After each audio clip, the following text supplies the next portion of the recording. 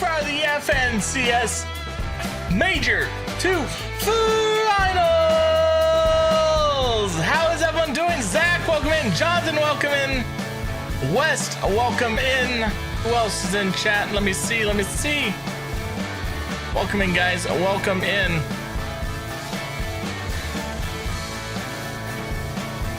Excuse me while it's not letting me move my mouse right now. That's weird. Okay, there it is. Sweet. Welcome in, everybody. Zach, Dallas, Wilbur, Jonathan. Welcome in, guys. Welcome in, Wes. Let's get into it.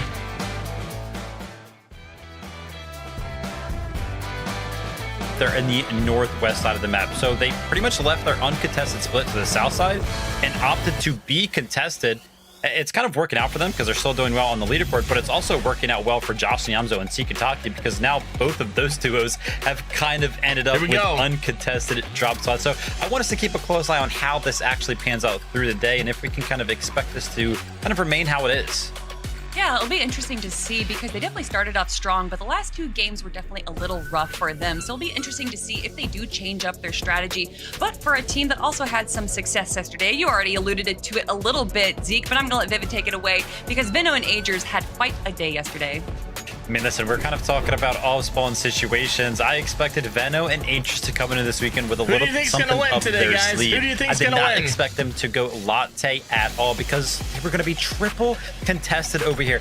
But this triple contest, it happened all 6 games. There was no secrets being kept from Veno and Agers outside of the fact that they are just darn good, because I feel like anybody that watched those 6 games yesterday would probably agree with me in saying that Veno and Agers, I feel like, won that all-spawn fight, whether they were fighting or not. But the tough part about it is that when you're triple contested, you kind of leave the POI sometimes with not so great loot. I mean, their weapons and their utility is pretty good, but their mats were always just so low. So they were actually forced into a situation where they had to just take mid-game fight after mid-game fight after mid-game fight. Jonathan. That being said, I mean, it just worked out so well for them. We know they were our elimination leaders after just those 6 games, and the numbers do the talking for themselves, because as you can see, this is a breakdown of all of our teams, or at least towards the top, of how many eliminations they were able to pick up between zones 0 and 7. So a bulk of Agers and Veno, bulk of their action was just coming from those early to mid-game fights, 22 total eliminations from them. And we've seen in the past, especially when Veno first came over to North America and teamed up with Clix, that he does really favor these early and mid-game fights. But I feel like between Clix and even Curve, that he hasn't really found a duo mate that would be able to kind of follow along with him and keep up the pace of Veno, who is so fast, so aggressive. But I don't think that's the case with Agers. Agers is the perfect teammate for Veno. Being able to just stay with him and keep that aggression going is definitely a key to the success that we saw from him yesterday. I'm curious to see. Did we change something? Are we going to keep the triple contested situation? For now, though, as we continue to talk about day number 2, why don't we go say what's up to your casters, MDF and Jacob? Honestly, you're talking about day 2, Zeke, and honestly, one thing that always sticks in my head, if you don't learn from your mistakes, you're doomed to repeat them. And for Queasy, Victor V, Okus, and Zana, they may have had some mistakes, but they also had moments where they shine like no other, getting victory royales on the day yesterday.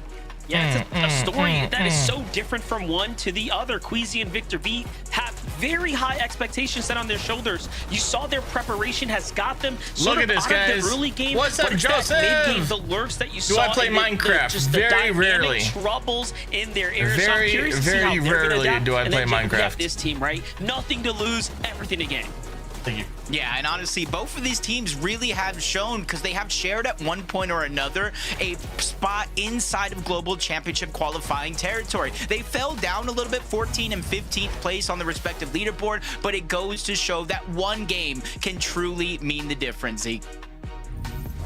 It can, Jacob. That's why you have to fight it out until the final game of Fortnite. Fortnite's going to do what Fortnite's going to do.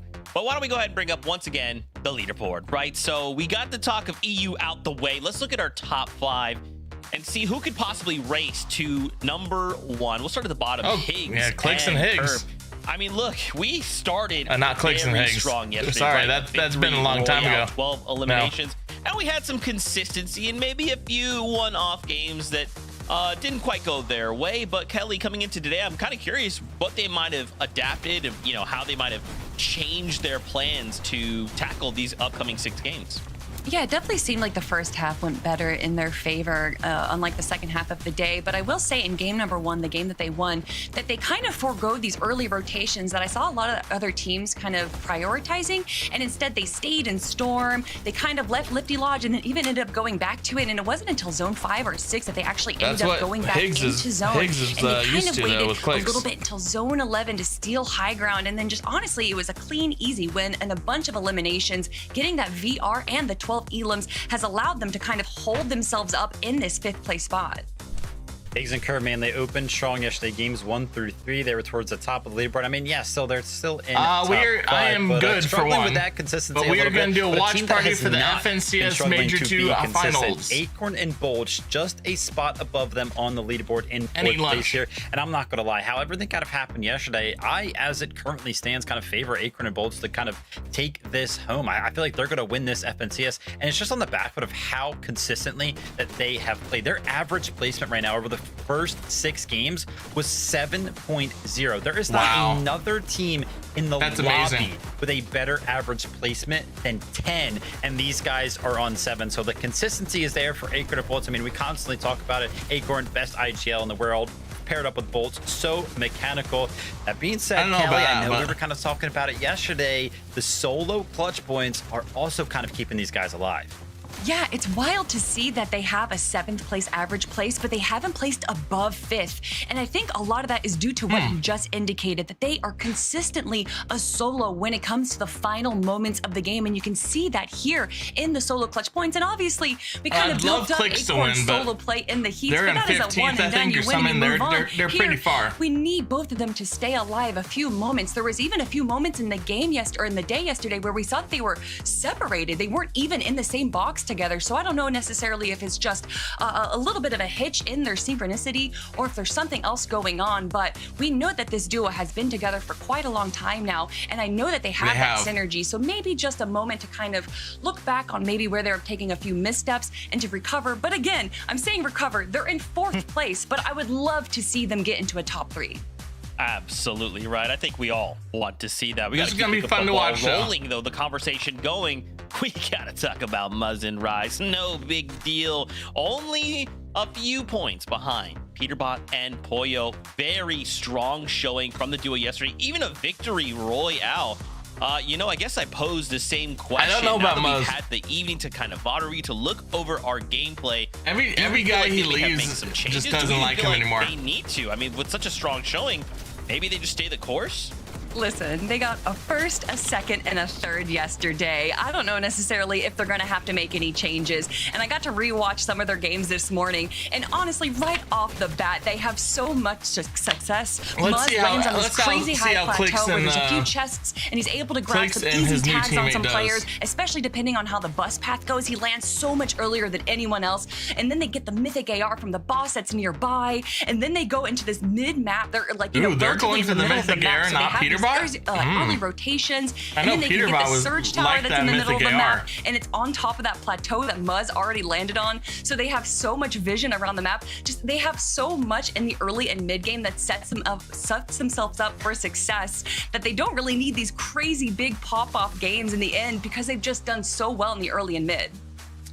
Well, listen, 34 points separates 1st and 5th place. 6 points separates 1st and 3rd, and just a single point separates Peterbot and Pollo and Ritual and Cold. I mean, listen, Ritual and Cold, no surprise here.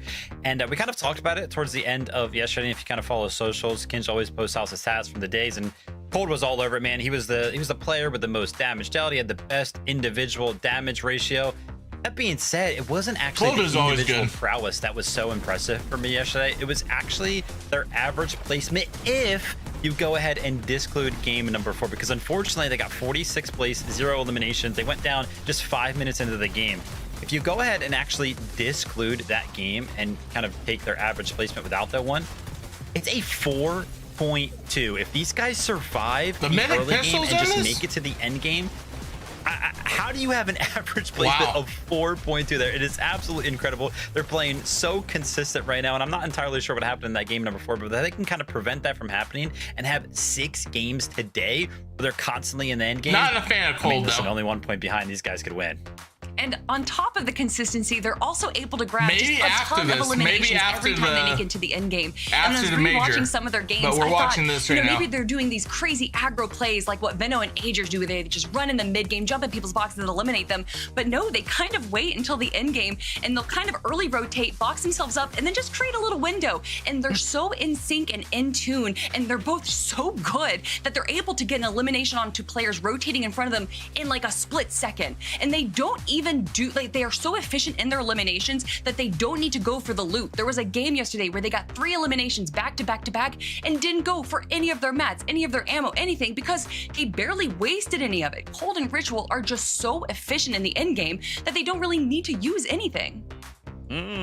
Crazy stuff, crazy stuff. Well, you guys did it. You said a duo's name, it activated my neurons, and now we must talk about them. Peterbot Pollo. You know, Kelly, of course, it would be this way, right? We go in, we're like, Peterbot Pollo. We even talked about it at the top of the show yesterday. You know, like, sometimes they have these big explosive games, and sometimes they're not doing that hot. Of course, they win game 6. Yep. They come in today as that #1 team. Of course, it's only a point, but that's still not, like, that's a pretty scary place to be.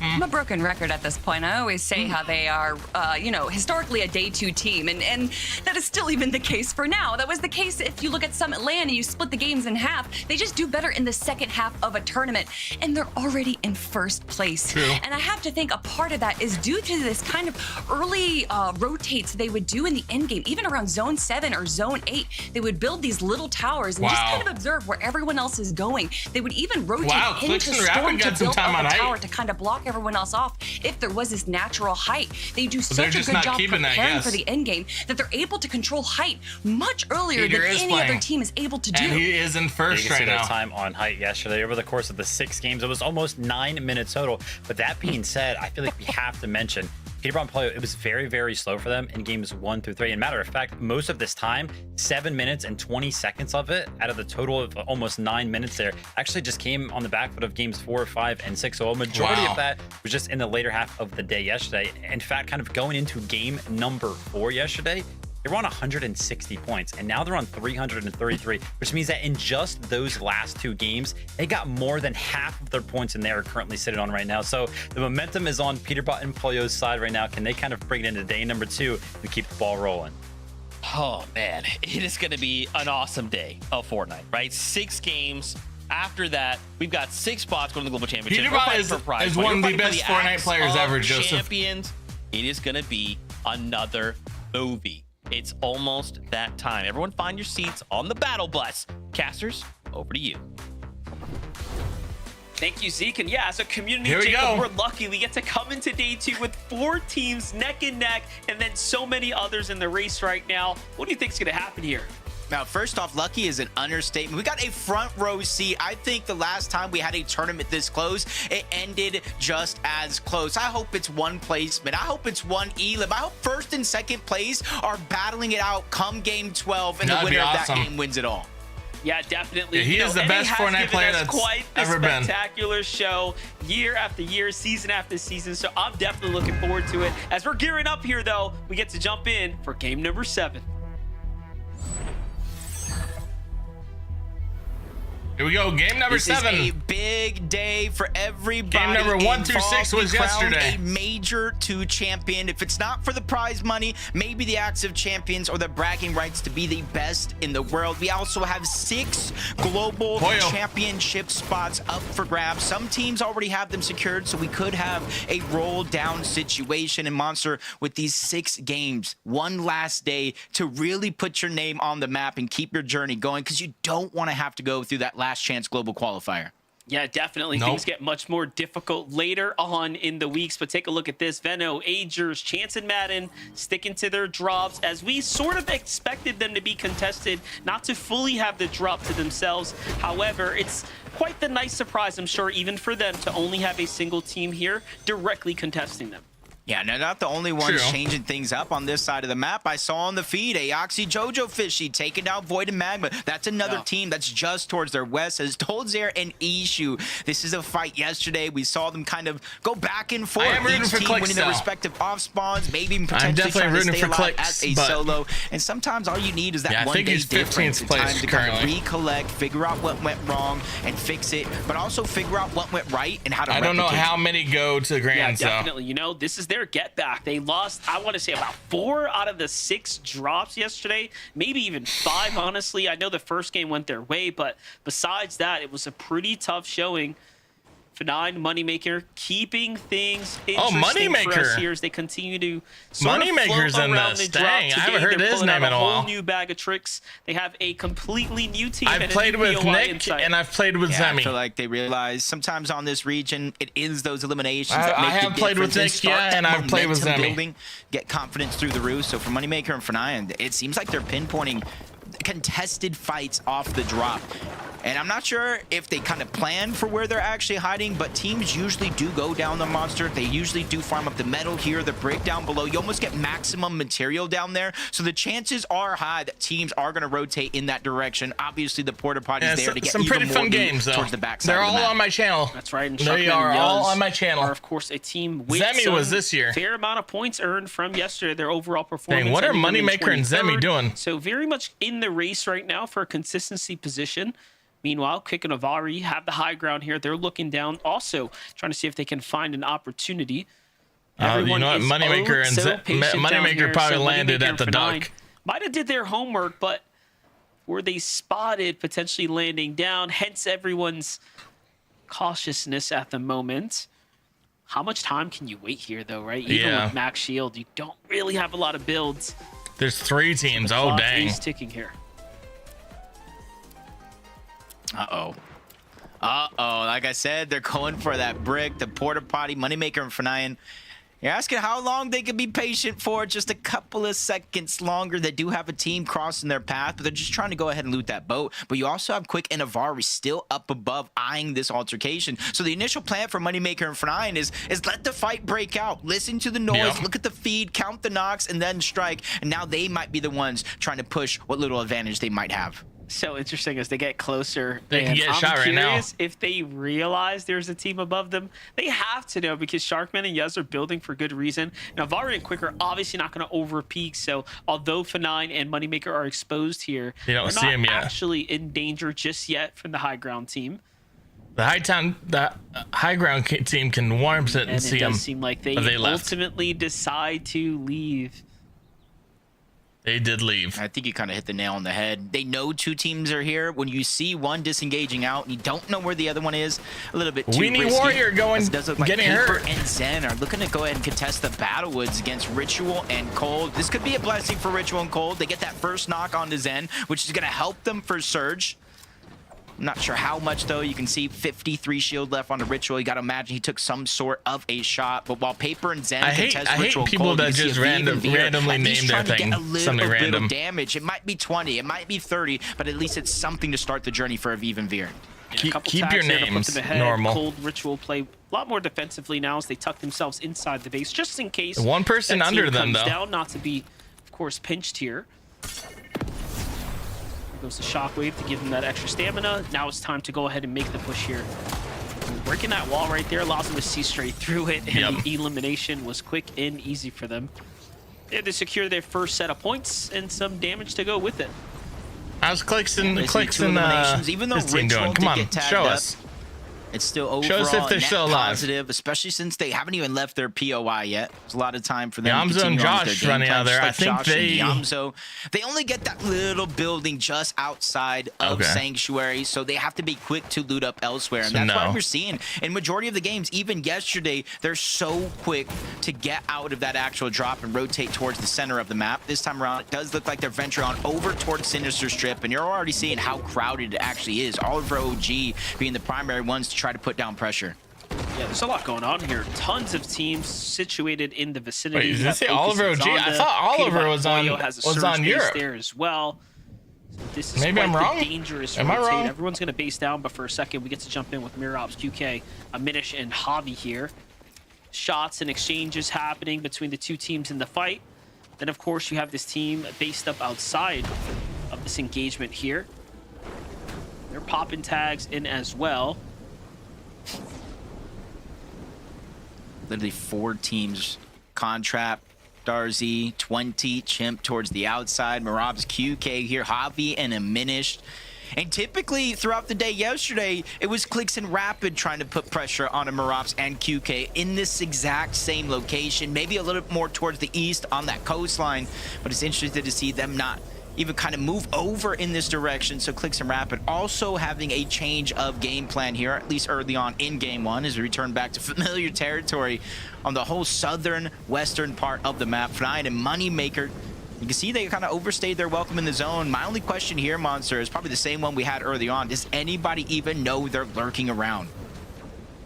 Yeah, it's really hard to tell. You know, honestly, early on, I felt like there might have been some early indication, maybe some visual pickup. Hey, there's another team. There's extra gliders here. What are we going to do about it? Hence why everyone's taken their sweet, sweet time. But clearly, Quick and Avari had to have gotten into the mix here as they came down for the vending machine. So the fight with Yuz and Sharkman is already breaking out. Even looking at the map, FORTNITE and Moneymaker doubling back, right? They're not exactly sure. And I think in their head, they must be doing the math. They need the damage. They actually probably absolutely need to get active here. The likelihood of them finding an easier battle later on, you know, further into the safe zone is probably not there, since the zone sort of landed on top of them in this general area. Man, I can kind of see rightfully so. I feel like they just trying to find Clicks so and much Higgs, see if time and they've been energy onto eliminated this yet. side. They feel like it's a must. And it was immediately as they started shooting. Avari, No, they have Quick, not. Okay. Sharkman playing for a little bit doing of piece okay. control. That's when I was looking at it, but you said it just in time that they are doubling back. And now they're really kind of just putting it on the line here. They're not necessarily rotating out, but they're putting themselves in a position to, no matter who wins this actual fight, they're going to have to rotate into Moneymaker and FORTNITE. See how it's going to end up playing out. Both sides, of course, already digging into their heels. Sharkman gets control of the mending machine here. Remember, this will allow them to get those med kits as well, but these are some important tags coming from the low ground team of Quick and Avari. I want to pull up. FORTNITE and Moneymaker are like, all right, we came back. They're still duking it out. Let's get out of here. They end up waiting just outside the storm line here. Regardless of who wins this one, they are surely going to be in for a treat. Yeah, for a situation like this, both of these teams need some sort of mathematician. So 2 by people their in the side top just to 10 count have gone up the down numbers, this game. how much damage they're taking, and find a way to do the quick maths, because And Clicks honestly, and this Rapid looking is like not almost one a of them. no-win scenario with how many shots they're actually trading off, how many materials they're actually using, how much gold they're actually spending. So the longer and longer this one goes, it's not only that third-party team, because you see in the mini-map, Moneymaker FORTNITE still lurking around, but it's everything that you're using in this situation, all the resources that it's costing you, to where even if you do get both of the eliminations, not just one, it's still not going to put you in a good spot. It's almost, like I said, a no-win scenario forming right before our very eyes. Yeah, I think Moneymaker FORTNITE are actually leaving out so that they can heal without giving away any audio sound effects or something like that, because there has to be a reason they're doubling back and forth as they try to find a clean entry in to lurk up on the team. Now they're coming in from the top down. Avari and Quick, though, look at this, down to their last med kit here, forced to start breaking their way through the builds. This is going to expose them to the outside. FORTNITE and Moneymaker now have to see if they can actually download what's happening here. Not smart. This extra bit of information is going to be super important for them. Otherwise, they'll be left holding the bag. Look, they actually don't even realize that Quick and Avari have now left. Storm's right there. They just need to get out. And they're watching the whole other side. Instead of the same side that they kind of rotated on out, but you can see they found some loot on the outskirts of where they're actually at. They're able to get a couple extra med kits, minis, bigs. Not sure what the mobility is looking like overall, but they're at least in a spot where they do have the luxury to stay a little bit longer. Wow. On over towards Calamari Canyon, where we jump in very quickly. Look how many chug jugs there are. Down. That's and crazy. With no knocks, we know him and Dash have been eliminated out of this game. Big eliminations for King and Craze. That puts them at 3 now. That's a plus 12 points. If you start with just that, they're inside the top 10 now, jumping up to where Josh and Yamzo would have started the game here. For Acorn, for Bolts, they're off to such a hot start at day 1. The cushion is growing. 318 points separate them from the rest, but I'm looking at that damage meter, looking like it's a bit light here. So options are going to be Oliver OG. But the problem is you have Yamzo in the distance, and remember, Peterbot and Boyo have that tower too, so a lot of potential third parties for Acorn and Bolts can be happening here. You see what I see, right?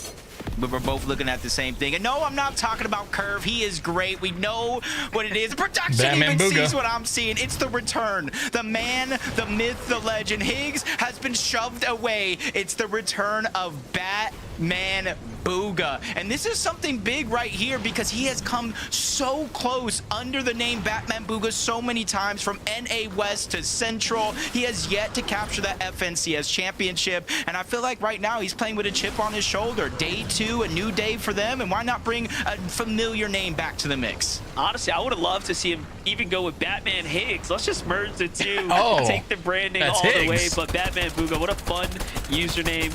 Definitely I forgot that was by, Higgs. obviously, the GOAT himself. So really cool to see Higgs having some fun here. And I think he's just trying to put all the good omens together, right? Put out all the good lucky charms that he can think of here, because he is very close to striking NAC championship title here today. Yeah, at one point or another, sharing that first place spot. Along with Muzz and Rise here, I talked about it yesterday, coming together very, very late, especially compared to some of the other teams that they're around on the leaderboard. Had a not good day 1. They needed to clutch up big in day 2. They made it happen. They go through heats. It's a cakewalk for them. And then here in finals, they're playing so phenomenally well. I think Rise has flown so under the radar, you know, over the last couple of years, you know, maybe even questioning his dedication, his passion. I feel like, and I've always said it, with the right teammate, Rise will rise back on up. And I think Muzz is that right teammate. Yeah, listen, Muzz has had this very consistent, successful career on NA. I feel like there's been moments where, again, he has excelled as an individual, and just pairing up along Rise, who's also had a very stable career. These are two super veterans paired up with one another, and if nothing else, I bet they just complement each looking other at Clicks and very Higgs well. right now, Two which very is level-headed players. make me think The they might have performance here fell is off, surely or might showing. have got In eliminated. a world of so much new, crazy talent as well, right? Like the Curves, like the Batman Boogas that are, of course, But they rising haven't. up. Especially As in far the as I last know, year. it looks like they have Look not. at this.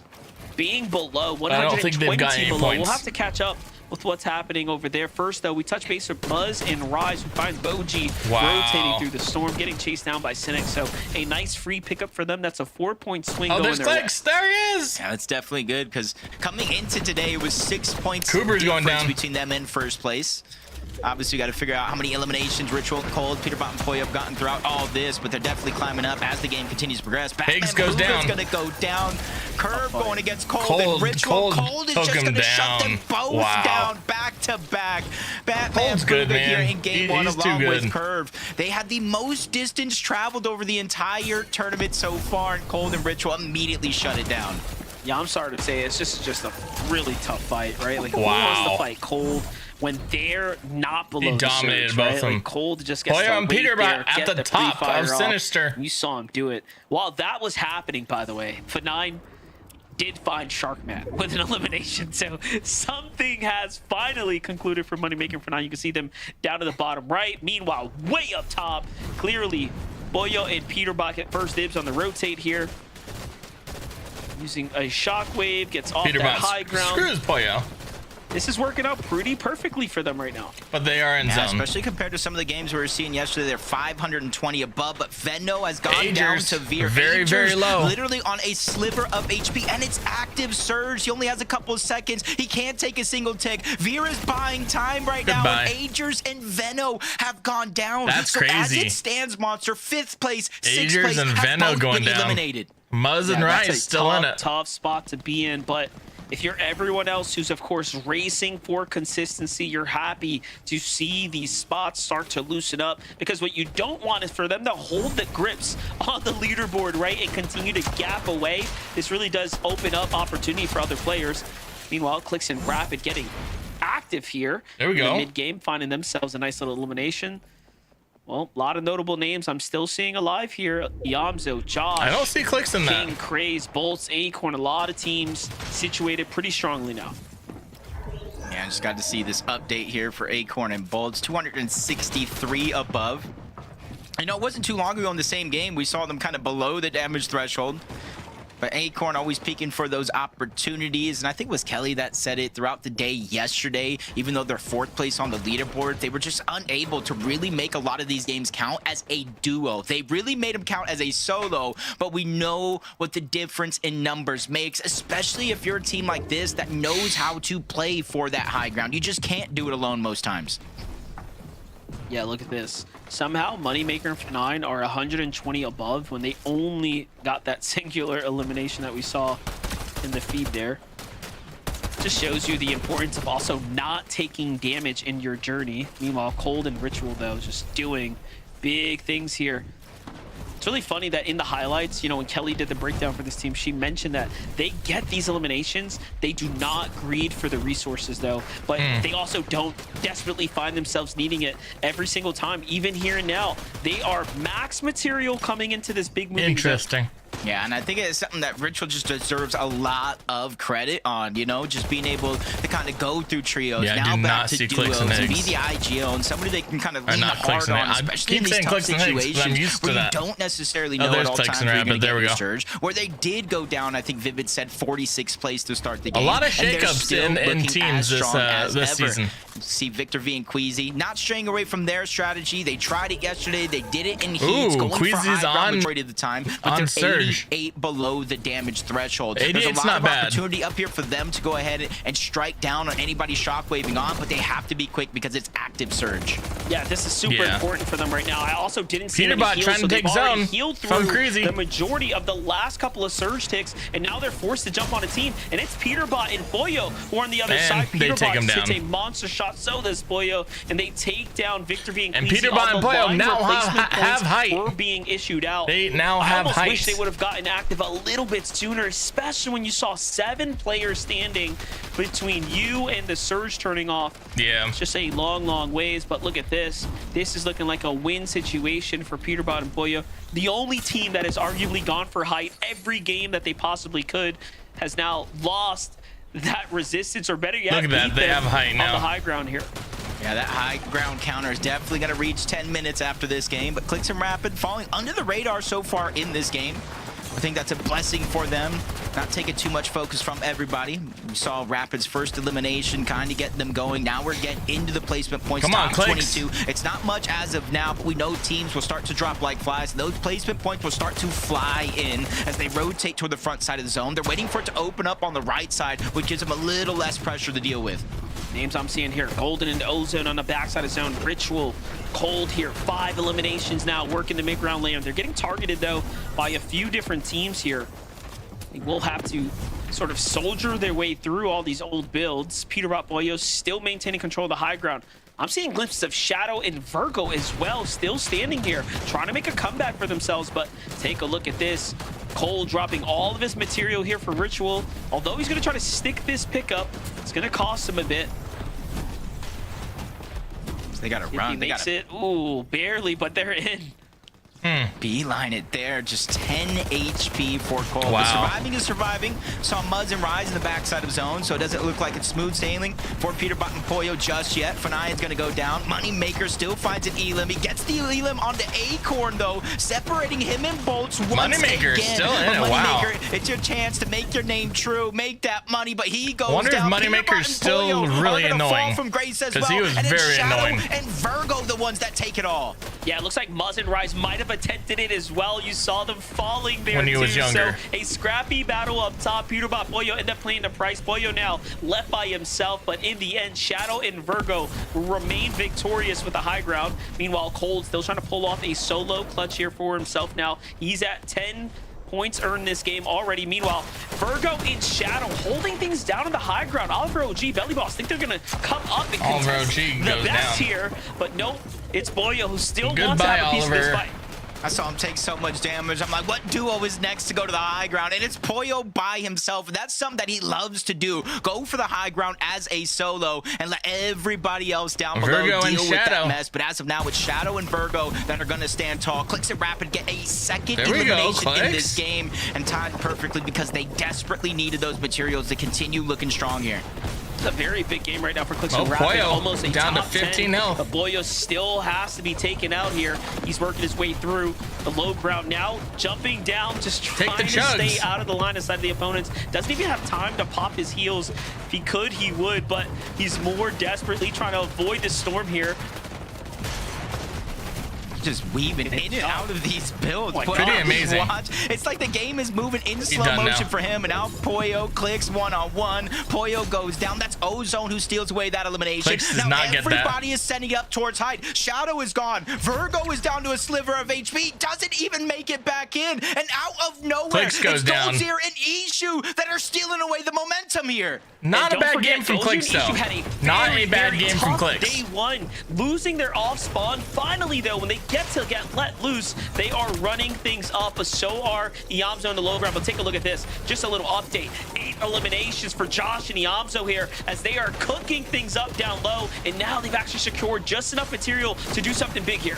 They were literally one placement outside of the Globo's bubble. You gotta imagine they're inside of it now and looking to head even further up that leaderboard. Our Knocked final one. 2v2. Dozier's gonna get shut down first. Iamzo. Iamzo and Josh win game number 1. 11 eliminations Yeah, to start the Iamzo day off and the hot. guy that Clicks bought up his Huge C4 moment for them right wins here the to first be game battling from the of low game ground number to turn 7. things around and Round then 2. secure the win Wow. when it matters most. And honestly, That's pretty with crazy. how fired up they look there, Zeke, that was the way you execute.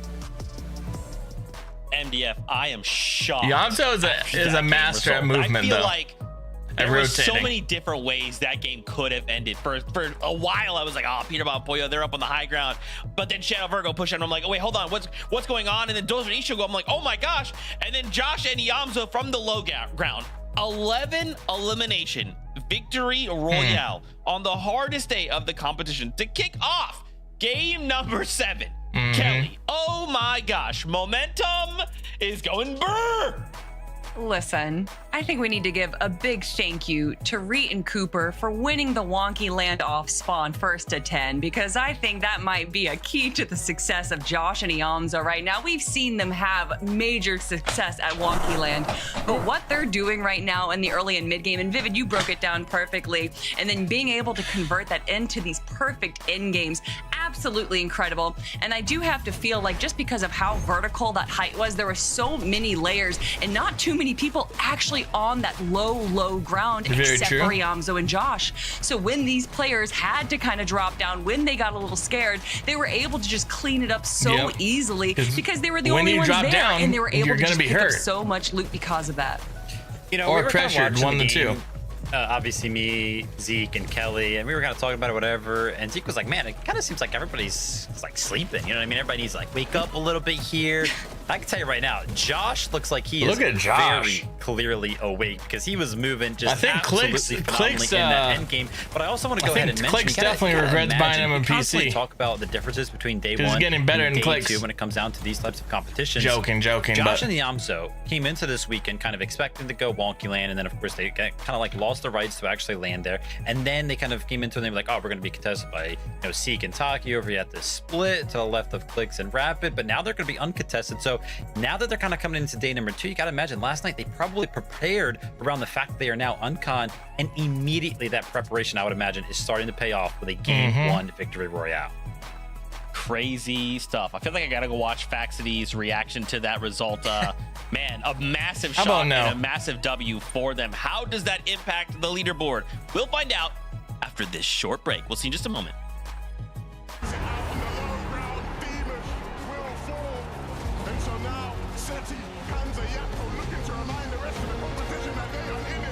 it's gonna be fun. Belgium. Wish I could go.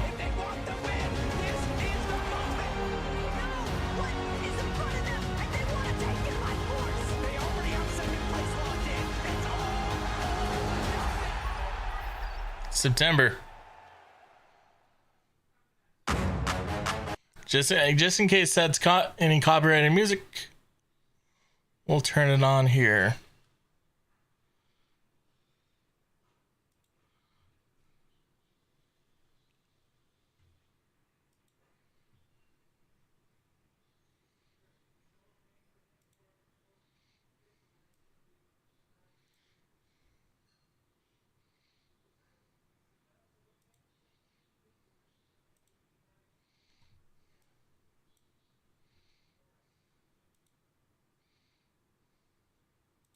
Oh, fun. It's not letting me.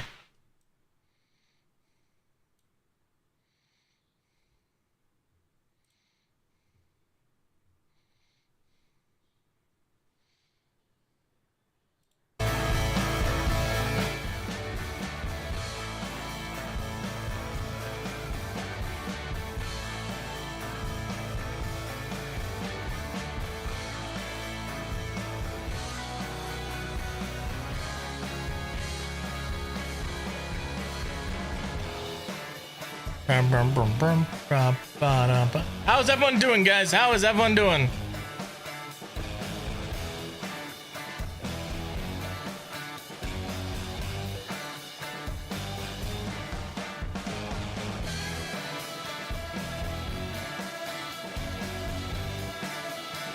It's a good song.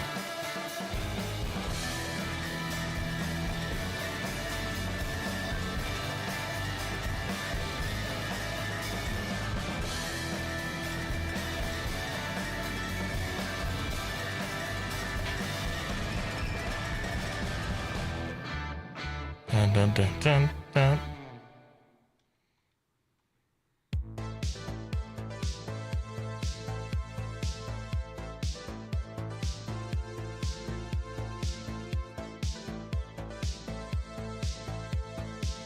Boom, boom, boom, boom, boom.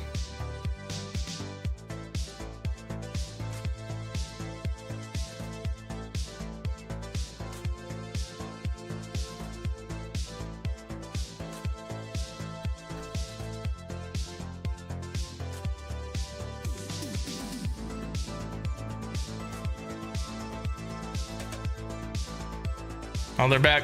Sorry, guys.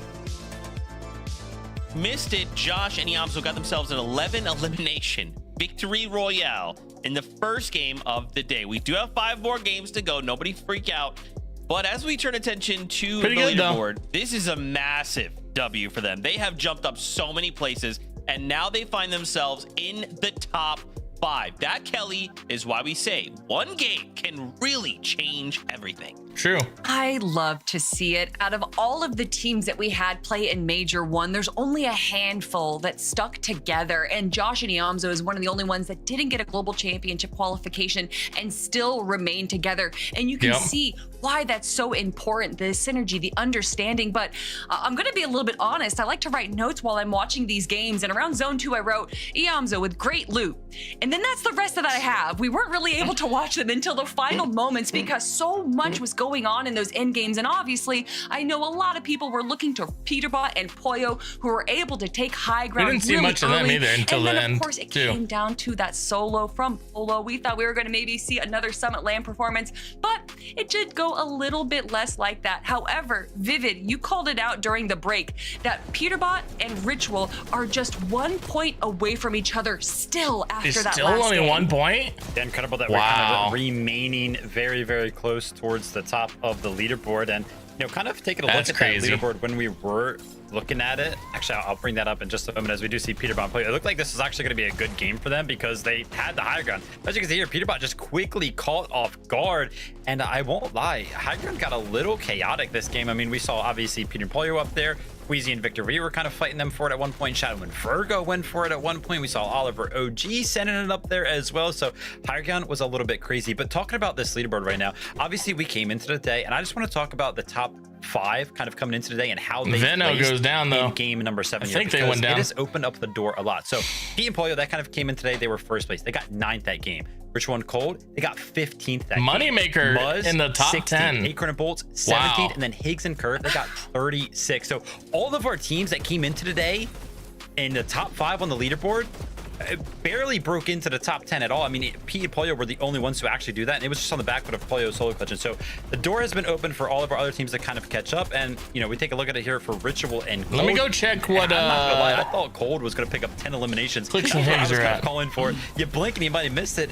They just They have moved up to 13th on the backside of the zone because with Ritual 216 points to go ahead for a res onto Cold at one point. They're gonna need some good games, I mean, though. when you see Cold to be honest, though, practically they get a all 1v2 onto with Higgs Clicks and at least. Curve, I'm I not can gonna totally talk for understand why you Rapid. thought they were going to be walking away Clicks with a 10 always elimination does game good there. in like the But first or second unfortunately, there's game, just and only then so much you can predict, the rest of the games especially are with just Ritual and Cold, who trash. kind of like to like box up a little So bit let's see and if wait for Clicks everyone to can, rotate in front of them to get those eliminations. get past that Eventually, if you're with not his kind of new like super teammate, focused, Rapid. lasered in on all the players rotating in front of you, you're not going to pay attention behind you. And if you just get caught out by a really big team, they're just going to get those eliminations quickly. But it's Cold and Ritual. If anyone's going to be able to bounce back, and I don't know how much bouncing back they're going to do because of how high up they are, it's going to be this duo.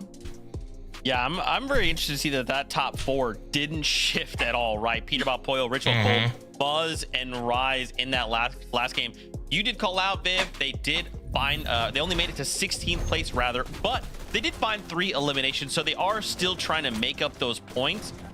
Again, you know, I'm trying, I want to be critical, right? Because this is day number 2. This is that moment where we are fighting for an Axe of Champions. We can't really make mistakes, but, you know, Viv, I'm having trouble, especially because it's just the first game. Like, there is always that feeler game that we just like need to come into, see how the lobby's kind of taken or adjustments they've made, and then, you know, take it from there. I mean, without a doubt, our top 4, we're taking a look at them. Acorn and Bold still kind of maintained to their 4th place as well. But that being said, Acorn and Bold, they're on 348. And you remember how I was kind of mentioning with all of our kind of like top 5 teams doing a little bit poorly this game in comparison to how they were doing yesterday. True. So Josh and Yamzo are kind of the best example to use here, because Josh and Yamzo came into the day 19th place, around 220 points. They're now sitting on 327 that points. jump So in from Bolts was around 100 it wasn't points for smart. them. He must have been they were behind getting like tagged from 100 plus Surge. points from Acorn and Bolts yesterday, but now they are only 21 points behind, sitting in 5th place. So yeah, these top 4 teams kind of sitting up there. They've got a little lead, but it has gone down tremendously after game number 7. I honestly, Zeke, I mean, this is just game number 1 of day number 2. We have 5 more games to go. And honestly, the fact that we had so many of our bigger And teams it's kind game of fall time, down early, guys. It I is love that. game I time. want everyone in the top 10 to just be so close. I don't want to know who's going to win, who's going to go to globals until the final game. That was their plan. They're like, hey guys, just like let's everybody just chill out, just feel their game. That's actually not what happened. That's not what happened at all. We'll have to see though how things shake out. 5 games left to go. With that being said, it is that time once again. The game is ready for us. So casters, be you. Let's do it. Yeah, so this one's going to be an interesting day as it does continue, because 1 point is difference. And if you look at the stats, there's 1 elim better for Peterbot and Pollo over Cold and Ritual, but they have just a little bit more consistency. Both teams having trouble with Surge at certain points in the game. This one is probably one of the best FNCSs in a while. Yeah, really tough to go ahead and crack the case that is Cold and Ritual. So consistent, lurking in the distance, and we don't really follow their early game story too much, so they come up out of nowhere. But sounds like Game 8 is ready. Let's do it.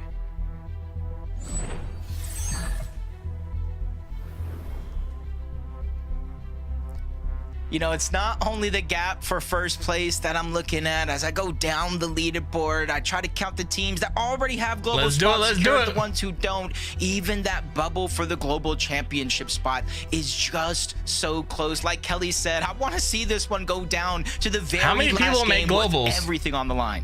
Yeah, the way this leaderboard is headed, it surely will do just that. But there was already a couple upsets from that last game, right? You have the Higgs and Curve dropping early. You have the Aegis and Veno falling prematurely as well. So a lot happening there. As we jump in with Dozier and Ishu, they seem to have just figured things out off the drop. A monstrous first game to kick things off, that second place giving them the momentum. And now that confidence comes surging in here as they drop their competition out the gate with no problems. Like, I know we have big plans for the day, Brothers Moneymaker Infinite. We have big plans, right? I like and it. One thing I learned over my time Peterbot's- on this year, on this he's not earth, low, never mind, is he's in just order to putting on be the shield. best, you have to beat the best. And FORTNITE and Moneymaker right now are definitely ready for a handful, and it works! It works! Down goes Peterbot! Now Pollo is left left by Wow, himself. Peterbot with goes Moneymaker down. and FORTNITE looking for him. This is crazy. They have managed to successfully take down the second place team as well earlier in the competition in day one, and now they're targeting our number one, Peterbot and Boyo. Boyo's by himself. We've already given Boyo so much credit as far as what he is capable So only of 6 as duos an individual player. But go even with all to that star globals fighting from power, this. is it going to be enough to hold So back top 6 Moneymaker? teams. Well, look at things from Peterbot's perspective. He gets hit with a major surprise. There's literally nothing he could. As soon as he took the porta potty teleporter, he was just done. They coned him off. They boxed it. There was no builds able to be placed. Even if somehow Peterbot one shot tagged one of them down, it's still a 2v1. So Moneymaker FORTNITE still affecting the lobby all around. And it's almost a must, right? Because you kind of close out the day yesterday. 49th place for the most part. 18th place to start the day with 2 eliminations. So they need something to get back on track. And taking down Pete, that could be just it. What's crazy about it too is like they just slowly influence all the teams' overall tournaments, right? Like these little things that they're doing is really having ripple effects, I think, across the entire competition. And that's why you have it, even people like Muzz, Rise, Acorn, Bolts still having this creeper like way up the leaderboards right now. All in all, I mean, I'm impressed, right? I'm really genuinely impressed with what Moneymaker and FORTNITE have done on this region. Yeah, I blame Veno and Queasy. Remember the Invitational? They're the ones who started it all. Peterbot popularized it, and now I feel like everybody is incorporating it into the game plan. Rightfully so. I know it was only a 1-point difference, but if you're one of those teams that are a little bit further down the leaderboard, the only way to stop such a consistent team is maybe to take matters into your own hands. That's exactly what they're doing. Batman, Booga, and Curve, aka Higgs and Curve this time around, just lurking off their mountain a little bit towards that team down below, which was Paper and Zen. Again, just trying to get some early game surge. They have some of the most distance traveled on the map throughout the entirety of this tournament, so surge is a primary factor of their game plan. I just want to say, whoever's editing, Moneymaker FORTNITE's video for the post-tournament, they're going to have the best post-tournament recap out of any team out there. Win or lose, doesn't matter. They're going to have the best highlights for sure. Are they? Okay, slow and steady for Clicks and Rapping over on this side. Uncontested for the most part outside of that left building. And take your time. Which I think kind of puts a little bit of a speed bump in their path as we kind of take a quick look at King and Craze. Vert just gets lurked on. Literally, this is just lurk after lurk so far in this game. Just key way to get eliminations. But as I was saying, Clicks and Rapid coming into the tournament, they practiced a lot with that cube, able to kind of bounce them far to get eliminations. With Josh and Iamzo landing there, they don't necessarily have that same comfortability to use that as a part of their strategy. Yeah, they've almost foregone that as a part of the strat. And again, that's just because you don't want to really cross their paths, right? Or leave yourself exposed to them. Yeah, they're a good team. Acorn Bolts, though, face a little bit of resistance from Curly and Jargu. They're also forced to disengage, give up the high ground position that they probably want to set up for. Muzz and Rise on the other side. Back to their trusty and true strat. They haven't really changed much, right? This team has almost consistently played these towers, and it's just worked out for them. Yeah, you can kind of see double ARs. Typically, they kind of switch that for a pistol if they can later on in the game, or something that kind of shoots just a little bit quicker, just in case they get in those box-to-box scenarios. But this is what they're doing almost every single game, like you're saying. They're just accumulating as much surge as possible before they're forced to move out by the zone. But even then, they let all these other teams that are further back from them rotate first, and they use that as a way to just continue to get damage. As you jump on board, Poyo here for a moment, still wandering around as a solo. You got to imagine he has enough gold, but where the zone is going plays a huge role, and if he's able to safely get the reboot back. Yeah, there's no medkits either to go in zone. Webster has to maybe reboot Peter. Drop. Again, Boyo is still one of the deadliest, right? If he just catches this lurk play and it works successfully, he can very much confidently take down whatever's left of any duo.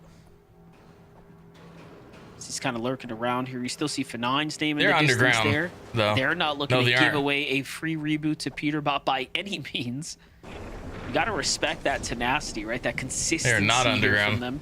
They've almost even taken their strategy. They're like, yeah, we're the kings of the drop. Let's go ahead and build our surge tower here as well. I can respect that. Continued action all around though. Aoxy, Jojo Fishy trying to make up for that last game. You can kind of see the first drop is going to happen. Jojo Fishy's going to quickly get cleaned up. Not a lot of damage onto Veno and Aegis, so far this being a true win, Surge included, especially now that they have Aoxy on the back foot. 2v1, Veno trying to spray from up above. Again, those Spire rifles, the amount of time you could just continuously spray. Yep. It's just very, very so much a nuisance, especially for somebody that is a solo. As Veno and Aegis finally attack from both sides, but it's not going to work. Veno's going to get dropped first. Aoxy actually does get the cleanup before falling, so some damage to slow down the roll that Aegis and Veno have been on. Yeah, look at that in the distance. You see Victor V and Queasy as well. I wonder what they're thinking as they're hearing these shots go off. Poyo wants some blood. As close as they were. With another team lurking Poyo, behind. Webster encrypted. We talked about that lurk play from Poyo here. He's setting up the 2v1s. He's saying, screw the lurk. I'm here to take this fight. He's doing it very much confidently. As this is happening, though, I'm looking at other teams kind of point their arrows in this direction. So there are other people interested in what might be happening here. Poyo is screwed right now. Outside of Poyo, you're right. 5 teams directly in Sinister Strip. A 6 on the outside. As CDZ and Nut come in this direction, they are lurking right behind, so they have no clue another team is this close. Literally just 1 box away, and Poyo is being persistent here. He knows, like, I need damage. I need a certain amount of loot, especially since I'm inside of the zone. If they see a solo trying to shockwave away, you know players will tend to chase after that for the eliminations here. But Webster Encrypted doing a good job of holding their ground here, not giving up any inches to Poyo, or at least not just yet, because that shot's certainly going to connect. Yeah, I think what's more important is that they're slowly backing him down, and he's getting closer and closer to CDC and Nut, who are just outside. So Poyo's likely, I was going to say, probably going to disengage here soon. He's going to do enough damage, look to back out, or CDC and Nut are going to catch a glimpse of what's happening, and they're going to say, wait a second, he's by himself, and capitalize on the elimination. Yeah, you can kind of see Poyo realizing using so many materials here. He's going to disengage from the backside of Sinister Strip. Exactly what we were talking about. No, he gone. So much damage. A sliver of HP, that's all that's left. Nut and CDZ get slowed down for a short moment. The third party is coming to Poyo in this direction, and they're still going to solidify the elimination nonetheless, but now they're the next target here at this south side of Sinister. Well, Poyo and Peter Bob they took some big damage for getting him that low that early. Poyo's effort was amazing, but not good enough to push him through. He might have got he might have took the damage from the other team, though. Honestly, considering how many teams got to his drop there. Josh Yamzo on the other side playing much more safe here, have very tower. passively holding down this metal fortress. Is there That's going to leave Ritual and Cold here with an exceptional amount of runway to go now. And think about it, they've been so consistent, right? Basically matching bar for bar on average elims and placement points. Now, this is their chance to not only take first, but hopefully start to build a little bit of a cushion. They still got to worry about Muzz, Rise, Acorn, and Bolts. Yamzo and Josh, who just won that last game. They flew up the leaderboard into 5th place overall, from outside of that Globals bubble to inside for sure. And they have the same strategy, you know, as a lot of teams that do land at that spot, that kind of half sunken. They immediately rotate over towards this mending machine. It's where they're getting a lot of their metal. Obviously with the gold, that's how they're replenishing their loadout for the actual heals. So Josh and Yamzo just sticking to what isn't broken. True. One thing to think about for Virgo and Shadow is that although they had a slow day 1, they are picking things up. Where are Clicks and a strong pace here in day number 2. Teammate? That big 7th place that they managed to pull I did not see them where they should have been. The bubble knocking on the door for a qualification spot. Maybe they moved out. Again, not that they necessarily need it, but again, if they get to push other teams out, things start to open up. Yeah, more and more eliminations that they get. Even King and Craze here, if they're able to catch fire, they're inside of that bubble. They're going to create that roll down effect. But even with them creating that roll down effect, every elimination they get on somebody outside of the bubble, they're essentially, you know, hurting their chances. They're siphoning points away from teams that do need it. So again, even if they got their global championship spot secure, there's so much for them, not only to play for, but impact here in this lobby as we jump on board 2nd place. I say that with knowing like just one placement point, one elimination would bounce them right into first. 306 above the damage threshold. It's not necessarily a mountain of damage that they're going to be Let me see who's qualified already for globals. Setting their path forward. I like how they do this as well. Ritual goes first. Cold kind of looks out to see, okay, is anyone going to take shots at you? Is that team going to take this? And almost using it as bait to find tags on the way. And again, FORTNITE and Moneymaker kind of take up Peterbot and Pollo's strategy too. I'm thinking that their prep is in obviously the lurk, but then, okay, if we take down the team we are lurking on, what do they normally do? As they just adopt Peterbot, Pollo, they almost become Acorns, and Bolt. Basically. It's a very interesting Richer and Cold have not. I mean, I would follow those same strategies Muzz and too, Rice especially have if I got not. that elimination onto Peterbot. Especially with both of them going down, but I did see this in the feed. Acorn dropped, Void dropped. It was a trade one for one, but with no eliminations, the revive is going to come back through. Out. So for Acorn and Bolts, they just got to reset here in this situation. It doesn't even matter for Acorn and Bolts. Doing it again. This is literally the same strategy for the most part that Veno used to come back from a 100-point deficit to win Major 1. Oh, what a tough spot to be in, though. Agers, as he opens up fire, Acorn edits the window and finds him there. And now they're looking to finish the deed here. This is a really big elimination. This is actually a potential pace changing elim for them right now. Veno falls here, and now this is going to be 2 back-to-back games where they get taken out early. So it's 3 people in the lead right now that have made it. I go for the revive. I got to try to heal up. Acorn and Bolts that are already staring like me down. top 10 right now that have made be it. Rescued, at least not here and now. Veno needs a heroic effort before going down. Reed and Cooper are even on here. This could be the game. We were talking about it. It happened again in that last game that they stay alive as a duo, but I might have just cursed them. Hobby and a Minish out of nowhere, probably hearing the noise. They want to join in on the fun. Yeah, and someone else does as well. Look, there's a fresh team coming in pretty aggressively as they need the extra damage so here. So Clicks needs to make top 9 right now. As of everything, to fight against the best here. If the teams 3 teams in the lead are where they are right now, they need to be top 9. Rightfully so. Acorn and Bolts, you know, just getting it down, literally going from one fight to another by getting those eliminations onto Veno and Agers. And since they already have the vending machine locked down, they're not necessarily too worried about the heals they're going to bring with them in the next stage in the game. They just have to be on their timing because it is a 2-tick. It is going into a 5-tick. As you jump on board, Queasy and Victor V, they're below the damage threshold. And Hobby and a Minish are underneath that bridge, also below that damage threshold. Interesting. I love that we get this updated kind of Queasy and Victor V fight too, because we have seen them have trouble game after game. Even if they make it to the end game, they have been so desperately below the damage threshold. But look at Victor Cook here as he drops a Minish. Again, this is another team that absolutely needed those eliminations and those points there. So Victor V gets rewarded. And it just couldn't have gone better for them right here. And they get to pick up the loot to go. So a nice way to kind of give them a foot in the door, but the problems are not done yet. Nah, especially since you're only 180 above the damage threshold. And I'm not going to say this is a max pull. You can see in the mini-map, there are teams that do have it harder. But you see the shockwaves coming out, kind of leaves you open. A little bit of a risky rotation. But most of this path so far has been clear. Maybe 1-2 teams in their path overall. So for Queasy and Victor V, they just got blessed with a smooth rotation. They have to watch out when they do get there. Acorn, Bolts, Muzz, Rise, Boogan Braids, even Golden Ozone trying to take that same path. True. Yeah, definitely. I was going to say Queasy is just moving as well. Very smooth rotate there to get him straight ahead. And now he's shockwaving up for high ground. You already see them building up and over. Meanwhile, Ritual, Cold, comfortably solidified the lead now with that elimination there, putting them in first place here. 4 consistency points. How far can they push this opportunity? This is a rare opportunity where Peterbot and Pollo fall to a lurk strategy. Right? Not because they made any mistake, but because they were caught off guard.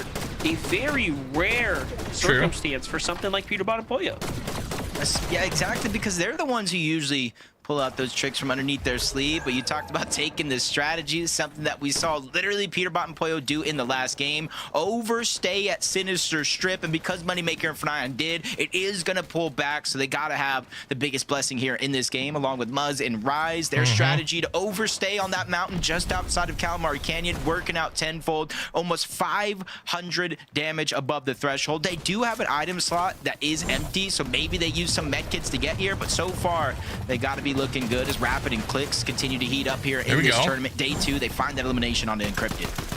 I mean, listen, I don't want to put a jinx out there, so I'm not going to say what I'm really thinking about Clicks and Rapid right now, but so far, so good. I will leave it at that. They're doing good. Looking to the high ground, you see Moneymaker for 9. They're doing better. Pulling the zone They're still here. pretty far. Clicks and Rapid on the ultimate low ground now. Well above the surge threshold. They have that comfort. They have max material. And now we are moving into deep stages of the moving zones. They're only roughly 34 or so points behind that first global qualification spot, that 6th place in terms of teams that do get to qualify. So they're not too far off. So they don't even necessarily need a miracle run today. They just need to do good enough, or maybe hope for the downfall of others. But either way, they still got to play their game out, just like Batman, Booga, and Curve. Disaster struck in that last game, went down relatively early, lost their top spot on the leaderboard inside of the top 5. But look how they're quickly bouncing back. Their mental game has to be strong here in a tournament like this. Yeah, definitely. Listen, Curver has already expressed himself saying that he has found the confidence after becoming a champion of that first season alongside Veno, and then doing what he did inside of Heats. It's really changed him as a player. At the end, though, it's going to be a matter of can they perform. I'm looking at Queasy find Calixi in the feed there as well. Noxy Dozier still getting active too. Moneymaker and FORTNITE have so much height over the other teams here, but this is going opposite side, so I was gonna say there's no way they're gonna build across. Oh yeah, they are gonna actually look to fully connect here. It's one way to play the high ground. Meanwhile, Muzz and Rise just doing exactly what they do best, not really forcing the issue, sticking to the low ground here. They get rewarded. Wow. Yeah, and it's not just, you know, Ritual and Cold that have something to gain with Peterbot and Pollo going down. Rise and Muzz can very well overtake them on the leaderboard as well. A few teams can rightfully do that, but as Moneymaker and FORTNITE still looking good up top, you have to watch out. Threats is there. You got Batman, Booga, and Curve there. You got Cold still lurking around, and even Clicks finding another elimination onto Noxy. There we go. You know, if the opportunity comes their way, high Clicks ground, they will try and take it. When they have 8 shockwaves, right? You surely have to be thinking about it now. All it takes is for you to continue to shockwave to the front side of zone and work your way up slowly but surely. As I say that, though, they get hit to low ground. Meanwhile, back onto Higgs and Curve here. How are things looking for them? Not too bad, but out of the extra heals, so let's see what they can do with what little they have to work with. Little layer change here. Meanwhile, no one is contesting high ground. Not even Queasy, not even Victor V. They don't have heals. You can really see the who has high ground right now and take form here in the end game. But the placement points are finally starting to rack up here now as teams are falling here. Ritual Cold, though, running things on the low ground here. This is Acorn and Bolts on the other side of the wall. A very important elimination. Cold is just starting to line itself up here. This is something they do best for the most part. They dominate that mid and low ground layers. There goes Cold. Up until then, they get struck down. A flank comes in, but high ground gets overthrown as well. Rise and Muzz, and they're not even the ones that fought Moneymaker and FORTNITE. A chop in the backside of zone. They don't catch it in time, and they go down. All that effort to just slip through their fingers, and now Muzz and Rise are the ones with their heads in the clouds. Very smart, and Muzz and Rise have been the only team we've seen game after game being extremely sneaky with looking to play late in this storm for a retake, or in this instance for the chop. It's playing off so well. Well, not many mats from Higgs. Got no curve, 5 material. No heals, not mat. No mats. He can play the way that his name was made. Rapid also has no heals. Jump over Rapid, Cold. Also run out of material. Meanwhile, Booga, what a flick. true to his name too, popping off here in the end game. He literally turned and burned him God. down. 5 Booga. different players in this There. game, feeling the pressure of what it's like to be a solo. One less with Batman Booga going down. Victor V eliminated as well. Braids is gonna fall. Booga just trying to hang on to the edge of the zone, make it to the front, and reassess the situation. He knows with only 1 build left, being a solo is a nightmare of a scenario, but he finds the elimination onto Aviv. Gets tagged from I don't know if above. Click's The Cypher gone down keeping yet. him alive, but without any materials. Clicks to gets the pull limb off. on Force He plays Golden. it well. In the end, though, Muzz and Rise are raining down Terra here. 9 So yes, they are eliminations still now, in. working their way towards another 10 bomb here. But Come on, it's Clicks Clicks. and Rapid healthy on the low ground. They have absorbed all the siphon material. 1v1, And now, come on, Here come comes on. the final fight. Muzz. Wait, is that a shockwave out for the heal play? Okay, so he's gonna leave Rise to fight this one off by himself here. Rapid and Clicks look to go for the 2v1, but Muzz might have made a small mistake. He comes back in, and Clicks and Rapid actually have control. There we go. Yeah, the tables have definitely turned. Come on. But it's the material count for both of the players that are weak. They're shockwaving up. They're taking the extra angle. The mythic Warforged. It's just burning through those materials. Shockwaving for Rise both is- of them. Rise is and one Clicks hit. trade Rise shots, goes but down. Rapid's Clicks gonna gets get Rise. dropped. Clicks makes up for it with a down onto Rise. 1v1. No builds. First shot's gonna land, but he needs the Dang. siphon. It comes in just Second in place time, ain't but bad, Muzz though. is Let's still go. gonna shut it down. 11 Clicks eliminations almost and gets possibly the a dub. new first place team. Great job from Clicks and Great Rapid. fight as well. Clicks, Wow. we know we love to see you do what you do, but Muzz, we enjoy just as Seeing much Muzz win there. this is cool, See, too. Game number 8, what a round. Sorry, passed out there. What happened? That's crazy. Whoa. You know what's really crazy about that? We just saw the last game, an 11 elimination victory royale to start the day, and then Muzz and Rise were like, "Oh, you guys like that? You guys like that?" What, how many do they action? have? Sweet. Watch 9? this. 10? Oh my It had to be gosh. 11, this right? all kind of started, Kelly, because of a chop, because of Moneymaker and F9 on the high ground suddenly get chopped, and Muzz and Rise look up and go, "We should just go up there." And listen, we'll talk Yeah. about Moneymaker and F9 after this break. But yes, Muzz and Rise being able to identify that F9 is going down, taking that high ground, and then being able to control it. But we heard it from our casters there. There was a moment where it looked like maybe they were going to go for the heal off. Maybe it was just a misplay of the shockwave grenade. But Hold on, I'll show able you to the recover, and then updated it coming standings. down to a 1v1. We got X set versus X set, and way to set our expectations. Clicks is Absolutely in that 9th incredible, place Vivid. that he needs to be in. Muzz and Rise are our first team here in major number 2 grand finals to pick up a second victory royale. And listen, it was done. Muzz and very, Rise are very now in clean. first Actually, it place, was by the pretty way. similar to how they got their first victory royale as well. Kind of height control, and then Muzz kind of left down to this 1v1 situation where he just takes it nice and slow and easy. Make sure he doesn't take any damage. Unfortunately, Clicks could not find the angle necessarily. That's just because Muzz was playing it so well. And listen, Zeke, I know that you're probably going to want to scream here very, very shortly. I'm looking over at the leaderboard, and I want everybody at home to kind of realize that very, very shortly when we come back to the break, look at the leaderboard. You might want to cover your ears because it's going to get crazy. But Muzz and Rise, man, just played it so well. And what's crazy about this, take a look at their eliminations kind of going into 8 zone. Actually only had a single one kind of entering Wow, this that's end game, crazy. but they Only started one to rain on elimination the going force. into the 8th zone. And once again, we talked about at the So start they of the just show, fried this on early height. game where they have this They plateau, they have literally this high fried ground, on and height. it allows them kind of in this center area to rotate regardless of where they are, getting themselves into a prime position before we get into these moving zones. And that is what is allowing them to just kind of be efficient, survive these mid to late games, and then being able to steal height with tons of mats, tons of heals, and of course a great loadout with their ammo and everything. I love to see it. They have come into this tournament with a game plan, and they have just been executing it so perfectly as the tournament has gone on. 2 games for two victory royales, but Zeke, I think these guys can make it 3. He was able to get the way that they are playing get right the now. siphon from him. This is their tournament to lose, right? Clicks was getting they are some of going it, though. on a spree right now. 468 points there. Not a big deal. I wonder where Muzz will be on the leaderboard First after place. this break. No idea where he could be. I don't. What the heck was that? Oh, he's a character. Let's look at the leaderboard, guys. Leaderboard time. This is the current leaderboard right now. Muzz and Rise 468 in first place with 2 wins. Average place 9th. They have 39 eliminations over the 8 games. What's up, Hunter? Muzz is in first right now. Muzz is in first, Hunter. Muzz and Rise are doing well. Then we have Ritual and Cold, followed up 402 with 31 limbs, pretty close. Acorns and Bolts, 29 limbs. But that placement, you need a little bit better placement. Hunter with the 28 months. Let's go. Thank you, Hunter.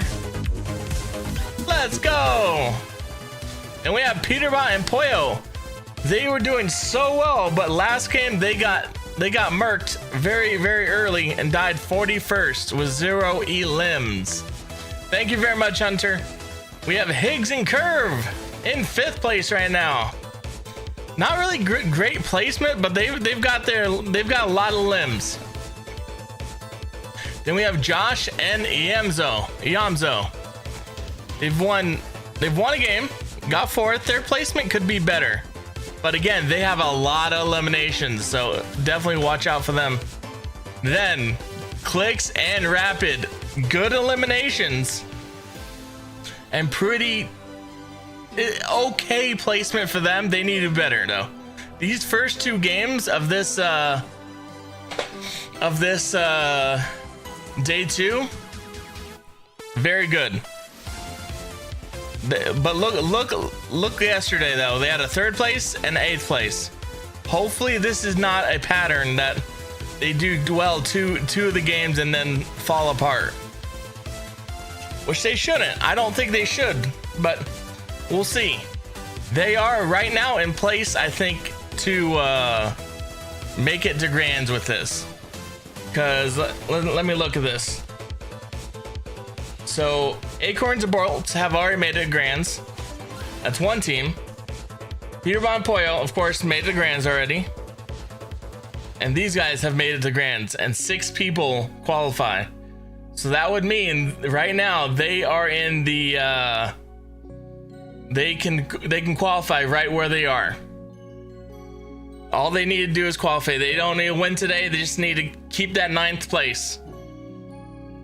Hopefully move up though, in case this is the only team right here that can pass them, that matters to pass them, because they have already qualified also. Where is the sound for this? There it is. Yo, and he won, and he had 468 points, and he was in first place.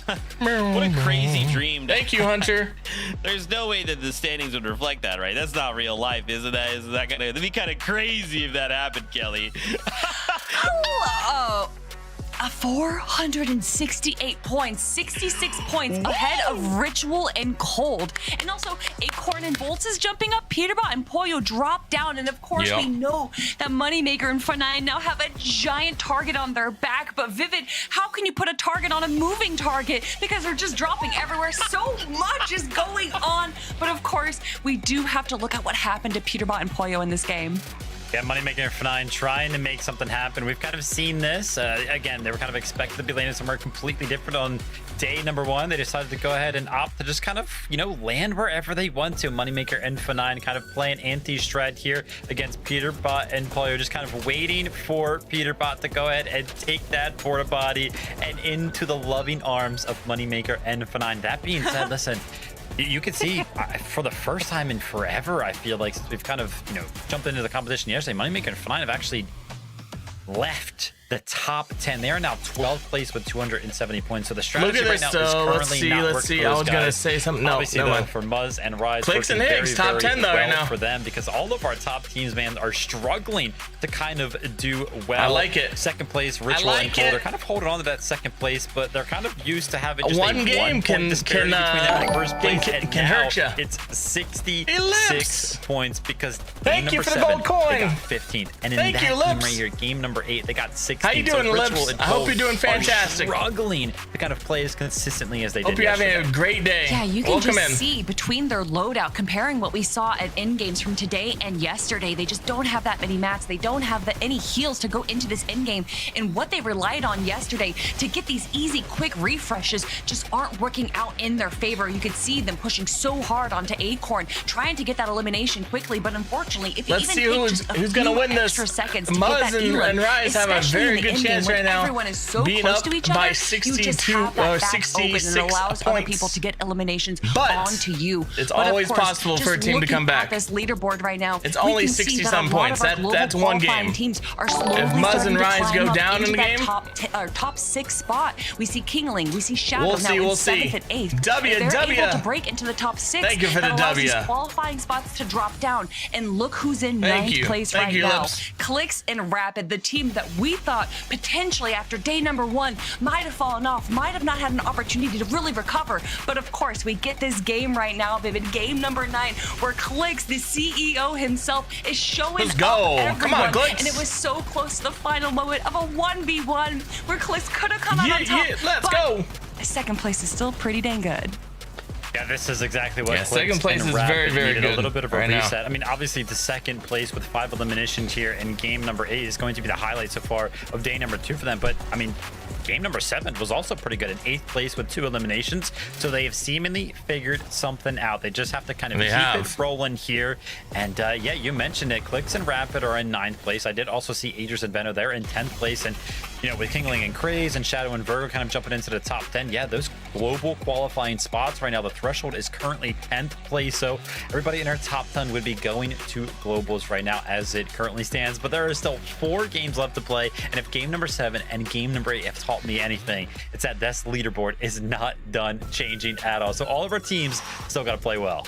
Yup. Yeah, man. Now the competition is getting closer and closer, right? I mean, True. it's really only Muzz and Rise that have that lead. Everyone else is very close. From second to, what's like, it called? 7th place, John even Wick's already 8th revolt. place as John well. Wick's gun really matters. This could continue to go any which way, and it's all off the backs of what you called out earlier. I forget what it's called, but that powerful pistol is really good. Games where they place like 16th or a lot of people further like out. that. I'm not a Everyone big else gonna fan of take it, that opportunity to climb that but it does leaderboard, some 'cause they're all damage. fighting for one of 6 spots, going to the global And then pistol. But I haven't seen many people in the pistol with the pistol. Excited. We are ready though. Game number 9 is. I haven't seen many people with the pistol. I'm gonna find my seat on the bus to cheer on Muzz and Rise. I mean to watch Fortnite. Let's go, casters! Zeke's losing it, and He we're is only losing it. halfway through. Well, after this game, of course, but Jacob, it is heating up here. No, it definitely is. I thought the 1 point difference was exciting, but Muzz and Rise getting their second Muzz has victory a very royale, good chance of and winning it's been this. since 2024 was one of the last times we seen Rise at the top of the leaderboard. They were so close in that major after day 1. It fizzled away, but this could be the moment. I feel like this is a resurgence of Muzz and Rise. Yeah, definitely. And listen, the way that they're playing right now, it is slow and steady, and then out of nowhere, explosive when they decide to go for high ground. This execution's looking perfect. So far, we haven't seen them actually have this amount of pressure. Looking good right now. Playing when you're in the race to the finish line, right? So for Muzz, it's been a while since he's had this on his shoulders. Yeah, and then you also take into the fact that, honestly, every single time there's a new team in first place, there's some sort of shenanigans that does go down. The next game is ready. True. Let's see if those same things will continue. Very true. Yeah, the ricochet. Oh, not the ricochet. No. You're not wrong, Jacob. Whenever we have a team in first place on NA, Yeah, it's not the ricochet. I forget what it's called. It's like a heavy-duty pistol that you can shoot fast. In fact, that they want But you have to take tap this it each championship time. home, and that's what they end up doing. But right Guys, any now, help here? You know, that's not really their bigger concern. I What's think that their pistol other called? concern is, Well, can I just be consistent we're gonna enough find out and very kind of make soon my when way someone through has to it. the end game. For Dozier and Issue, though, they've managed to kind of tighten up their drop against Skittles and won the first 2 games here, but Issue's going to be the first casualty of this engagement. Dozier tries to disengage. Can he get far enough? Yes, he can. He's actually lucky they just had The pistol is very good though too. so his tournament's not over yet. Yeah, Meanwhile, some of the heavy Shadow one that and you can Virgo shoot seem to fast. have I been contested don't know what as it's called. well.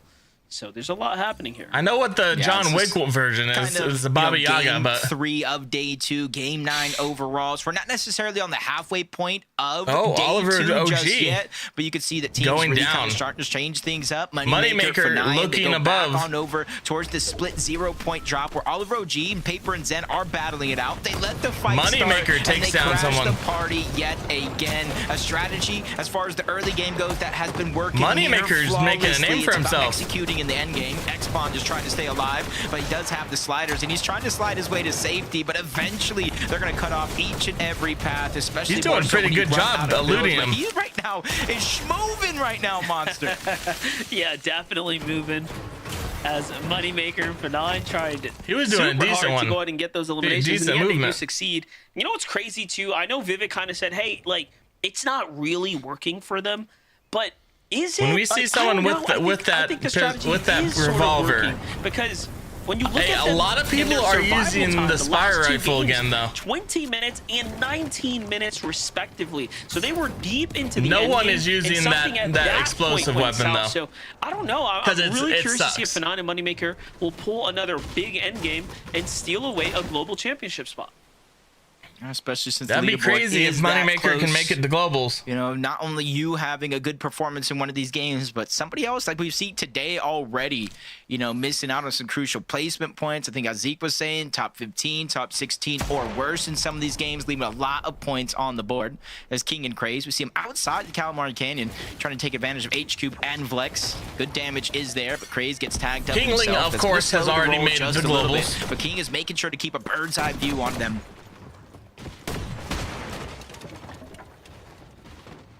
See how it's going to play out for King and Craze. You know, there's no pressure on this team. For them, it's just pop off, play well, and prepare for globals. They already have that positioning there amongst the greats, and this is just a battle for, of course, the leaderboards and the history. For HQ, for VLEX, much different story on hand here. They have been playing a very strong day two, so one of the few teams that have actually adjusted Lex their had the strategy, shot, sort of found their footing there. but The he last fell. game pulling at 3rd place there. And just that alone kind of puts them at least off to a better start here today. Yeah, I'm not sure if they got tagged up or maybe heard the noise from Cade and Seal on the other side, but they're going to go ahead and choose to disengage. Rightfully so. Smart. When you're running out of builds in Smart. a prolonged fight like that, Last having chance that third goes party shoot down direction to is probably the Veno. worst thing to happen. Veno. Back on over to Latte, though. And Even Veno with clutches Agers up going the down, 2v1. Veno is going to hold his ground. Back-to-back eliminations yet again. Veno and Agers, they want to not only qualify for the global that AR championship, is but actually they want pretty to give good too, themselves though. a fighting chance for the actual win. I think this works better for Victor V and Queasy as well, right? Because the few times that Veno and Agers don't take he this is fight, one tap. they rotate out towards Victor V and Queasy, and that's where we find them having third parties, lurk plays, and things over there. So at I need to least see what right that now, pistol's them kind called. of It's pissing me off taking that no their one's time has it here, yet. winning the fight. There's, they'll be more so likely it's to the linger Spire around and rifle drop I've and seen tap that a out lot of their people loadouts. love holding. Something went horribly wrong here for Acorn. Which though. the Spire rifle has a lot too of sure ammo. what You can just exactly fire, would fire, happen. fire, just boom, boom, boom, boom, boom, boom, boom. I think that My is only why guess is whoever people that love to hold is, it. Chimp and 20 nearby, maybe found the elimination. They are hiding in a bush. Yep. Either way, Booga and Braids in the distance. So both needs to start figuring out Booga's where coming in. he's going to go, how he's going to get Acorn back in the game. Luckily for him, though, the zone is kind of pulling off these shorts. So we'll see teams from Golden Grove and further south on the map start to rotate on out. So that could be his small window of opportunity. Yeah, definitely. Well, let's see it here. Boyo Peterbot from their draw spot. You can see they're not sticking around for too much longer than they also have to. They've gone chase the team down, got a nice little set of eliminations, and back they come to the Sinister Strip. If the last game told us anything, is that teams will gladly rotate in here. So we've already known now that Peterbot and Boyo have a lot to look out for and can't let their guard down. I feel like nobody should feel safe in this game at this point in time. How many lurks have went around today, yesterday, especially if you were able to rod view it. As Moneymaker FORTNITE end up in a tough situation. Yamzo and Josh right now is trying to push him out. Moneymaker's going to be the first one dropped. takes down Moneymaker. Gets both of those eliminations. So even though Dang, Josh this guy has been has the playing 3 phenomenal bursts, today, Josh. Yamzo has been Yamzo. the consistent I doubt he heartbeat wants for that. this duo, getting them out of tough situations. I really doubt he clutching up wants as that a 3 solo. burst, because And I that 3 think burst that is allowing it's gotten for better, Josh to be build honest, though. confident I as will he has say here today. they've Well, you know they've what? That's a definitely big improved it, but elimination. FORTNITE and Moneymaker falling early, they were one of the few teams that were basically tied on But the bubble I don't think he for one wants of the it. consistency spots between the Ooh, 10 Clicks to and 12 Rapid position moving on teams. Josh and the Yamzo. gap down from there is about 40 points. So now that one of those few teams have fallen, this leaves a little bit of runway for someone to take away a consistency spot from a different team. I'm gonna Dash, Noxy, Victor V, Queasy, Angel, Batman Joe, even Dozier and Ishu. Still plenty of opportunities as the leaderboard does go down. Just need to be able to not only have one big game, but close out the day strong. This game here and 3 more to close it out. And you're kind of seeing everybody begin to rotate in. Rapid Clicks. Again, you've seen like a little resurgence from them here in day number 2. And I think part of that is focusing on getting that Storm Surge. We saw their struggles yesterday where they were on the line below that damage threshold, and it kind of forces your hands. Now they just have a whole different freedom. Yeah, most definitely. Muzz and Rise have the most Spire rifle damage of all teams with 4,776. I think it's really fitting of this duo as well. Like we talked about, their history, their tenure. These players date way back to their early Scrim Q-Snipe days, right? These are the guys that were a part of the innovative strategies of Surge Towers. They're used to playing high ground and going for tags for your primary means to get Surge, so it makes sense that they would be dominating in that way here. But Jacob, what is this action here? You have Liam and Jace on the edge of Storm taking a fight up against Zeke. And Taki down below. Probably just trying to get some early surge. You can kind of see relatively on E when it comes to those materials, so trying to replenish everything they're using and losing in these moments here. But for Liam J, Zeke, Taki, the longer and longer this one takes, the harder and harder it is going to be able to pick yourself up and dust yourself off and turn it into a phenomenal game. Still 1 tick per second inside of the zone. And that's where you kind of see on Taki at the bare minimum, 90 left on the Chug Jug. That's the only real HP he's going to be able to get back. Yeah, that's pretty much the last squeeze there. Well, So you know what? I'm gonna take back that pistol. I saw someone using it and they were using it well, but first zone closing the Spire rifle is the main AR of choice. So quite a fair bit to travel here.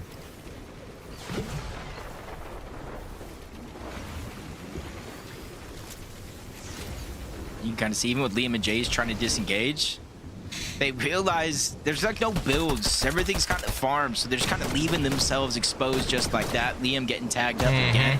Zeke and Taki just trying to take the last couple of opportunities there. Since they did end up in a fight, they did take damage. Just trying to ease up on that pressure. Higgs and Curve, aka Batman Booga and Curve on the north side of Lifty Lodge. So we saw that as you were talking about, the bottom of the zone over towards Sinister Strip, the north side over towards Lifty Lodge. And since you see at the kind of the bottom left of the mini map, you kind of see it's kind of circling in that direction. So we are pulling west as well. We're going to see where the zone goes in roughly 10 or less seconds. And so hopefully for Higgs and Curve, this could be the game that gets them right back on track from yesterday. Yep. Yeah, they're not out the race. They're not out of the conversation. Yeah, they might have had a little bit of a difficult, right, first game, second game to kind of start stuff off, but that last round they fought their way to the end. Meanwhile, Crazy and Kingaling just continue to take that confidence through to a whole different level, slowing down HQ there, the big elimination. Meanwhile, Bolts, again, no Acorn in sight, right? So he's having to fight this one out. He's taking on a 2v1 right now. Wow. Already he's got himself an elimination, and he's got an HP lead. Yeah, for Siphon, since he has no extra HP, is important. As we kind of switched on over, I did see Acorn for a second, but he did go down again. So Bolt's getting the reboot off. Clixie and Aiden trying to take advantage Come on, at least Clicks. one of those two Wait, players. Okay, wrong person. Little did they know it was Acorn and Bolts right now feeling confident. Push that player off. He has full control over the mending machine, and so it should be another chance here in this game that we will see Acorn back in. I was going to the standings here just to see where Clixie and Aiden are standing. They definitely have had a bit of a rougher day the last few games. They've made it a bit further than some of the other positions, but all in all, still trying to find their groove. Meanwhile, Curly, Tyler push off Virgo and Shadow here. Virgo and Shadow off to the races. Just trying to get positioned safely. Again, one of the few teams inside of the top 10 that are holding a global championship spot, so They're kind of the spoilers, of course, in the mix here. If they end up taking down what up, Joseph? who's fighting for their chance. We're watching this right now, though. We're enjoying this. Of, like, This is fun to watch.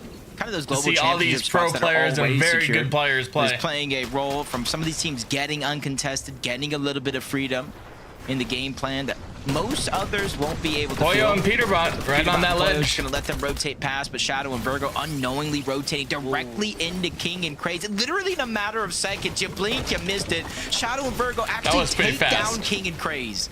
This is excellent for everyone else. This is excellent. You have a team that's already qualled, taking out another team that's already qualled. So, you know, no harm, no foul to everyone else who is, of course, battling for a chance to global champs. But Shadow and Virgo really flexing their strength. Might move up a spot. But that spot, I think does not matter. Look at the leaderboard, specifically going into this game. There's Muzz with that 66-point gap, and then it's a 10-point, then it's 15, then it's 40. So some places at the top leaderboard relatively close. Others have a little bit more of a gap. And King and Craze was one of those teams that had that little bit of a gap over Shadow and Virgo. So that's 8th place, taking on 7th place throughout the course of this game. Well, they got some Ritual in and here. Cold had a chance to take first. They had it throughout the course of that game, but back-to-back 15th, 16th place finish kind of slowed down a little bit. Not fully fizzled out, so hopefully they can reignite that flame. Took some unnecessary damage. Yeah, definitely. Well, they're off to some hot rotates here, nice and early, before teams kind of get situated here, utilizing that natural terrain here to keep a low profile and cut straight across. Meanwhile, the high ground of Muzz and Rise, they're playing deep in the storm here. They still have the launch pad to work with. And then plenty of shockwaves, of course, as well. All these extra heals here, too. You're seeing a major difference, though. You know, at this point in time in that last game, because the zone pulled in their direction, what were they, like 400, 500 above the damage threshold? But since the zone was pushing everybody out, and because they still have to loot up in their early game, they missed a huge window of opportunity, and that's why you're seeing them not as high up on the threshold, but almost 200 damage. It's got to have a little bit of feeling of confidence here. They're just waiting for what seems like the last possible second to make their rotate on out, so that way when they do start to make their journey on over, they have that shockwave effect to close the gap that much quicker. Yeah, this is a risky play for them, though. They're staying super deep in the storm. Off they go. Meanwhile, Yamzo and Josh, 263 above, already safely positioned inside of the storm. They've done some good damage. Bush, trying to look for any teams to There's Clicks and Rapid right there. The edges of the zone. They are still in it. They are See the still in shockwave it. here. He's going straight to the new zone, carrying that momentum with a couple hops there. Uh-oh. Even though they're above the damage threshold, not sure where everybody's at, especially the ones close around him. Contrap, Darzi, they can be below, forced to fight the first team they see. But Yamzo and Josh, seeing Shadow and Virgo rotate next to them, they're going to use that as a signal. Okay, everyone's starting to bunch up together. And it's just in a situation here with Storm Surge being so a lot of people tight, right here. You almost want to think to your head, I can this is not a good area for Clicks and Rapid to be. What Yamzo and Josh are doing, and not a good area for them to be there. Minimize the amount of open trajectory that you're doing with those shockwaves, so that way it minimizes the amount of opportunities that you're giving teams to take shots in your direction. Definitely. As this is all going down, though, you see the feed starting to light up here. Other teams that are likely having that surge warning forced into fights. And I'm talking about Victor potentially, as we saw him catch 2 elims already. Meanwhile, Ritual and Cold again taking full-on advantage of that early rotate. They were the first team to position up here, and they've managed to put a lot of pressure on different duos. I'm actually surprised they're even playing the edit this way with how exposed they are to these other teams with high ground. And you see right there, the full burn from Curve and Veno take down Queasy as they try to rotate through. And they're actually going to be able to pick up that loot on the Queasy. Cold and Ritual, though, not necessarily getting distracted with anything that's going on their right side. They're just trying to kind of put the zone in a little bit of a funnel and focus on that funnel. That way they don't tunnel vision too hard. And just continuously distracting. Victor V goes down. In the distance will fall shortly after Queasy as well. So they're kind of leaving it in the last 3 games of the day to try to make their dash towards the top side of the leaderboard. Muzz and Rise, winners of that last game, the team with a 66-point gap. You saw them continuously climb up the Storm Surge threshold. With only 13 players needing to go down, it might not necessarily be a worry for them for the rest of this game. Yeah, definitely shouldn't be. But right now, looking at the zone, everyone's already making that rotate here. So this is going right back and up out of the Frosted Flats and into some weird terrain, some interesting territory to come. But look who's there early. You have Cooper already playing some high ground. That's the first that we've seen from them. Meanwhile, Clicks and Rapid sticking to that low ground that worked so well for them last game.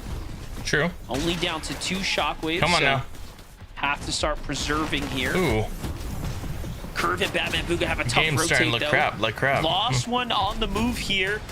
This is where things can start going south for a team like Curve and Higgs. They actually need this qualification, and for them to start slowing down now, finding a little bit of friction here on their overall points, this is going to be tough if Curve can't pull some placements. Drop. Yeah, especially since when I was talking about that gap earlier on within the top 10, it's a Peterbot and Poyo with a little bit of that gap. 42 points going into this game, so they got to figure out a way to close it. Even though Peterbot and Poyo are not necessarily the competition for global spots, they're the direct competition for the top side of the leaderboard. Shadow going to go down to Tyler. Peterbot and Poyo this game, unlike many of the other games so far, not necessarily peaking for the high ground, or at least not early. Ritual and Cold pick up a couple of eliminations themselves. It's still an all-out battle for that first place spot.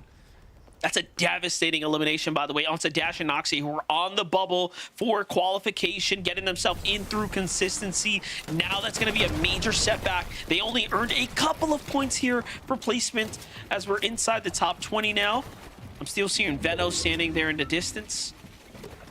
See Agers as well accompanying him, so that's really strong. But for Peterbot and Poyo, you saw that almost every game that they've managed to comfortably make their way towards, and they have fought for the high ground for the most part. They are no strangers to, of course, battling for it. Meanwhile, Bolts and Acorn, talk about coming back here and finding their way back in the competition. That's a key elimination. Yeah, we're still waiting for that big Bolts and Acorn game together as a duo as they catch Skittles shockwaving out in midair. And that's something we've seen Bolts do so much, the midair eliminations. It's kind of like the guy that you count on to really make these plays matter. Reet and Cooper, they connect from one place to another, trying to hold their position up above. Clicks and Rapid down below, get aggressed on through the side. They quickly answer that one, backtracking their steps. But it's only going to last for so long. There's so much pressure coming around from all around the lobby. It's one team and then the next and then the next. So they have to be on their toes. Rapid making the smart call there to get off the layer as well. For a second, I was like, oh no, you're leaving Clicks behind. But luckily, they managed to connect back together. Curve, though, we put the pressure on him. You can see he's still holding it down here as a solo, earning more and more points. How many times can we trust in Curve to clutch up here in the tournament? Either way, though, it's working right now. Big pressure coming in. Shots raining down. Ritual also playing this one out by himself. This is important for Ritual as well. If they want to race for first. Yeah, it's no time to let your foot up off the gas by any means, but it's also hard for any team to look up and shockwave up there. Peterbot Poyo take down Muzz. Rise is still alive here, and Rise's solo clutch opportunity is huge. Top 10 is where you at least get half of the placement points for Rise. That should bare minimum be the goal, but Rapid gets the get back. Poyo was down. Peterbot left by himself. Clicks and Rapid find their first elimination of the game. Ooh, only first elimination. That's Curve solo. Sadly, okay, there's a pistol. There's a pistol really finally. Interesting. Curve still finding eliminations as well. Curve goes down, but he had the burst. Top 15. I think a lot of people are using different weapons this game. Cushion to work with. There might not be a weapon you have to have. I see Peterbot up I would say Spire Rifle. Rise, though, taking a toe-to-toe fight. Clicks and Rapid here, looking for a little opportunity to get in there. He's going to end up following close on their trail here. 50 HP in the chug. It's going to keep him alive for a little bit longer. There's a clear breakaway moment, but look at this on the other side. Peterbot goes down. Falls to the hand of Peterbot. That's a big elimination there because Rise picks up another. The Siphon, the 140 on the Chug Jug. Solo on solo action. Rise is making sure nobody has a chance to really close the gap. But Bolt sends it flying up towards the high ground. He's not doing well together as a duo, but Acorn might have been late to the party, which means Bolts just got tagged up time and time again. Reet and Cooper from two different sides, continuing to shockwave up, and they return back to their glory on the high ground. Acorn goes down. That elimination on Acorn.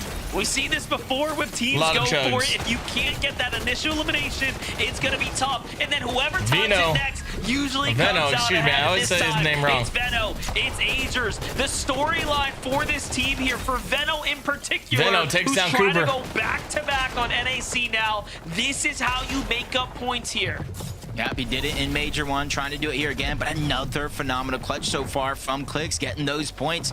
That last one, another good game. Second place, got them inside of the bubble. This one right here is keeping them Top in the 5. bubble, but Booga Braids, who also still need a big game. Golden Ozone, who also still need a game to get inside of the top 10. They're all down below. They're the ones that are more than likely going to clash next. Clix goes down. Goes down. Braids gets the top elimination. 5 though, that's not bad at all. One of the game, but there's still solos running around this lobby and targeting from the high ground. That's just making it hard for them to breathe.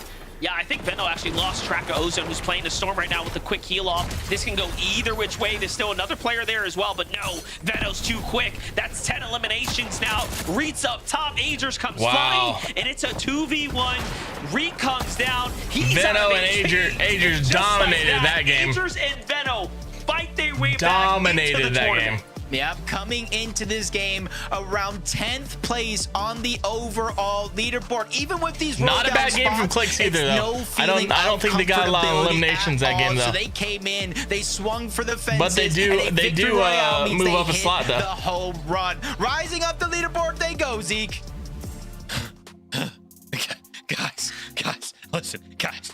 My little hummingbird heart cannot take this much excitement, okay? We need to calm down. Kelly, have we had 3 games in a row of Victorials with 11 eliminations? First of all, wait, they had 11 too? Like you and I are on the same level as him. But yes, absolutely incredible. And maybe I'm a little biased to see Reed and Cooper on height, but regardless, we have been waiting for this part of Veno and AJ to kind of just get locked in, show up, because yesterday they proved themselves, but it's been a little bit of a slow start for them for day 2. But Vivid, we finally got to see them, and once again, it was from this really smart height take. They see a team on height, controlling it for a little bit, they wait for someone to try and steal it from them, and then that's when they go on the steal themselves. Beautiful play from them. Yeah, wow, another 11 eliminations. We're going to actually jump into when they started to go ahead and apply the pressure to the high ground. You can see Cooper and Reed, they're just very, very low. And this is on the back foot of Acorn and Bolt as a duo kind of sending it up to the high ground. So Agers and Veno kind of heard the shots that were going on up above them. We're like, hey, listen, we got to go ahead and get in on the action. So it was pretty easy for the taking after they kind of realized that. And then it was all about picking up this couple of stragglers down on the low ground to go ahead and secure a bulk of their eliminations there. But this was kind of set up throughout the entirety of the end game for Veno and Agers, because we kind of saw it. They were playing that second height level, even though it was like 5 or 6 boxes kind of below the high ground. They were kind of playing for it. They were waiting to hear something kind of going above them, and as soon as it happened, they were ready and primed up for the taking. So yeah, like MDF kind of called it out, Agers and Veno kind of bring themselves back into the competition with a great game number 9. Oh man, one game. Fortnite fam, don't you ever forget, till this is done, one game can suddenly change this leaderboard. Remember, we're fighting for prize money, active champion, and one of 6 spots going to the global championships. I'm gonna pass out. We're gonna go to a break. When we come back, we'll take a look at the standings. See you shortly.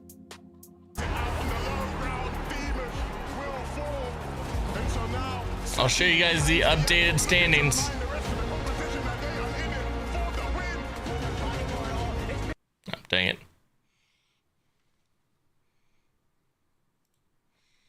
Ah, of course it's not gonna let me.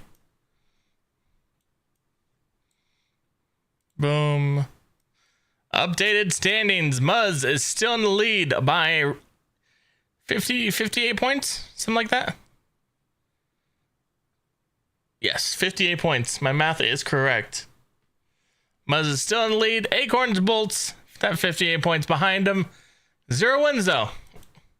They got 41 limbs. They have 35, but the placement, it doesn't look, it's only 1 placement higher, which is weird for 2 eliminations. This game, let's move this up a little bit. This game, where is it?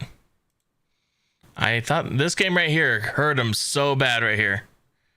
Even this 18th place with 1 elimination hurt him too. Those two really hurt him. But the rest have been really stellar.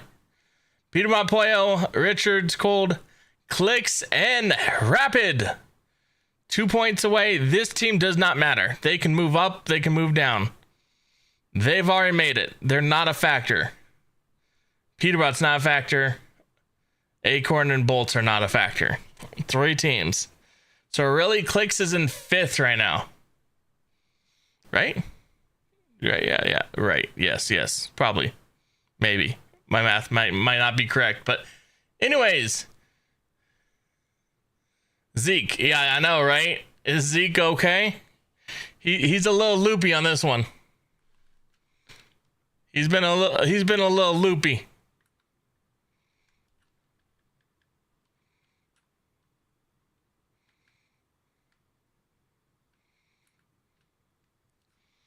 Maybe it took something before the show, but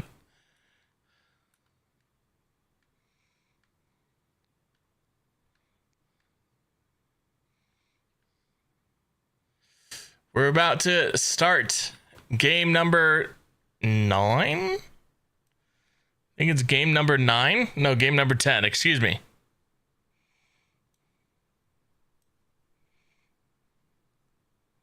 Game number 10. I'm just going to keep the sound off. Don't know if that's copyrighted, so we're not going to be hearing that music until I know they're back.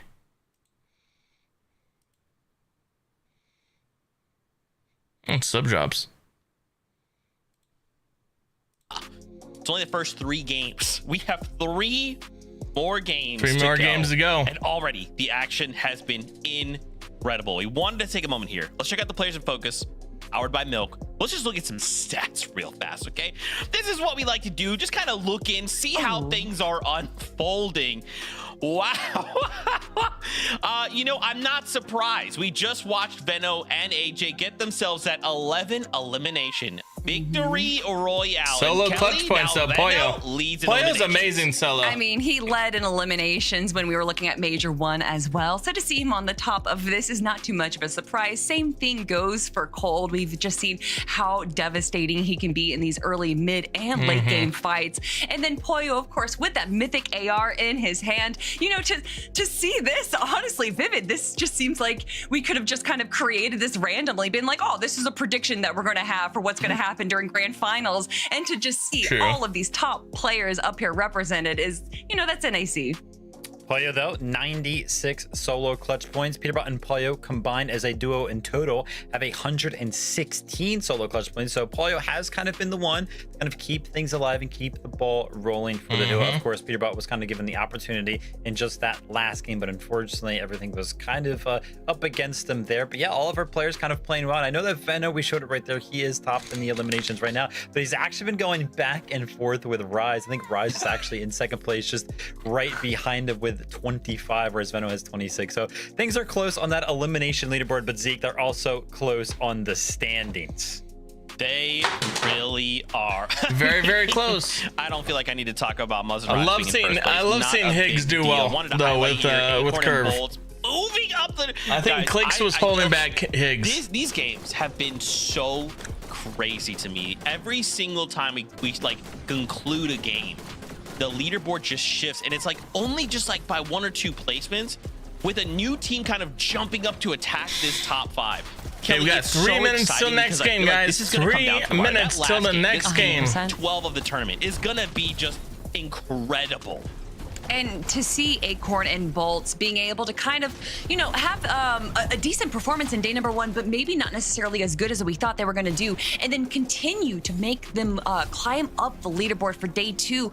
I will say, though, there was a moment here when they went to go steal height, but it looked like they weren't together, Bolts and Acorn, in kind of different layers when they went for something so imperative as stealing height. You really need them to be able to just be box to box, synergizing together, and I feel like they fell just a little bit short here, and that's why they weren't able to convert this height steal into a successful victory royale. But I say that, I'm being a little judgmental. They're in second place. They're still climbing the leaderboard, Vivid. Yeah, still keeping things going here. Now, there's something kind of happening on page 2 here on these standings. Tell us. So with page 2, Moneymaker in 13th. I don't want to freak out or anything like that. I want to make a big deal out of it. Booga 12th. Booga and Brazy. Go ahead and freak out for me, man. I'd love to see Booga make it. Crazy day 2 Come on. Let me go ahead and set the scene for everybody at home. After day 1, Booga and Braids had 86 points. They were in 28th place. They have flown all the way up in these first 3 games on day number 2 to 12th place. And their placements in these 3 games, Kelly, it's been crazy. They've gotten 4th place, 4th place, and 4th place. They've gotten 4th place in every single one of the games here on day number 2. Listen, that's crazy. I'd be lying if I was to say that I'm not excited to see how well Booga and Braids got the are clicks, doing. A little bit of a shock for our players to come into day number 1 having not necessarily the best performance, but then to see them clearly reviewing, VODing, making sure that they are changing whatever fell short in day number 1, and clearly that has worked out. And it's not just working out for games number 7, 8, and 9, but you can see that they're able to grab more and more eliminations for these games. So not only have they made improvements from day 1 to day 2, but they're also making improvements throughout the games in the day. True. Guys, that's what pros do. Left to go. If I'm not mistaken, currently, if we ended the tournament here, we're looking at a top 8 right now, Vivid. Right? Like, if we just stop the tournament, you need to be top 8 to move on to the Global Championship. We need another Fortnite World Cup. 3 more games. I said it. To go. We need another Fortnite World Cup. How much crazier this is going to get with 3 more games.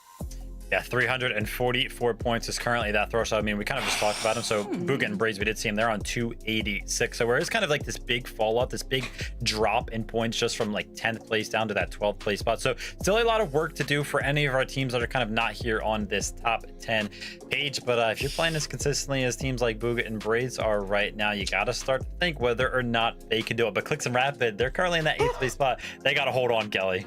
I was about to say, are you not going to mention 8th place? Are you not going to mention the teams that have qualified to global championships? Stop. Don't clutch. I know.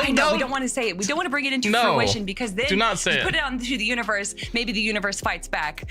Listen, don't very say excited it. for how our top 8 is looking right now, and that might shift. We might have some of our players. We can see how close Golden Ozone, Shadow Virgo, King Ali, and Craze. They're all on that outside of the edge. So much can still change in these final 3 games, Zeke. That's right, Kelly. This is the halfway point of the competition. 3 games left to make your mark and hopefully fight for one of those 6 spots, the Global Championships. Find your seats on the battle bus. It's game time. It is game time. Let's go. Thank you so much. And one thing that I did notice, Monster, is the fact that Muzz and Rise, 514 points. One more good game, they secure a Global Championship spot. Yeah, definitely. They're getting very, very close. They've already gapped the competition. And I was looking, they're just reporting in that 58 points separate Booga to the qual spot. But if that were to happen, then we're kicking out Clicks or Josh or Yamzo or Higgs. Like, how do we choose one of these teams? You just can't. In the All end, that it's gonna have come been down to who partners deserves with it Clicks. most. But let's get on this battle bus one more time. At some point. Teams outside of the bubble, teams inside of the bubble. Both of them have teams that are for the Global Championship already secured. So even though there's teams still fighting for their spots, there's still disruptors in the mix. And right now, when you kind of look at it, 344 points, Clicks and Rapid, they are that line for the Global Championship. And they were mentioning Booga and Braids, roughly 60 points away, which is definitely doable in these next 3 games. Yeah, most definitely. It's getting down to the wire here.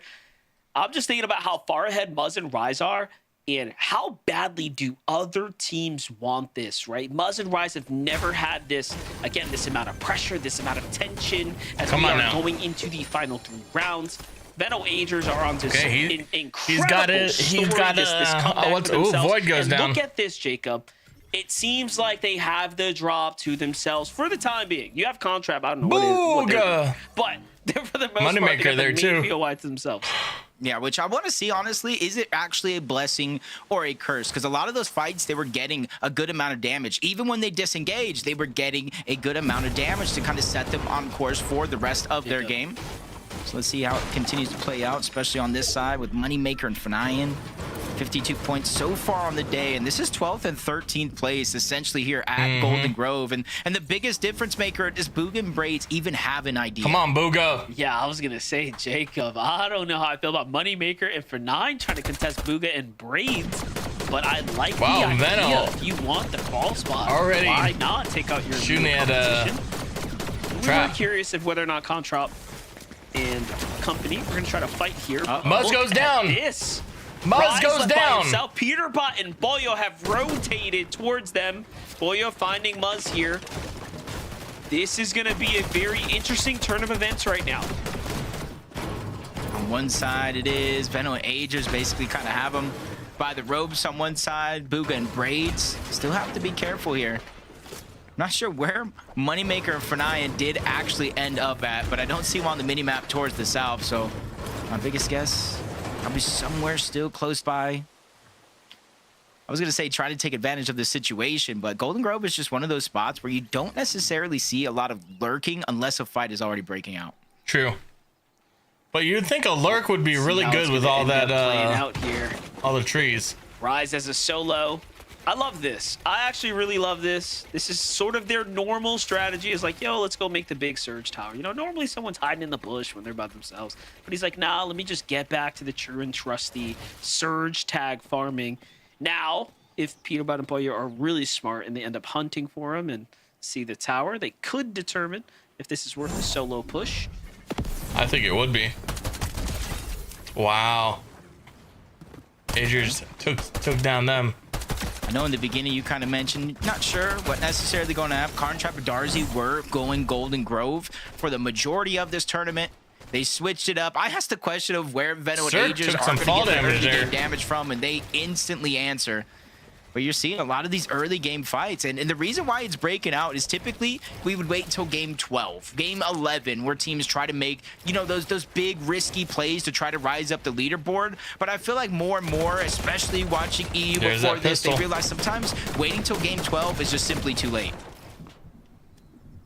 Yep. Well, here we have it. We're now looking at Kings and Craze, who pushed across onto Cirque and Cynics for a second there.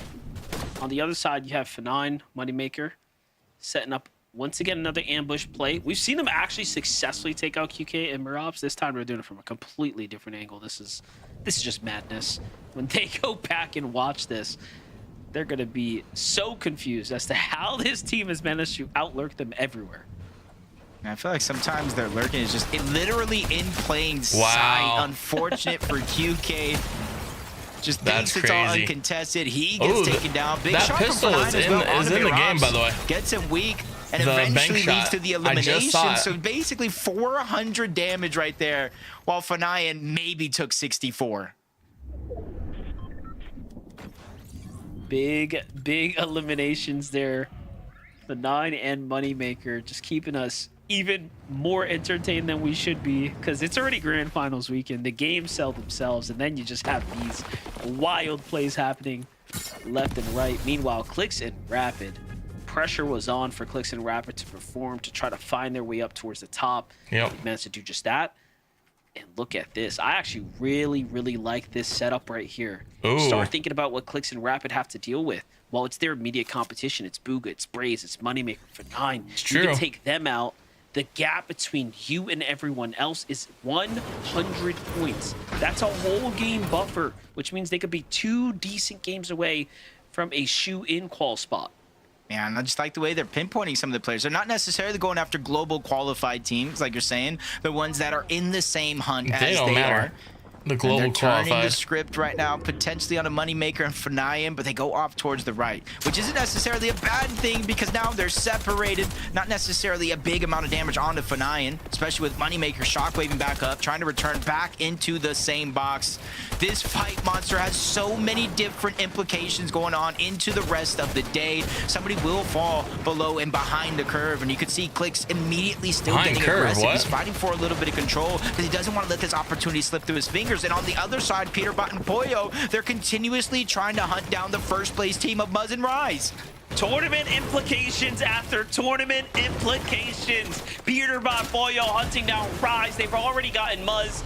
Rise now down to 9 builds, barely anything else to work with. No shockwaves to disengage as Peterbot and Boyer are looking for him. Meanwhile, Rapid and Clicks just trying to fight their immediate tournament competition here and now.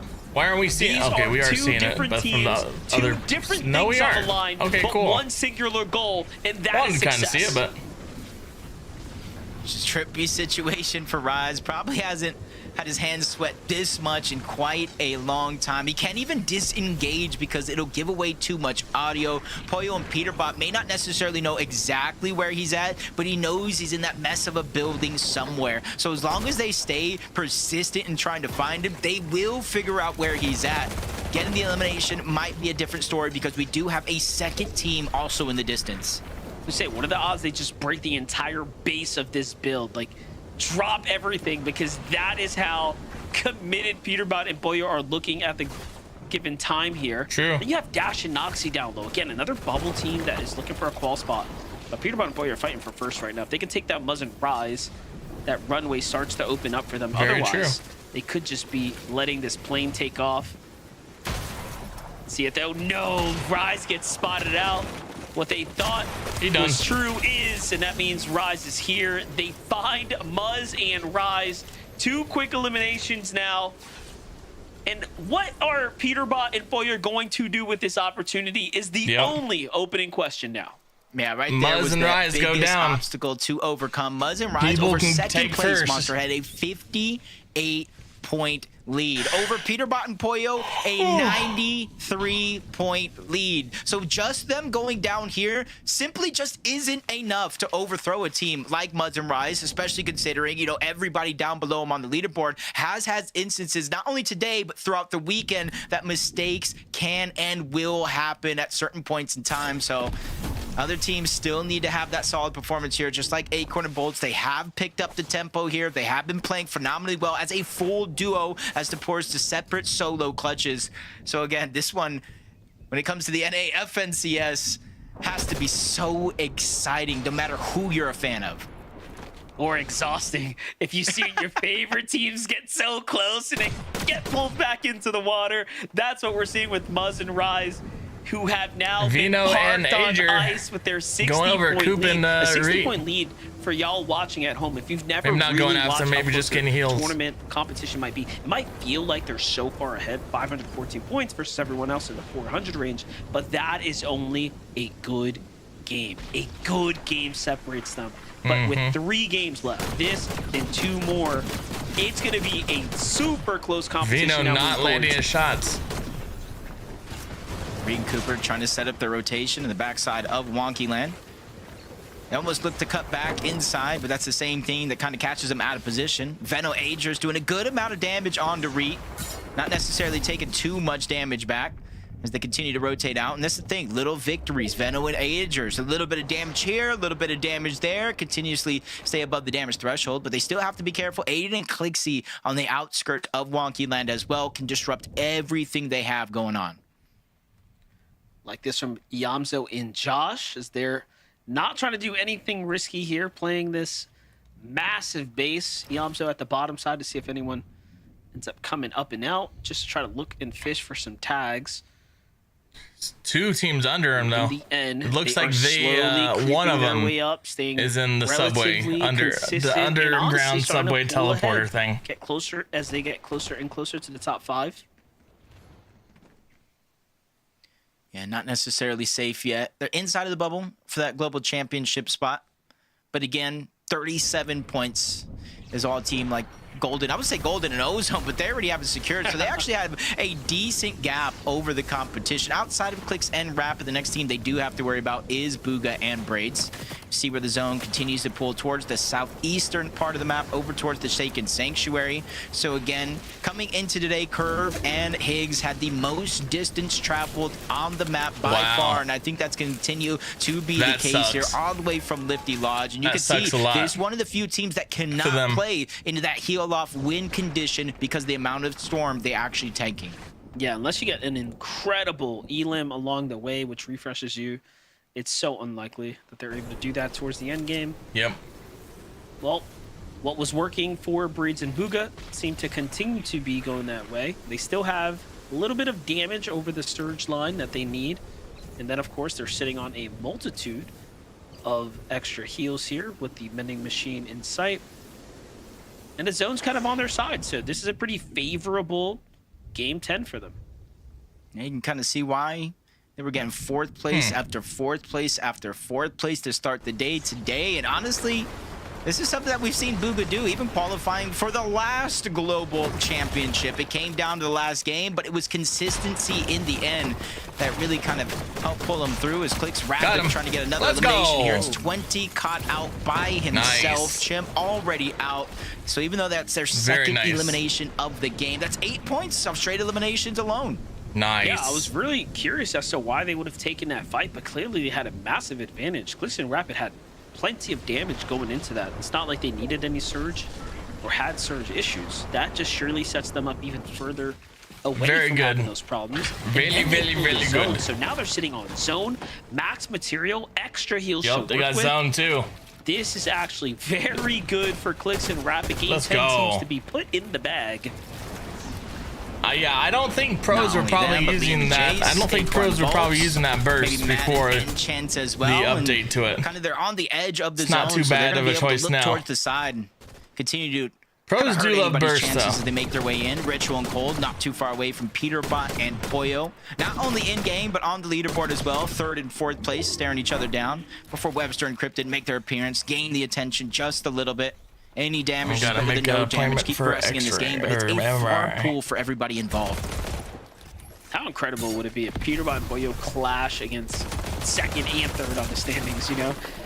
Either way, though, we won't get to see that here. And now we get to see Kayan be the first to fall here as they get the big elimination and the refresh there. That's Siphon, that's extra material, and plenty more to take for the road here. He thought twice about the chug, hoping that it was going to be full. Instead, they're going to use it.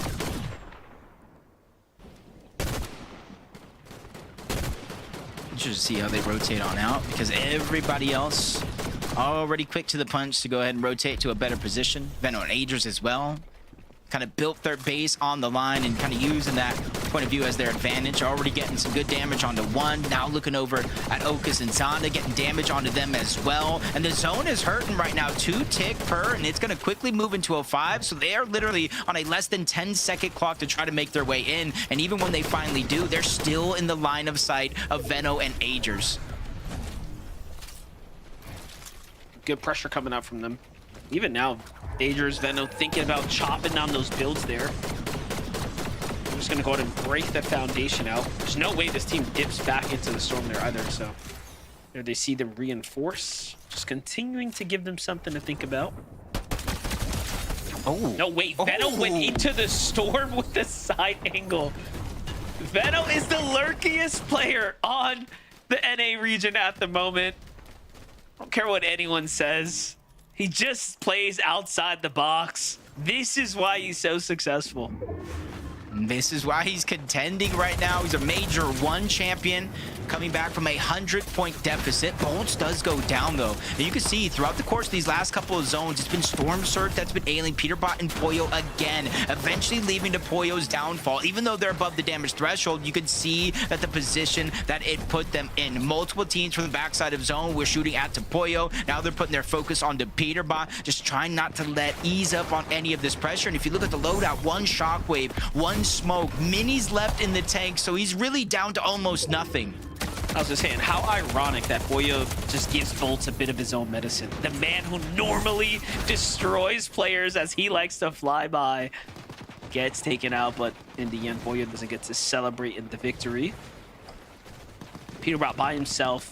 You've already saw the stats time and time again, showcasing how Pollo has been the one leading with solo clutch points, but Peterbot has now had his 2nd opportunity here to show us that he can do it as well. Come on now. First, though, has to kind of handle the fight here. Takes down Encrypted. It's going to be a very welcomed Siphon. There goes the first. Can he get the second? It's Acorn in the storm here. And Acorn was able to get one of them as well. Siphon finally turning off, but keeping him relatively healthy. Peterbot's gonna go down. The mythic war forced again from Acorn. Peterbot goes down. They made an Not effort. good. They took down Muzz and Rise, but eventually they fall. So all they did was open up the door for everybody else. Booga, active surge. Braid's already down 148 below the damage threshold. And by the time he's done healing here, he'll have no extra shields or HP to regain. Well, if you're Muzz and you're Rise, you're thinking with Acorn in bolts, or really just Acorn standing right now. If they fall early, this is perfect. That means the lead remains pretty heavily. It's not what we thought we were going to see, but it's what seems to be unfolding now. Booga 30 health. Victor V and Queasy there on the rotate. Needs to do some damage. 22 below, though. Great tags there to keep him alive, but no. The update comes through. He still has more to worry about, and he's already out of heals. A lot more. Yeah, just when it looked like he was going to get above that damage threshold, we moved from the 6th to the 7th zone. He falls back down below. It's not much. He is still landing shot after shot, and the blessing is it's not active surge just yet. 36. One tick will take him down. He's only 36 below, but again, the active lobby is tossing, turning that threshold all around. This is his last moment right here. 44 above. He sees Queasy in his line of sights, and even he's running out of builds. He thought about it. He almost caught Queasy there with the lurk play, and he's 44 above somehow, but no, he gets spotted out. It's 5 visuals there in the distance. Where's our finally, Clixy? we see Queasy and Victor V make an end game healthily. Did Clix go down? Just like that, they're the ones on top. So yep, Clix just went down. From them. Meanwhile, Curve and Batman Booga trying to make the comeback now. Clix just went down. They've had some difficult kind of stoppages happen, making it far. I don't know if Rapid has too, but this seems to be the best we've seen them shaped up. Although Batman Booga, actually, now that I look at it, he's only down to 4 builds. So, Jacob, they're going to be crashing in soon. Yeah, they're going to need an elimination. No matter how they find it, they just know they need it. It's Cold and Ritual. They find at least Rapid one. has not gone down yet, Multiple teams just trying to go ahead and burn through those materials, get inside of the box. Victor V Queasy again on that high ground. Going into this game, Monster, 245 points for Victor V and Queasy. They need 100 points, a gap to close throughout these next 2 games. And being on high ground, this could be the position to do it in. This is kind of crazy, though. Cold just fell when they had the chance to actually overtake first place in this game. Cold goes down. Have to clutch up. You see Acorn earning points, by the way, still making the most of the opportunity he's been gifted. And then you have Yamzo, Josh, slowly, surely earning Elim after Elim. Shot by his 4 in a top 19 and counting. Still anybody's game as they're trying to control that whole trying to find Rapid in there, but I can't find him. Just a little bit. It's not a large mountain, but it definitely requires just a little bit of planning. That's why you see proactivity coming from some of those duos, quickly shockwaving up to that elevation, not necessarily to the front side of the zone, but Ritual here, you're talking about a chance to take first place here along with Acorn. Reed still battling for a top 10 spot. Veno's trying to keep themselves attacked inside of the top 10. There is just so much going on in this end game. Okay, the leaderboard ain't in 17th place as well, but look at updating Venom right now. He actually shuts that dream down and takes down Reed. Meanwhile, high ground visuals. He already took down Booga. Now they're trying to dethrone Queasy and Victor V. This is Queasy and Victor V's chance to get back in the running here for a qualification spot.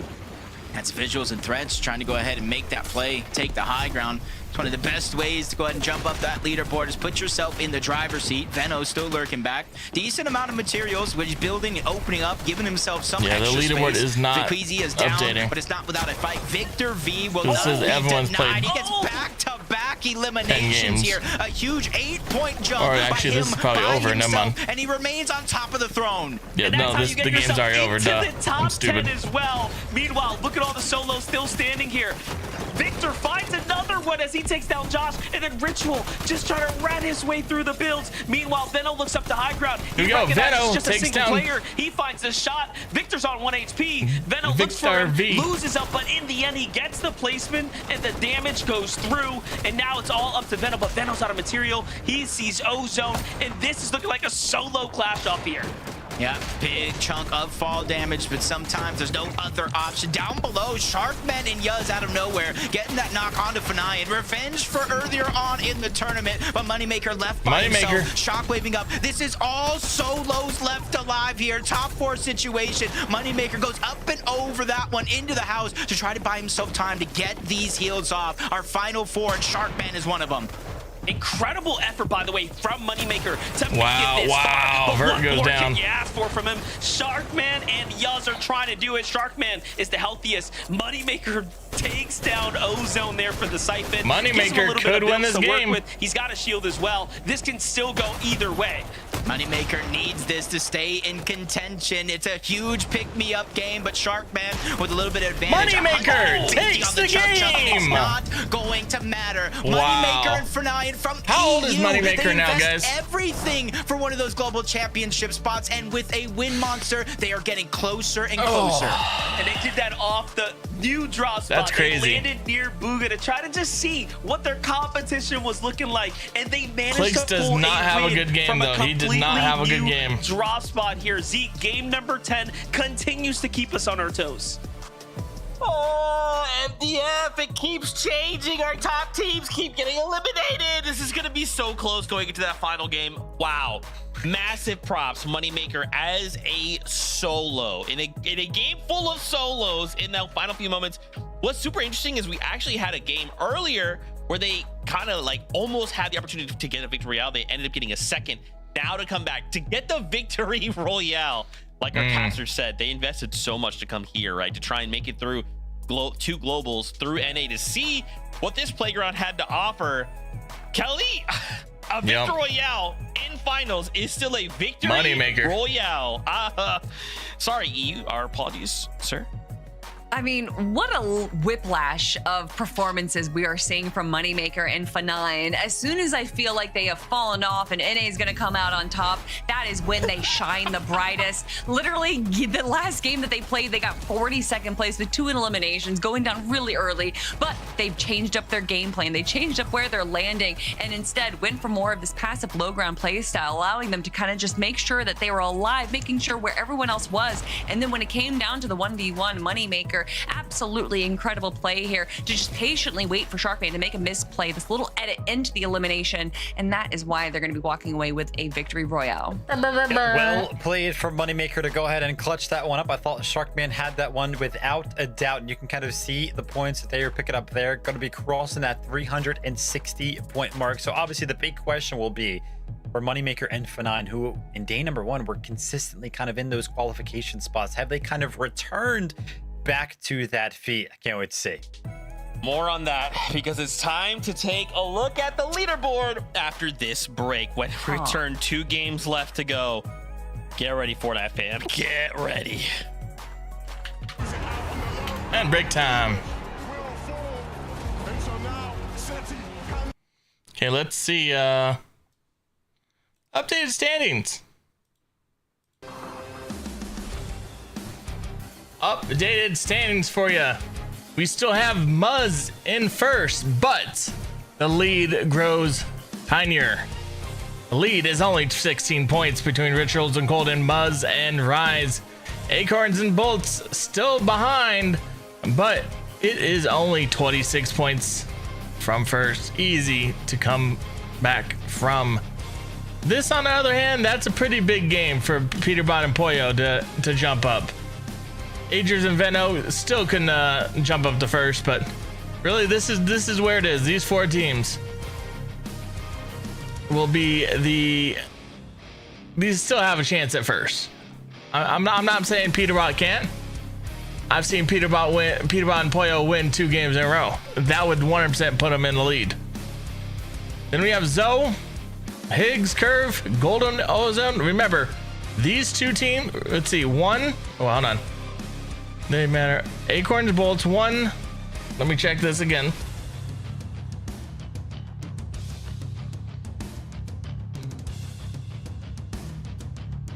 No, I lost it, but I think 1, 2, 3, 4. These 4 people do not matter.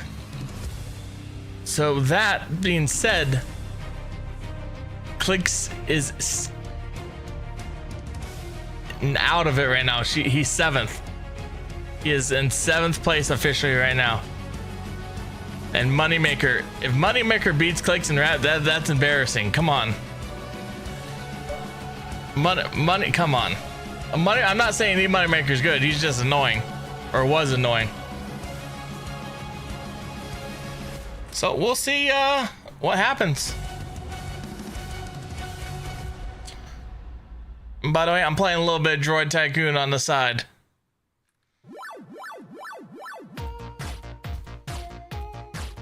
Boom, boom, boom. How long we got?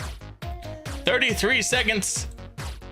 Let's see how many limbs Muzz has. 41, 38, 38, 54 from Veno.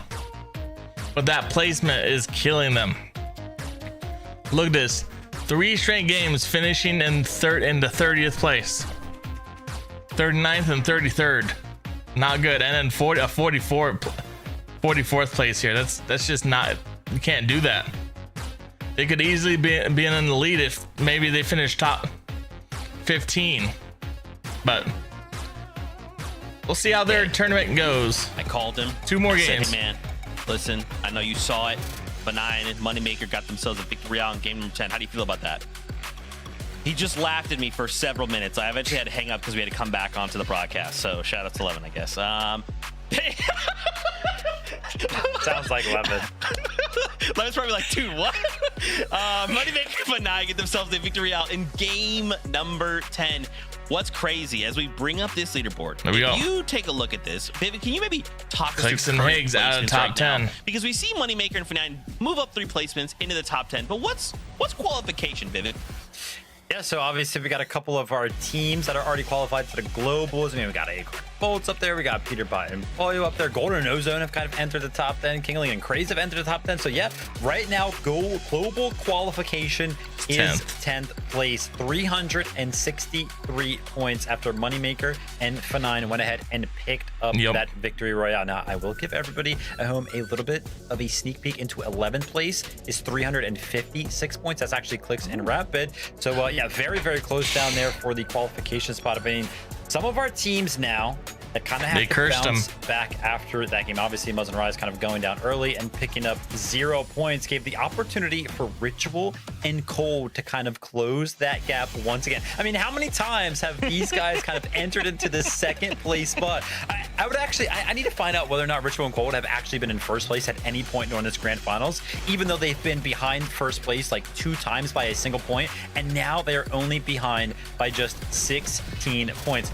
That being said, though, Kelly, listen, I would love for Ritual and Cold to go ahead and win this thing, but they've got to earn it because so far today, they are just not playing like they were yesterday. I mean, their best game today was that one that just happened. They got 7th place with 3 eliminations, but outside of that, they haven't even broken into the top 10. So they've really got to find it here in the last 2 games.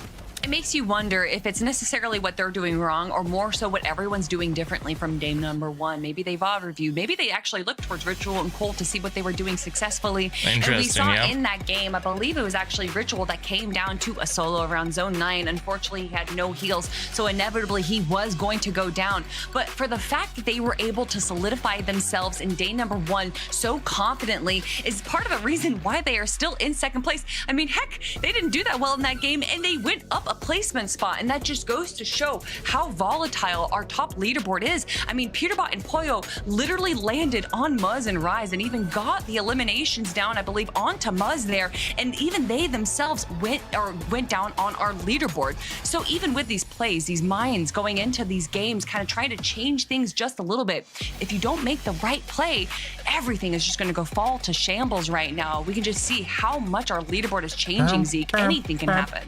What up, Just look at the Elliot? left side of your screen, This right? is Look at the ones going FNCS. up, down. We've got a couple 2s. This is FNCS globes. Right? Like Kelly pointed out, we're FNCS now like globals. splitting hairs, right? Like a single decision could make or break a duo.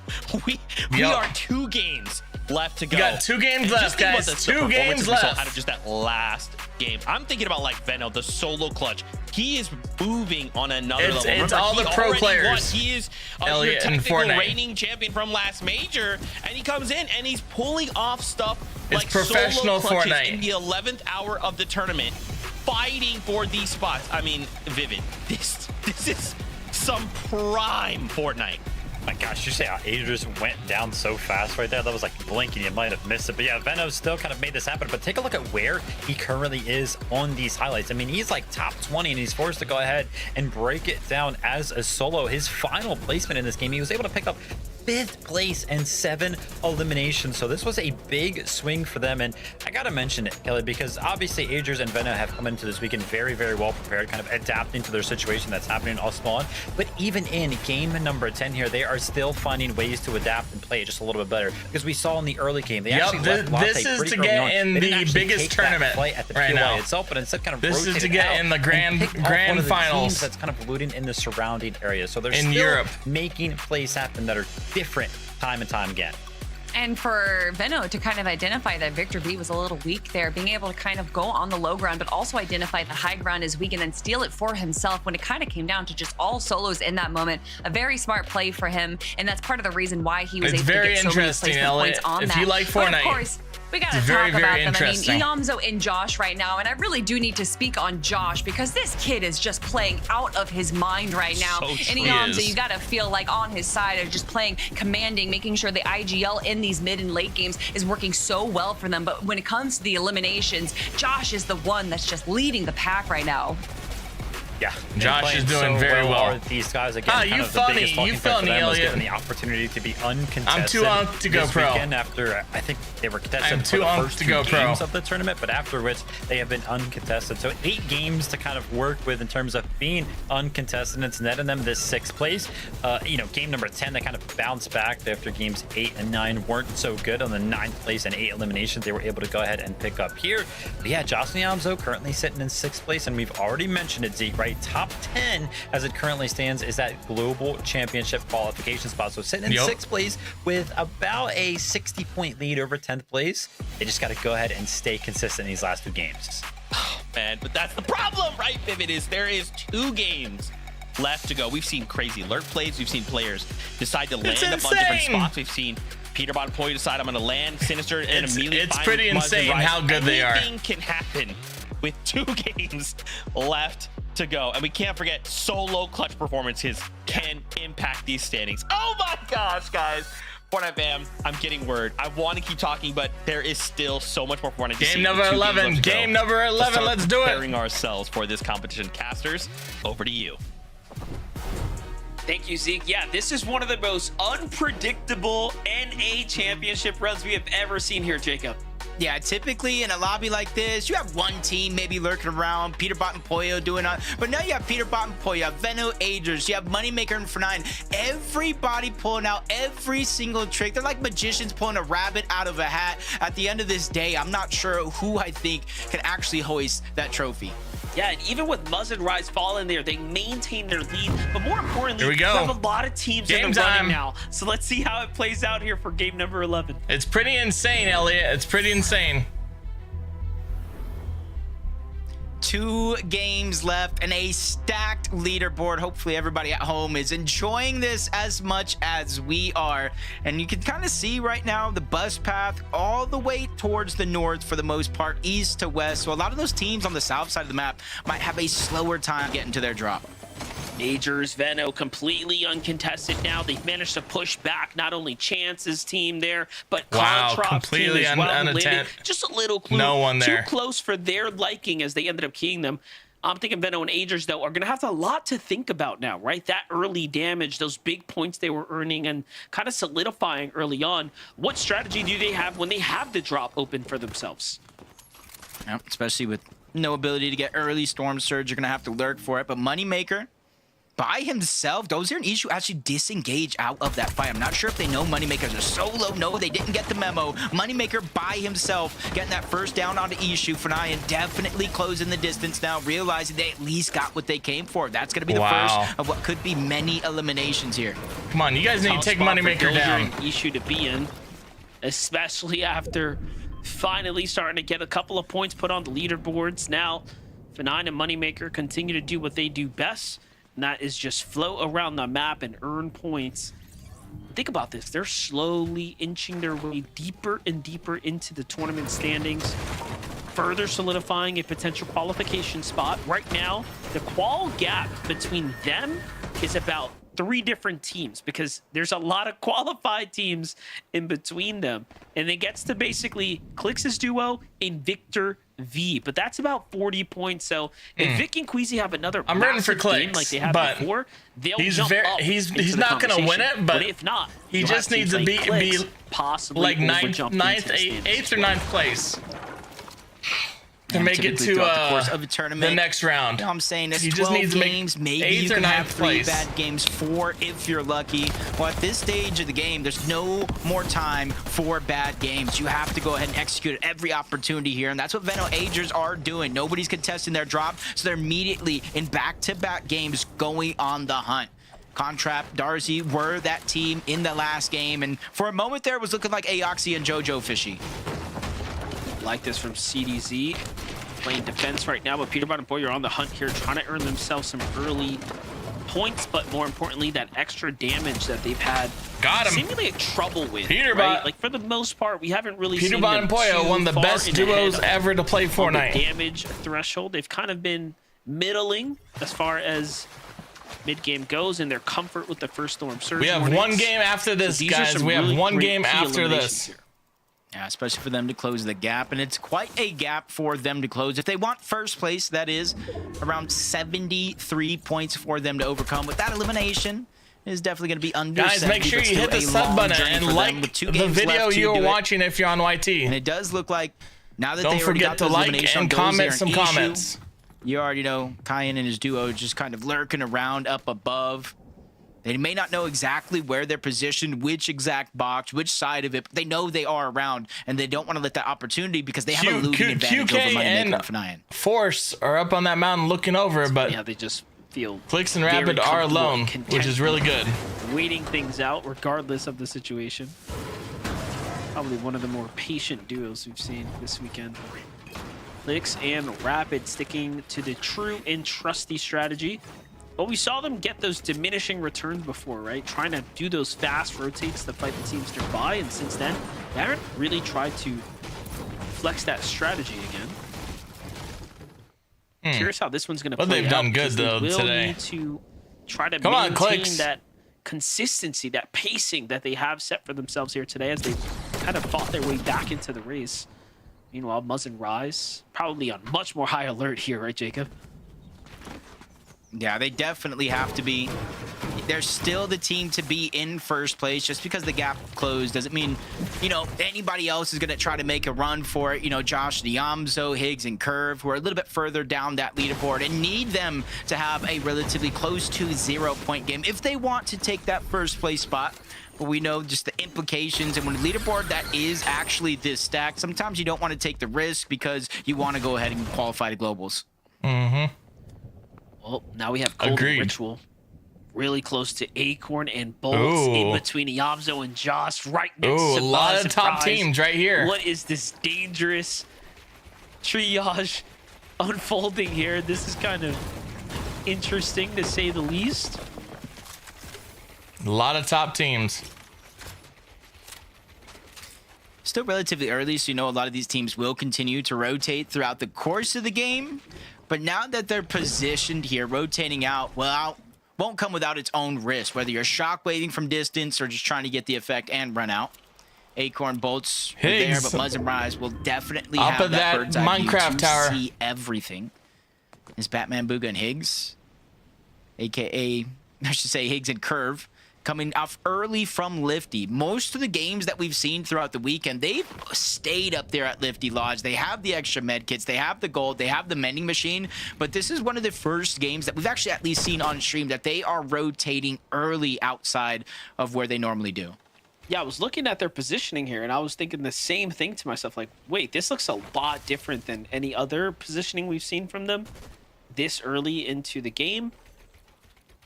Seems like it's working out well. They've targeted Dash and Noxy here. Dash and Noxy, whom, by the way, if it wasn't for them falling early 2 games ago, they would be inside the top 10. They were starting to get really, really close. They're one of the few teams that are on the bubble Come on as now. well. Can't cut Yep, out some anyone. comments. There we go, Elliot. It's for one good game away from really propelling teams into the race once again. Josh Yam's on the other side, though, just north of Sinister Strip. You know, even though they're actually playing pretty good, decently consistent, you know, they'd have a victory royale with 11 eliminations. But outside of that, they haven't really had any phenomenal pop-off performances. Something, you know, you could tell your parents about after a good day. Oh, you know, yeah? 9th place, 14th, 28th, What up, 15th, Star-Lord? And then obviously that first place. I think the thing that's kind How of you keeping doing, them Star-Lord? in contention is their ability to get eliminations. Welcome in. And some of these teams are, you know, going to rely Look, on consistent Acorn, placements, picking up Rituals, eliminations Cold, as they Bolts, naturally come all throughout the course of together. the game, and others, especially with the leaderboard this close, are going to make some attempts here to try to get 1 elimination here, 2 eliminations there, and try to add up those points over time. That's right. The elims are definitely consistent, but you called it, the placing points far and few between. We'll just have to see them tighten that up here in these final 2 rounds to really remain in. I'm fantastic. We're just watching some spot to globals. Major 2 finals. Meanwhile, all of these This is to make it to the legitimate granddaddy teams tournament. that could be your next champions are just sitting still, kind of waiting this one out. This is where the tension starts to build in the mid game. Meanwhile, Veno and Agers, no strangers to the storm, of course. This time uncontested though, right? So we haven't seen the warning just yet. We haven't really seen what kind of pressures they're going to have to deal with now that they're uncontested, but that's a completely different scenario than we've had Where from the them heck's all that shooting weekend come from? Oh, Clicks and Rapid Gotta be fighting careful Curly. rotating through those porters. The amount of times I've seen people get sidelined, surprised, especially since you don't know. Nice who's damage lying from on the other Rapid. end. Clicks and Rapid, we joining them versus Curly and Tyler. It's gonna be a moment for Clicks and Rapid. It's relatively safely for the most part. Try to go ahead and maximize their surge. Nice damage Not from too many Clicks. teams close by, looking in the distance just yet. But as Very soon as nice they gain that damage from attention, Clicks. that's when the risk factor will definitely increase. But you can see Rapid, this tempo is slowing down, trying to peek through the cone, getting information, but it's Peterbot and Poyo just looking all around. They're probably the highest elevated on the map as of now, so they definitely have that bird's eye view. Yeah, they can see all the action taking place all around them. Meanwhile, Veno, though, you said you got to be careful taking these. Veno porta-potties. goes There down. was a team on the other side. Go figure.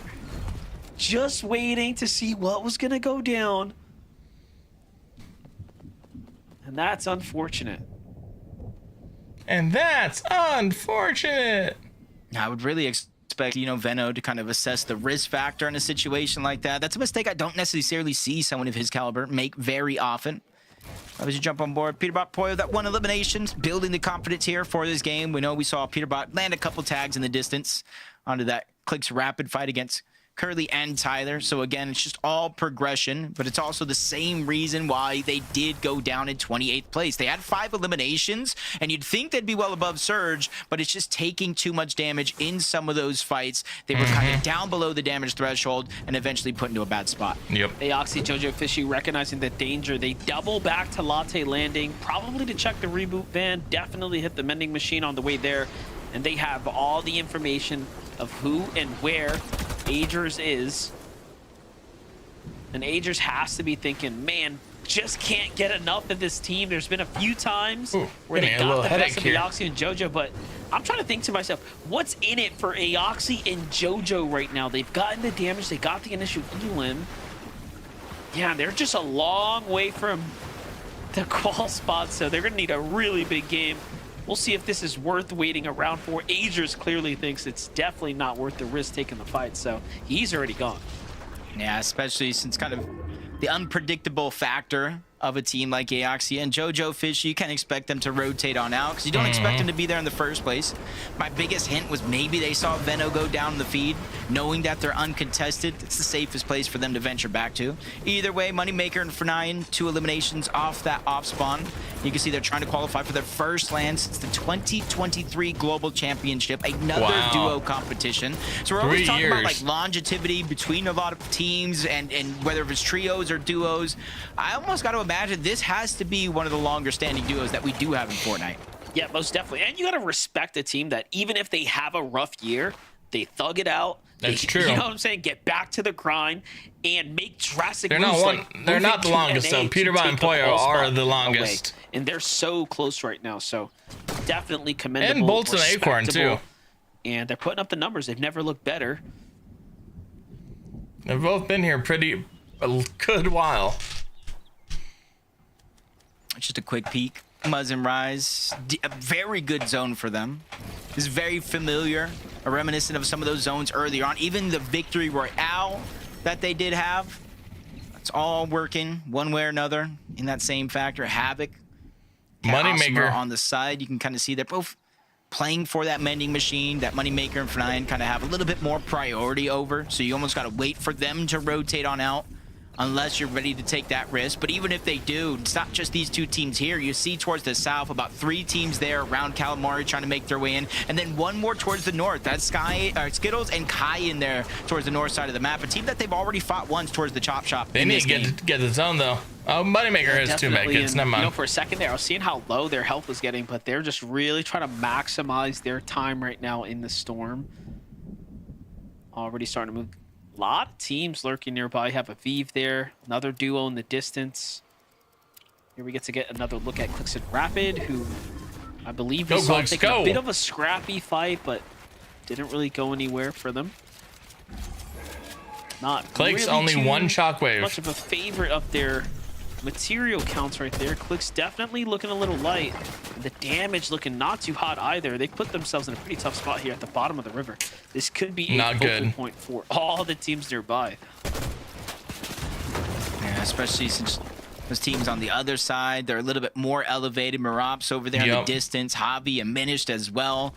And not a good look for Clix and Rapid right now. Zone, if they don't get a when did FORTNITE start? Shot to connect, 9 years ago. I think it was 9. Zone, so they got to be proactive. Maybe 10. In that I don't know. Wait, a long time ago. Pressure cooker, but they're 118 FORTNITE above. started. They're looking for more and more of these opportunities. On the flip side, though, Agers I want to say 9 years. But you can see it was just a sacrifice. He's not going to return the favor. But FORTNITE Battle Royale is about to be 9 in like a month. A 5-tick zone, and he is 200 below the damage threshold. Already, so Agers got the pickup. Peno's now left to play by himself.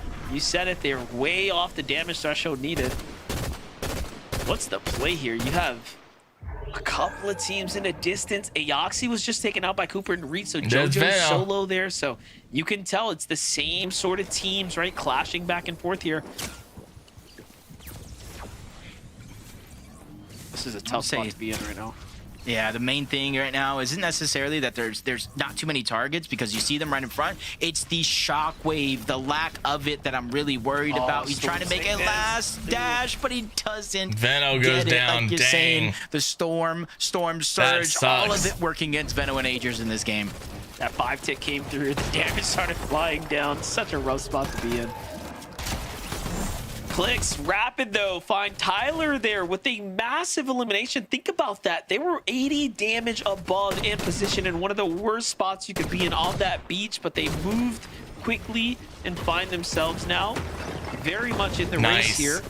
Veno and Agers is down and out though. That's gonna put them in just a small, maybe, potentially questionable situation for the consistency qual spot. They do have quite the lead though, right? Like as far as where they're at right now, 465 is a good spot to be in, but we have seen stranger things happen. Yeah, roughly at the beginning edge, around a 12 placement lead, obviously 4 eliminations, so definitely could go out the window at a moment's notice, especially the way these games have been going. Ritual and Cold, 300 plus damage above the threshold. Again, another one of these teams, they position themselves on the edge. We've seen this do this already today so far, and they just look back and they just try to put shots on all these teams that are just in shambles, just trying to make their way in. There goes another elimination. And you said this yourself. That's the thing that makes this team so dangerous, is they don't greed for any of that loot. They just take what they can get and just keep it moving.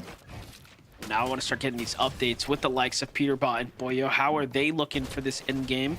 No limbs. Line up for them, but they're only 70 above. Not good. This is not very good. Big problem, and they know it too. Remember, things turn off around the 40-player mark, so several teams have to fall from here till then. Victor V and Queasy we've kind of forgotten about them as things sort of got quiet. We started putting our focus in other places, right? The teams that are in for the win, and then you have them slowly inching their way up. Muzz and Rise are alive and kicking right now. No points earned though, Jacob, so they haven't quite started to take off just yet, but we know it's the end game where they strike best. Especially since they're free and clear. They got their early game plan down packed. They got themselves a cushion for Surge. 12 players need to go down. Even Ritual and Cold again sticking to the backside of the zone, just landing a massive amount of damage and eventually getting them knocked family, on the curve. welcome in. Thank you for the sub. On the other side, so Higgs does have one opportunity. Thank you very much. Welcome in. How's your day going? 500 damage above the threshold. You can see they have more than enough heals to get Curve. How is your day going so far? So they have definitely dodged one right there. That's a crazy dodge, by the way, because they're only in 7th place. Remember, the qual is Muzz still in it. Such a close spot to be in, but the pickup is good, so we can't come out just yet. Meanwhile, Muzz gets the worst type of lobby focus you can hope for. It's from the high ground teams and the low. I was going to say, I'm not sure elevating's going to work here, but it does at the end. He makes the right decision. And now Surge is active, and he's actually below. This is so rough. Not good. They're still looking off in their direction, probably seeing him peek, make a window, trying to get through. 7 seconds, 25 damage. One tick is all he could take, and right now it almost seems like he's admitting defeat, almost trying to not give up any of those points, and they actually go on over to Booga and Braids that get the last shot, leading to that elimination. Javi in a minute. We saw it was Victor V and Queasy at one point. They're all the way on the low ground towards the other side of the zone, so as it now, it's Javi and a minute that are looking to take the high ground. Batman, Booga, Curve still alive, Peterbot, Boyo still standing, Cold and Ritual still in this game as well. And the problem is now that Muzz and Rise's lead will surely change hands here. Yep. Taking a look at Peterbot and Boyo's situation, taking a look at Ritual's situation. They're about to shockwave their way into the new zone. They're already making rotates. High ground looking very much solidified. You saw as people were looking up, it wasn't looking too good, but as we jump around, Cold actually falls to hands of HQ. With first place down, second place down to a solo. Jump up, and get the point down. Gap starts to open up from second to third place. It's 20 points, and it continues to kind of spread even more down below that on the leaderboard for Javi and Aminish. It's not necessarily global, it's bragging rights, it's money, it's a chance to make a comeback of the ages, just like Ritual here. 16 points down to start this game, and now he's feeling the pressure all around the lobby. Gets stuck in the tree for a short second. He's risking too much exposure there, trying to use that shockwave to fly over instead of through. Yeah, definitely like this right here, but they have to change layers. They have to play for a refresh. This is why they're forcing their way in. Boyo finds one. Someone's on his heels. It's actually Virgo, but he eases up the pressure, and Boyo gets away with being able to stay alive for a second there. And talk about teams that need to change layers. Ritual jumps down as well. You can see him just scrambling here as he's already lost Cold. Trying to work his way through. Barely any mats here. Just a couple of heals. Goes down. Go ahead and do what he can with goes this, down. So many different teams in this end game here. This is going to start to condense the points up at the top. Yeah, with this being I could the be last blind, though. 2 games, all these little moments matter. Every point really does make the difference, especially for Acorn and Bulge. Third place going into this game. Goes they have down. a shot at first, just like any other. Peterbot and Boyo are trying to play for the high ground. They get overthrown once, but Madden they goes down. it, return back up. Javi and Aminish are now on the back foot. Boyo is just running wild, but the spray is coming in from all directions. QK goes down. Finally, Peterbot shows up, alleviates that pressure, leads to Clicks the is downfall still in it, though. of Aminish, Clicks but is still Boyo's in it. also on the low ground as well. He didn't see Javi. Javi was actually lurking in the storm there, but he misses the important shot, and he delivers the loot for Peterbot and Boyo. But now the low ground team start to focus very, very low. Bolt, see what's going on here. Ozone and Golden as well are lurking nearby, and there's a lot of teams here looking to set themselves up for a new high ground take. Bolt, Yamzo goes down, and Josh. Back into Clicks takes down Threats. They're at 4 eliminations, and still, look at them peeking for high ground. And Ozone. Even got everything going down for Clicks and Rapid. Global spots, first place spots, top 5. There is so much up for grabs here in this game alone, as now Acorn and Bolts Wayo have the goes high down. ground. Peterbot all by himself, still trying to find this elimination. He needs it on the Craze to stay alive, and the Siphon is just seconds too late. Wow. Peterbot will fall. We got Clicks and Rapid still up. Acorn and Bolt still Ooh. up. Liam and Chase as well. Everybody else kind of full and This intact with their rift teammate could, by their side. this rift could Biggest come into mistake play. might be letting Clicks and Rapid actually get a little bit of HP. Curve here as a solo down to low ground will become the Siphon for one. Clicks But takes no, down Curve. Batman Booga is still in the game. He's moving. Higgs He's takes dancing. down He knocks Clicks. Clicks there, but Rapid gets the But finish. Rapid does Now, take here comes down the switch out for Higgs. the meds, for the heals. This is the only thing that he actually can do here to try to stay in the game. Liam still alive in the low ground. Acorn and Bolts up top. It's all going to come down to actually how Rapid plays this out next. Yeah, he's going to be the disruptor. If he attacks low, high ground's going to drop. If he goes up, low ground's going to try to make a play. There goes the first down. Wow. Bolts actually takes down Liam. Back to back from Bolts Hey, right Rapid now, trying to gets save second, it. But though. Rapid is still healing off outside of the zone. It is going to be a 1v1, but as soon as that med kit stops, He looked it right at is him. Is over. he cheating? Bolts and Acorn. I'm just Game saying. 11, Hey, when it matters most, come out with Clicks a and victory royale. Rapid. And not only Second that, they place. are Let's definitely frickin' jumping go. their way towards that first place spot. Talk Let's about go. taking advantage and staying That is huge. consistent there. That is Game huge for 11 Clicks is and now Rapid. Fortnite fam, Let's freaking I go. need you to just track with me here for a moment. We're watching this game, and we're all just like, this is the craziest game we've ever Yo. seen. And then Vivid quietly, under his breath, just goes, Acorn and Bolt's gonna win this game. Watch. I was like, what did he say? Like, there's no way. Vivid's being Vivid again. They win the game! They win the game! Acorn and Bolts get a victory royale in a situation, man. In a situation where Muzz and Rise were eliminated early. Viv, we're about to go into this last game. And this is gonna be the closest race I think we've ever seen. Acorn and Bolts, listen, we kind of mentioned it coming into the day. Yes, they have been playing so consistent, but the one thing that they were missing on the leaderboard was a victory royale. And in game 11, they finally go ahead and secure their win. And you gotta imagine with how close the contention has been in the top three, with Acorn and Bolts constantly finding themselves up there, finally getting this win, finally getting the surgence of points. You don't want to is watch the going last to game, probably Elliot? surge them up into It's pretty first amazing, place. isn't And it? yeah, sure enough, Kelly, we are going to be set up. It comes for down a game 12 NA to masterclass. the But last it was just game. perfection from Acorn and Bolts. I mean, high ground for what feels like the first time out of these guys.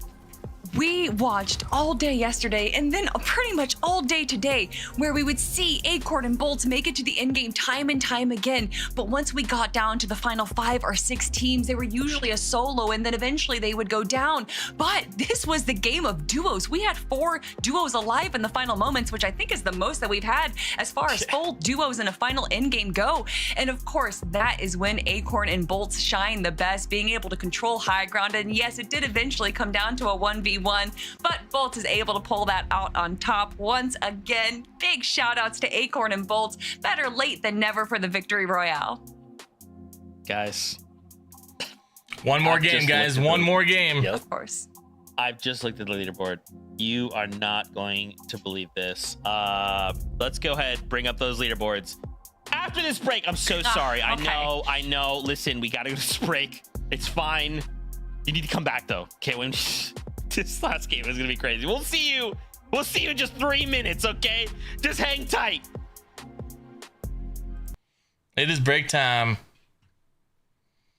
Let's check out the standings.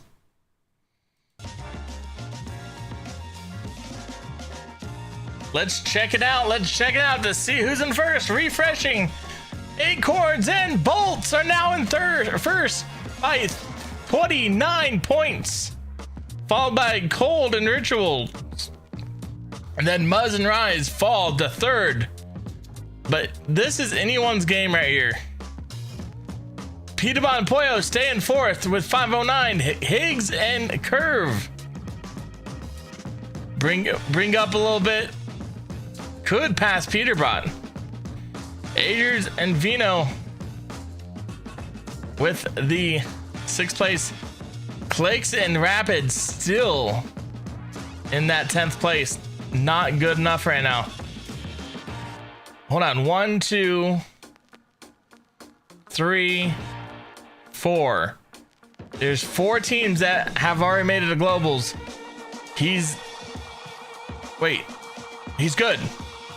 This is where he needs to be. This is qualifying right now. If he keeps this lead, he qualifies. To be honest, he needs to pass either Yamzo or Veno, Phenomenal, whatever his name is. He needs to pass them because Shadow and Virgo and Moneymaker are right behind. Only 22. Excuse me, I'm more than that. Only 62 points away, which is possible if Clicks goes down early and gets 0 points. And Moneymaker goes on for another win. Easy. Moneymaker's up in here. So we will see who gets up there. But Acorn Bolt's 45 limbs is now leading the Peterbot and Poyo are now leading the tournament with 46 limbs. I don't think anyone. Oh, I lied to you guys. I'm sorry.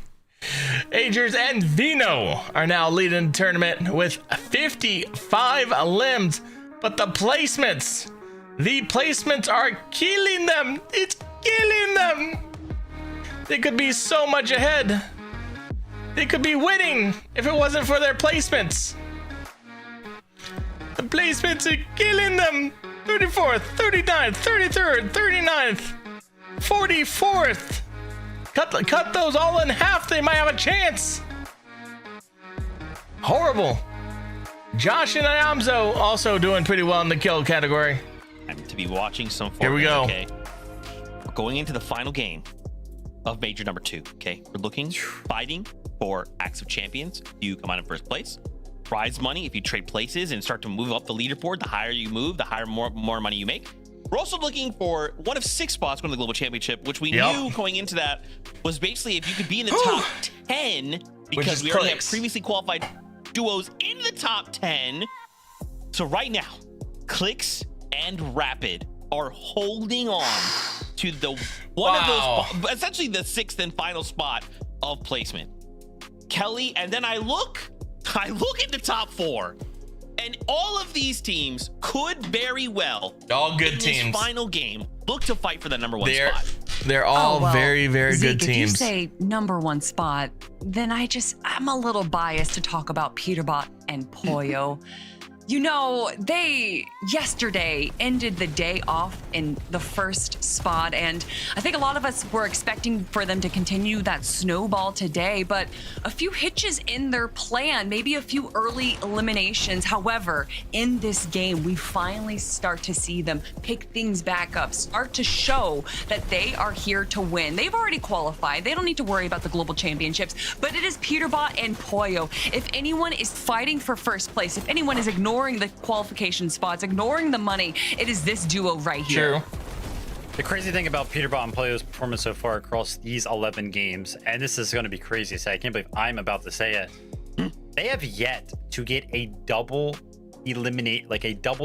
elimination game. Yeah, they don't even have a single game with 10 plus eliminations. They're like synonymous for that, and so far it has not happened. What better way for Peterbot and Poyo to make a comeback here, down an incredible amount of points, to finally pull out one of those games? Keep a close eye on those guys. But for some of our other contenders towards the top of the leaderboard, like Ritual and Cold, obviously they are a lot closer to that number 1 spot, as they have been throughout the entirety of this competition. I kind of called for it going into game number 11. We still have yet to see a last game, guys. Last Ritual and Cold-esque game for them here in day number 2. I mean, their best placement has been 7th place here on day number 2. Not good, but they got eliminations. Need to break into at least that top 5 to give Acorn and Bolt a run for their money. We saw yesterday at the end of the day, they got 2 back-to-back second places. We know that they have this in them. And again, you're talking about, well, what a beautiful moment for Peterbot and Pollo to get the final win, but also for Cold and Ritual to finally get a victory royale. Zeke, there's too many storylines. There's too many players that we need to talk about right now. We have so many players that are on the edge of qualification that have already made it into the global championships. Kingling and Golden now being in 8th and 9th place just adds so many more question marks. And because Clix and Rapid are in 10th, they're in the bubble, but Shadow and Virgo are on the 11th place who have already qualified. So now it's literally up to Moneymaker and F9 or Victor V. This is gonna be a crazy last game. To EU to stop Clix and Rapid from going to the global championships. What is happening? Why does it always happen like this, guys? Why does it? I mean, NA. That's NA, right? NA, man. NA. Yeah, they're just so good. But this is great for Clix and Rapid. I mean, we kind of came into these grand finals. We kept talking about how Clix is feeling confident. And listen, day number 1, without a doubt, was rough for these guys. But they have figured something out here in day number 2. I want everybody to kind of remember this number, 440 points. I mean, listen, Clix and Rapid, right now, as it currently stands, they are in that global qualification range. But take a look at these standings, because if you look up just a couple of placements on the leaderboard, like, let's go ahead and shoot for this is gonna go down. Peaks and curve. 47 points actually separate 10th and 5th place right now. Now, obviously, Clix and Rapid, you know, on their mind right now is qualifying the globals. It is. They could really it's only prove 47 here points in this grand finals. I do want to go ahead and mention that page number 2 that Kelly was kind of talking about, so that way we can kind of get a visual on this, because 440 points, right? That is kind of that qualification range. Take a look at it. Kelly mentioned it. Shadow and Virgo already qualified to globals, right? They can't technically knock anybody out. That's good. Moneymaker and F9 looking for that spot. Victor V the and Shadow's Queasy looking not for a that factor. spot. But then we look at Reet and Cooper. I mean, they're so far behind. Boogan and Braids, they're so far behind. I think those guys are just too far away from that 440 point threshold. So the question is, guys, Victor V and Queasy, Moneymaker and F9, can they have a game that is good enough to break that 440 point threshold, assuming that Clix and Rapid are just going to get 0 points, which and hold on, does anyone grief? This is so does crazy. anyone grief though? That's the question. This is absolutely insane. It happens on NA right now. We are about to enter the final game. Fortnite fam, follow along. Like Vivid said, 440 is that, bro. Just keep thinking about that number. Every time you tune in to Clix and Rapid, think about that number. Anytime you see someone like be eliminated and have to solo clutch, they're fighting for their lives. This is it. If someone goes down, they cannot get any more points.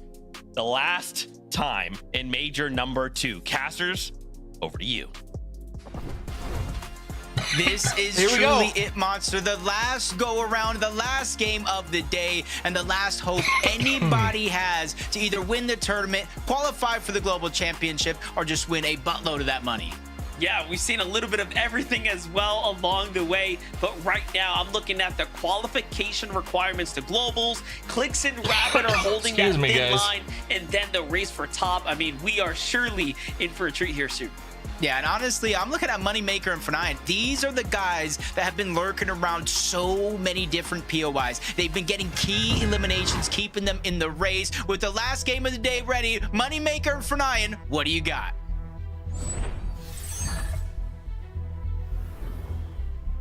Well, game 12 is here. What a grand finals weekend it has been. Looking at how things have played out, if you are Moneymaker and F9 and you're thinking about the commitment you have made to travel to NA, how much does qualifying to globals means to you? If it's everything you're here to do, well, you have to contest Clix and Rapid, because if they get any further away from you, it's going to be mathematically impossible for you to close that gap. So that is the question. Then on the other side, you have, of course, the race for first place. Acorn and Bolts have put the biggest target on their back, as they are now at 570 and in the lead. Just a huge gap to overcome, but no, Moneymaker for Nyan. Not necessarily landed on Clix and Rapid. Same strategy that they had in that last game over towards Golden Grove. They didn't necessarily lurk over to take the fight. They went elsewhere, kind of what they're doing now, but they have way more attention in this game that they did have in that last one. Booga and Braids trying to push them away from Golden Grove. Yeah, I like that play from Booga and Braids. Obviously, there's a lot riding on the lines for them, but now Quick and Avari you know, they've kind of had their own little bits Brayden. of back and forth with FORTNITE and Moneymaker. FORTNITE and Moneymaker getting a little piece of their own mess in there. Unfortunately, now getting it's collapsed 1v1 on between the two teams, and everyone knows exactly what duo that was. Booga Braids happy with their initial loadout. They took him down, right? Spoils of war that they earned from this, and they're actually going to keep pushing. I mean, right below you. You ever talking about, you know, it's just much harder, improbable for it happening. But Booga and Braids, it's going to need a miracle, maybe even 2. But maybe the 20, 30 eliminations, one of those crash out games that we do see right now. They already have 2 eliminations here and a couple more teams in the distance that they continue this streak on. Well, this is really interesting. If they start off hot like that and can pick up about 6 or so eliminations, you know, we were trying to think about what would it take. You need to effectively win the game and just ball out on the lobby. It's a very difficult thing to do, but we have seen it. Over 20 eliminations. I don't know the exact number, but I just did a little bit of quick math. Over 20 eliminations with a victory for Booga and Braids. It's definitely possible, but it's not just Moneymaker and FORTNITE that they have to take down. It's Clix and Rapid.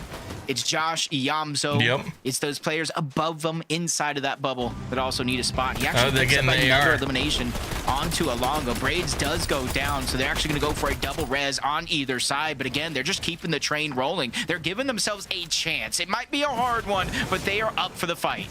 At the end of the day, this is what I can respect. This is what I think the entire community can most definitely respect. You put it all on the line and you play for that win. Take a look at this. Peterbot, though, of course, King, whatever he can down right now. This is going to be gunning down Webster here. Very nice pickup for him. Good set of eliminations. Where's Poyo? Webster Okay, already Poyo's with him. for him. And, of course, the extra damage as well. The new team's pushing in. It's actually Curly's duo. Curly's doing a good job pushing Peterbot back, taking away those piece control, forcing him into a whole nother box, expending a lot of their materials.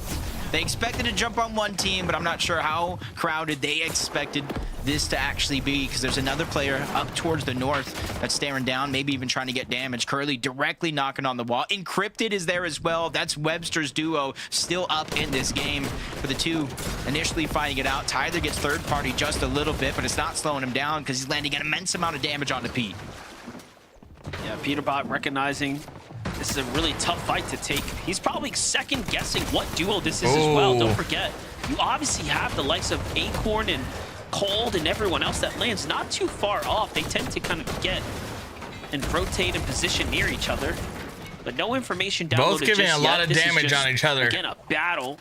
Definitely not a winning situation for either. Curly and Tyler put up a really good defense. Peterbot takes big damage. It's playing for Webster. It's Nut and CDZ on the top side of that mountain. Probably watching the feed, waiting for one of these guys to fall. Booga gets another elimination onto Quick as well, keeping it going. I think Poyo and Peterbot going down here.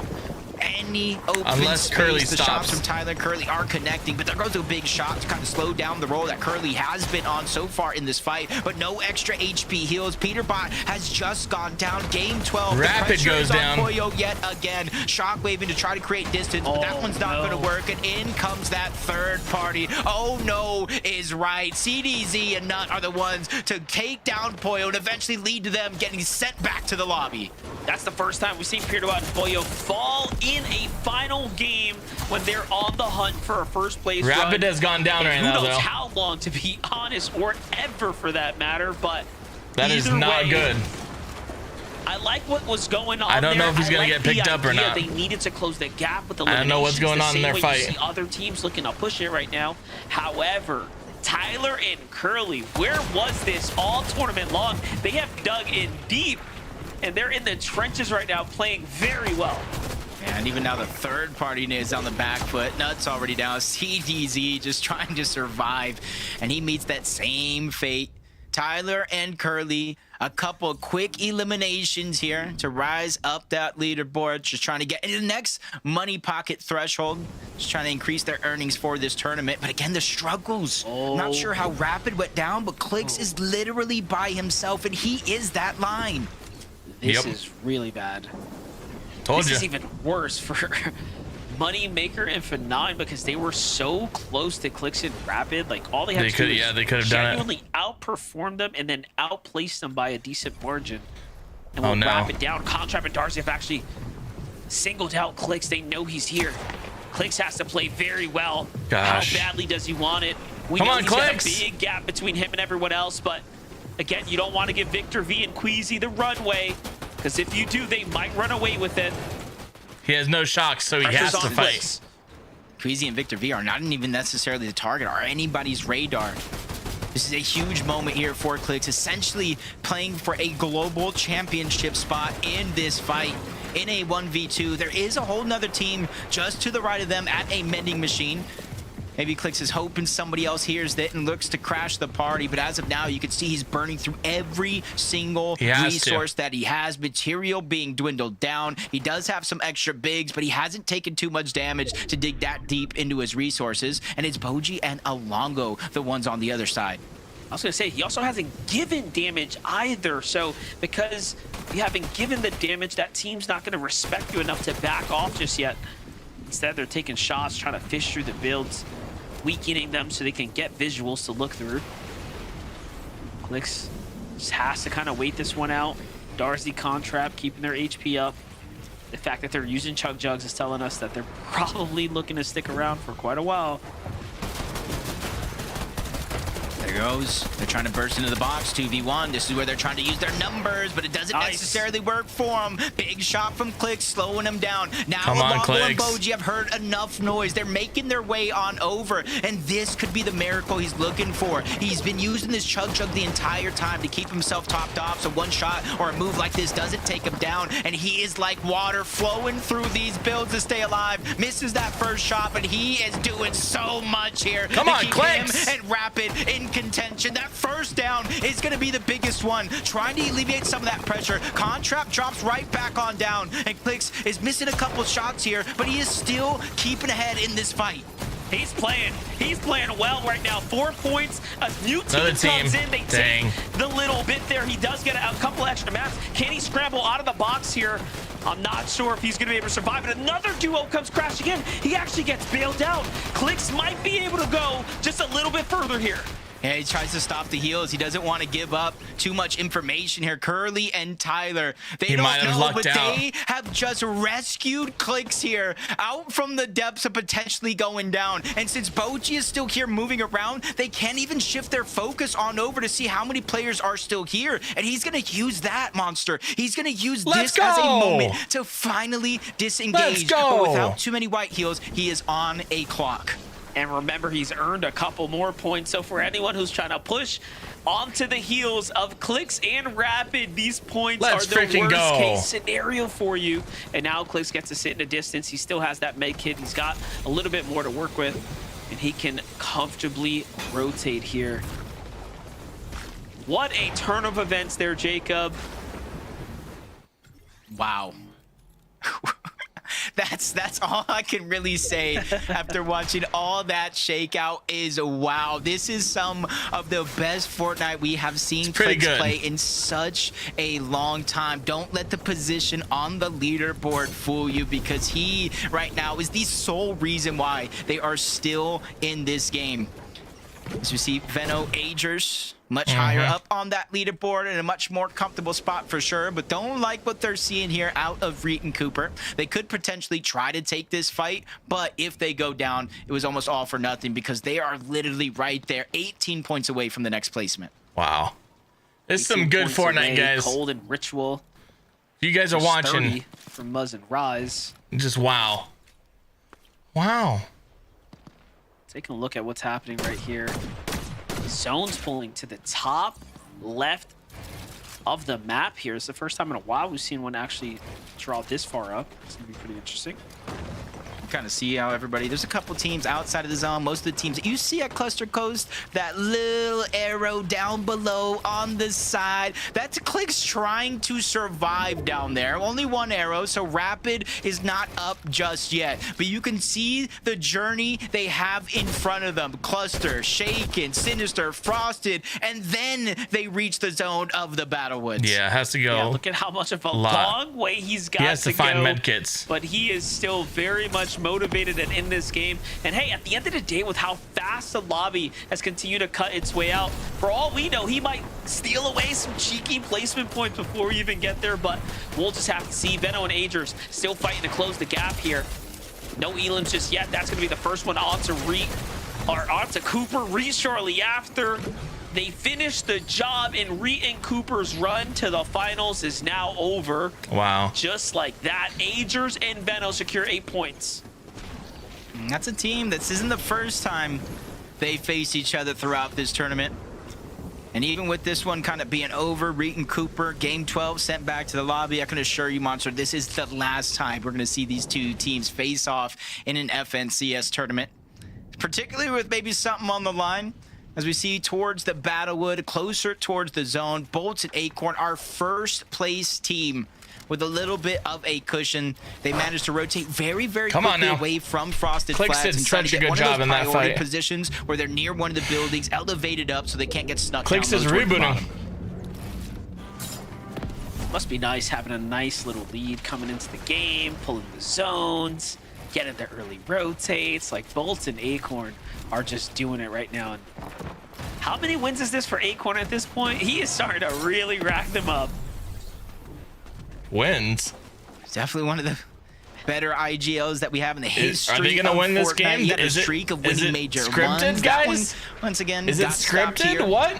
But we can go ahead and make up for it with a major 2 victory, especially for Bolts coming on over from NA West. Before Central became one region, Bolts won the last FNCS on West, came over, had multiple top placings like we saw on day 1 with Kelly, Vivid, and Zeke breaking it down. Bolts is just that guy. You pair him with one of the greats, these are the results you will see. Muzz and Rise looking good. You can kind of see a decent amount of our players at the top side of the leaderboard have no real contention at this side of the game. Well, here's our next team that's looking to claw their way to globals. Queasy and Victor V, they have the damage, but I think they will need a win. I think they will also need over 10 elims, and more importantly, they will have to stomp out Josh, Yamzo, or Clix and Rapid, and that is no easy task right now. I will say, though, the blessings are in their favor. You see where the zone is at? Not too far away from their actual POI. They're 300 above the damage threshold. That's good. So while Storm Surge pops, other players going to probably trade off Clix and shots in Rapid the are distance, in get zone, close looks like. quarters, box-to-box type fights. They have created themselves a think, distance no, maybe not. away Maybe from not. They're everybody in, else not. and They might potential not be in danger. zone yet. So it shouldn't necessarily be a problem, or at least not for now. We'll see where the zone continues to flow. And again, Monster, it's working in Queasy and Victor V's favor as we move towards the north. Wait, did we ever get that update with Clix? Did he actually make it? I don't even know at this point.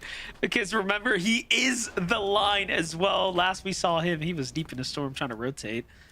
On the other side, though, look at Bolts and Acorn making these very fast rotates. They are wasting no time. They're putting everything on the line, using these shockwaves early, make it to the half and half out. Meanwhile, Muzz and Rise are down. Dang, Muzz goes The down. championship run has come to a close. And we wanted to see them do well. They came so close there, Jacob. But in the end, third place is where they sit now. Yep, gotta be happy that you kind of essentially qualified for the global championship. But, you know, you're so close to the win. It all depends on how you look at it. And we know how these competitors are. If they're not first, they're last, or at least that's what they have in their minds. But maybe tomorrow they'll begin to celebrate. Clix does get Rapid. This is the update you were looking for. I know he had the reboot off, but I was questioning the material. I was questioning the loadout. I don't know where this key leads, but I'm sure it is long gone behind him because he was carrying that when he was at the Sanctuary. Hey, he's got it, though. It's in his pocket. That's True. all that matters. Hopefully it brings him a little bit of luck right now. Well, 27. As far as the remaining duos in the game, 26 now. Placement points are going to start being given out here shortly. Yamzo, Josh still cooking here on the low ground. For Yamzo and Josh at this point, it's a fight for the How dollar much damage signs. does Clix and, They're earning their weight. Closer and closer the Rapid through. have? Globals is only getting more and more interesting as you start looking at who is going to be earning their qual spots now. Trying to go ahead and get that next money placement. Every placement, as you were saying, you've been alluding to, is just more and more money. They're past the pockets and into the individuals as Cold Ritual. They're not just fighting for money, still fighting for that first place spot. I see a lot shaking out across in the distance, and they're just trying to disrupt it just a little bit, enough so they can continue to progress with their surge. And you're kind of seeing the check-in from multiple teams around the lobby. Clicks and Rapids still looking strong, and now we've reached the meat and the potatoes, which is those placement. Here we go. Come on, points. Clicks. They've gotten 2 so far, which isn't many. Come on, but Clicks. the longer Clicks and Rapids stay in this game, the more chances of it becoming mathematically impossible for anybody else. What's their? Yeah, what are that's they right. above? I did see Victor and I didn't Queasy see what still they were rotating above. through. Remember, they need a win at this point, and they are playing for the high ground. But if Clicks and Rapid are still Higgs standing, is still in. that win condition is out Higgs of the and window. Curve. Batman, Booga trying to fight for a top 3 spot. Can they overtake Peterbot and Muzz's position? For Ritual and Cold, it's a race to maintain first place here and win this entire tournament. Nobody said it was going to be smooth sailing. 50 below the damage threshold, gets worse, falls to 67, but they're not necessarily losing focus. They know what it feels like to be below surge, the back of zone, so they're trying to take it one step at a time, get towards the front, open up that window, and look back, and that's how they're going to try to get those numbers. It's good. Victor V and Moneymaker's Queasy not up in it, above. but it's not something over they're yet. not going to have to deal with here. 6 players need Victor to go down. V Storm has Surge the will height. turn off, but they're immediately targeting Taki out from the outside. He's taking storm damage and eventually damage from Vic.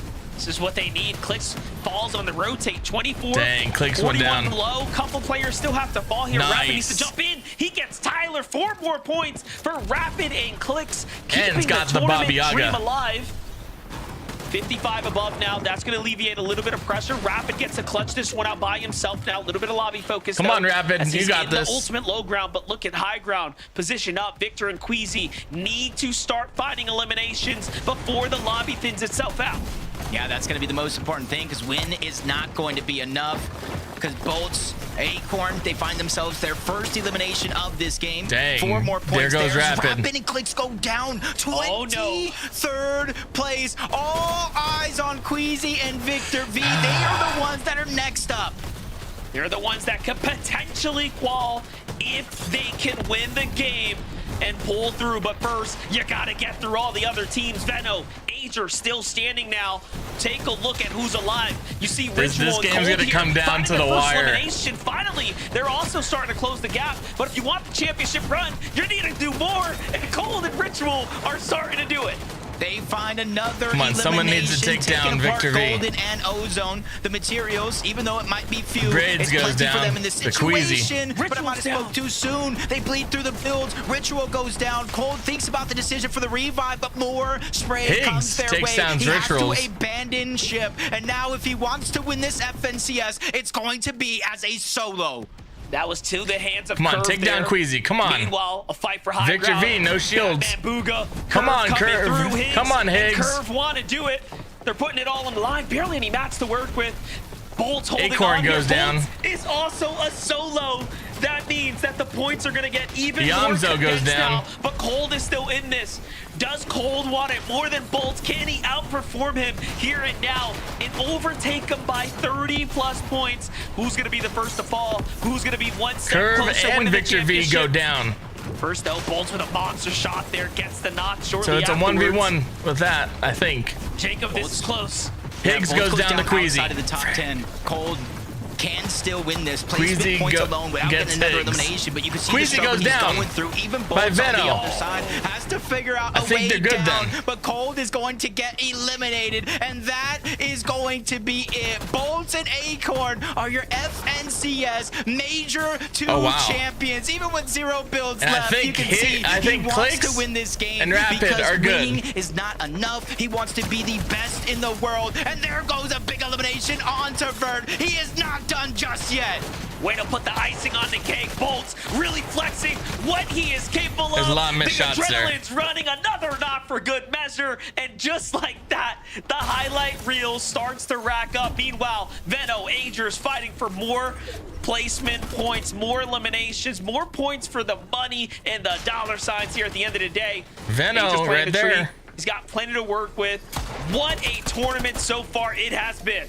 No, it definitely has. And for Veno and Agers, they can overtake Higgs and Curve. They can overtake Peterbot and Pollo. They can maybe overtake Muzz and Rise. So they're still fighting for a potential top 3 spot here in the finals. BMJ from the backside out and of charge. Veno's gonna go down forward. right here. Good amount of damage onto Veno, trying to cut their momentum short. Not But yet. Agers trying to save the Oh! day. He gets the elimination, Agers does bringing save it the down day. to our final 2v2 situation. Marops and QK are going to be the ones down below. They're trying to strike. Veno not does give go them time down. to heal. There goes the first knock, so it's all up to Agers. There's a 9-point And difference Agers just goes for the down. win, and it's not going to go their way. Marops Let's and see. QK I think out of Clicks makes it nowhere the win Grands. last Let's game see. of the day.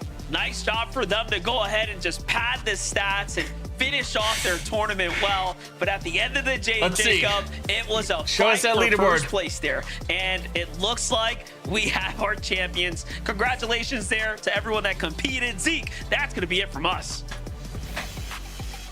Jacob, PR, MDF, fantastic set of games, fantastic cast. Oh my gosh. Of course, Kelly, of course, this comes down to a solo clutch of Cold versus a solo clutch of Bolts. And of course, Fortnite is and does what it does. Acorn and Bolts, though, coming out on top. I can't believe it. And as our casters called out, Bolts going for those moments. Good for making them. sure he is trying to prove he is the best in the world. Congratulations, Acorn and Bolts, your major 2 Very good. champions. Good team. We saw in day number 1 just how consistent they were, getting an average placement of 7 over the whole 6 games we saw from day number 1, but they never placed above 5th place. And then That's as we crazy. started day number 2, Acorn and Bolts looked like they started a little slow, not necessarily bad, but of course it was the penultimate game where they grabbed their victory royale and 7 eliminations, and that really is where things just took off. We knew as soon as all these other top teams were starting to go down and we saw the solo clutch coming out of our big players, that this was our major 2 winners right here. Huge shout outs Oh, to they Bolts and dominated Acorn. Cooper right Wasn't there. really a doubt in anyone's mind, Vivid.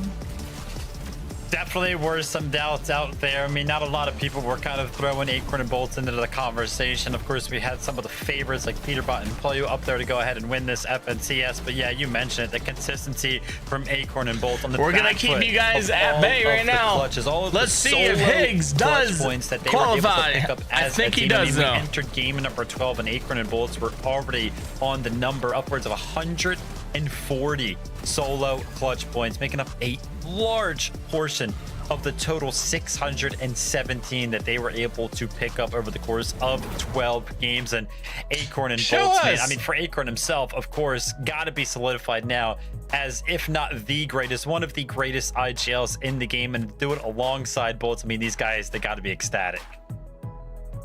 We got to turn attention to these leaderboards. All right, we can't forget, obviously, congratulations to them. Want to give them the props, the flowers that they deserve. But we can't forget, we also have 6 spots going to the global championship. We saw Clicks and Rapid in that game go to a crazy situation where Clicks had a solo clutch and then fight to reboot Rapid. They got it. Solo clutch a little bit further on. Let's freaking go! Dude, Vivid, I'm blown away. Today's games were phenomenal. Yeah, without a doubt. I mean, Clicks go obviously live here in game number 12. I think when everything was all said and done, because we saw Queasy and Victor V and Moneymaker and F9 kind of go down early in this game.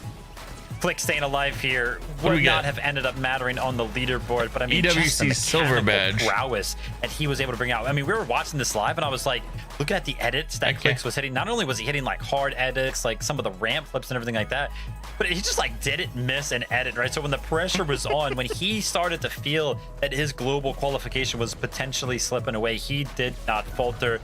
And listen, Clicks and Rapid, they're going to walk away with 12th place in this FNCS, but they were so close to placing so much higher. And I mean, Kelly, they got to be proud about this one. 12th place. I mean, Vivid, you say that game didn't necessarily matter to the leaderboard because of how everything went, but I think that meant so much to Clicks and his community. We saw how day 1 ended. We saw kind of the emotions that was impacting They did Clicks. really good and today. We have known for years now how emotional a player like Clicks Clix can be and how that can affect his games. So to see him be able to recover for day number 2, and then in the final game where literally it all matters to what he does, how he is able to not only handle being contested, but also triple part or third party and then fourth party. Everything could have gone wrong in that situation, and he handled that so well. And I think that matters so much more than earning more money, earning more points, getting a first place. Clix proving himself that he is deserved of getting into the global championships means everything. Yep. Without a doubt. I mean, Zeke, listen, I feel like we also have to throw our flowers over to Veno and Agers. A third place when contested by 2 other teams at a POI for more than half the competition. And then to kind of not only consistently win that off-spawn situation, but then towards the later half of this competition, to basically push both of those teams out of that POI. That's how badly you were kind of dominating them. And then on the back foot of that, to finish third place and only be behind second place by 23 points. And then even further than that, 40, 50 points behind first place. I mean, Agers and Veno, one game going their way just a little bit more, and they could have actually went ahead and won this. I think this is one of the most impressive performances out of modern day Fortnite. Being double contested and still performing so well is an incredible feat. Every time I think of Veno, I immediately think back to the Invitational, back to 2022, and how Veno and Queasy went up and they go up against, oh my gosh, I forgot their names. No, the Danish duo. Anyway. Cammy and Seti, thank you. And anyway, they go up against them, they drop in their drop spot. It was something that had never been seen before. And even though they didn't win, everyone said that they saved Fortnite. And that to me is something that I constantly think about Veno. How every time he makes a move, every time he makes a decision, it's not necessarily the win or getting more points that matters to him. It's the impact on the scene. He's so good. That's so true, Kelly. I love that point. I'm actually getting word, guys. We have an interview lined up with one of the members. It is Bolts. Bolts, can you hear me? I can hear you. Come on, make your bed. What a loser. Let's go, dude. Congratulations. Come on, make your bed. How does it feel? Look presentable. It feels so good. Me and Acorn, we got third place. At least in Major take 1, and then the blanket off, at least. At the win was just at the grasp of our fingertips. Like, and then really? This time we finally got it. I'm so excited. Like winning on Central to me, such a big deal, because I've won West before, but it doesn't feel as good as this. I mean, I can imagine that feels good, especially getting the victory royale on the second to last game. Walk me through those moments. What was going on through the comms? When did you guys know that you had the win? We knew we had the win when Acorn looked up at height and saw there was no builds on it. He was like, just shock up. We shocked up. We only had like 200-300 wood. And then from there, we're shooting down on everyone, eliminating everyone. And then it came a little close in the end. I did have to 1v2, but they were both low, thankfully. So I'm glad we could close that win out. Can't lie, Bolts. We have had the great pleasure of speaking to Acorn a plethora of times, but not many times we've actually gotten to speak to his teammates. So I got to ask you, Bolts, what does it actually feel like? Or what actually goes down playing with a player like Acorn? Like, what does it feel like? How does he teach you? How does he walk you through some of these moments as one of the best IGLs we have ever seen? Yeah, I mean, it feels like I'm playing a whole different game compared to everyone else. Like, before I started playing with Acorn, I didn't really have that much knowledge on how to play an endgame properly or even mid-game rotates. But then just over playing with him, it honestly just taught me so much about the game. Pretty and impressive. It's really interesting to see how a player can play so consistent and just like very hidden to all the other players. Like many other players, they need to get elims to make it far in the game, but for us, with our game plan, with Acorn's yelling, the way he tarps, the way he shockwaves us, we're just there. We don't need a refresh because he's just him. Bro, I want to come back to you. Obviously, you're giving Acorn the flowers. Just saying, they got 47 elims. Okay. How does it feel to walk away with this win, with this title? Curve and Veno had 64, probably led. Where do you feel like you are at? They're saying they didn't need lims. Right now, I would say they had like the third highest elims in the thing. So now, I think I'll get more recognition about that. They needed elims and they got them. I was 10 FNCSs now in a row. I've gotten top 10. Which compared to other people, I think it was like only 3 people. And I think people really underestimate my ability to frag and just be there to support my teammate. I mean, what's crazy about that stat, and that was all Vivid stats, but to think that you were able to do it also in a LAN setting, that is really what makes the difference, is that regardless of if you're at home or if you're on the big stage, you always perform. But Bolts, for me, speaking of performing, you guys have a big performance coming up for the Global Championships, and we already know that you guys were going to be going there. So what is kind of the training grounds looking like leading up to that? I would say we're not really going to change much else when it comes to our training. Like for me, all I do, I Kovacs, I aim train, I do a lot of creative. I've been playing, just with a lot of pros and stuff. And for Acorn, he's always in the VODs, he's always learning. So I would say there's not really much we have to change. We just have to keep up the grind and not get too complacent. Yeah, incredible work, Bolts. I mean, listen, we also kind of want to know how the lobby was kind of breaking down. Was any teams out there that you feel like was kind of giving you some troubles throughout all 12 of these games that you want to give some flowers to, or do you feel like it was just all you guys? No, I'll give some flowers to Rise and Muzz. Honestly, crazy performance out of them. I wasn't expecting that. It never really came in our playbook to really try to make a play on them to overtake them. We're just really confident in our abilities to just make it far enough into the game and just get points that way. But yeah, I mean, there was a lot of teams performing well, and I would say we just came out on top, and we're the best duo in NA Central. Dude, you guys absolutely are. Congratulations, Bolts. I 100% agree with you. I feel like you are underrated, you are underestimated, and I don't understand why. And I hope that this win will finally clear the air for so many of these people that look on you with those feelings, because like they should absolutely be putting respect on your name. For the fans out there that maybe have never seen you before and they want to follow you, where can they follow you on social media? So on YouTube, it'll be Bolts1x. On Twitter, it'll be Bolts1x also. And then on Twitch, it is BoltsFN. I love that. Well, listen, Bolts, congratulations. Give a big congratulations to Acorn for us as well. We cannot wait to see more of you guys in the future. And again, just a massive congratulations to you, man. Thank you. I appreciate it. Pretty good speech. Oh, man. Congratulations. He handles himself well. Like, what more could we say about this phenomenal duo? To see them come out on top, to see this fight, the way. Sorry. That's what he's doing right now. I wasn't ready for the sleeping Acorn. That's crazy. Or the sleeping Bolts, rather.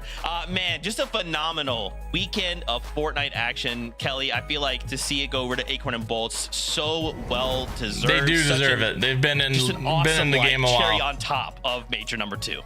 100%. And I mean, there's obviously, Bolt says that he feels like he's like overlooked and everything, but obviously after we ended trios after globals last year, Acorn saw something immediately in Bolt and he went to him. And Acorn has been playing with some huge names out there, and not to say that Bolt wasn't a huge name at the time, but for Acorn to kind of forego maybe some other bigger names and to pick up Bolt, clearly we know he's the smartest IGL in the world. Sorry, Queasy.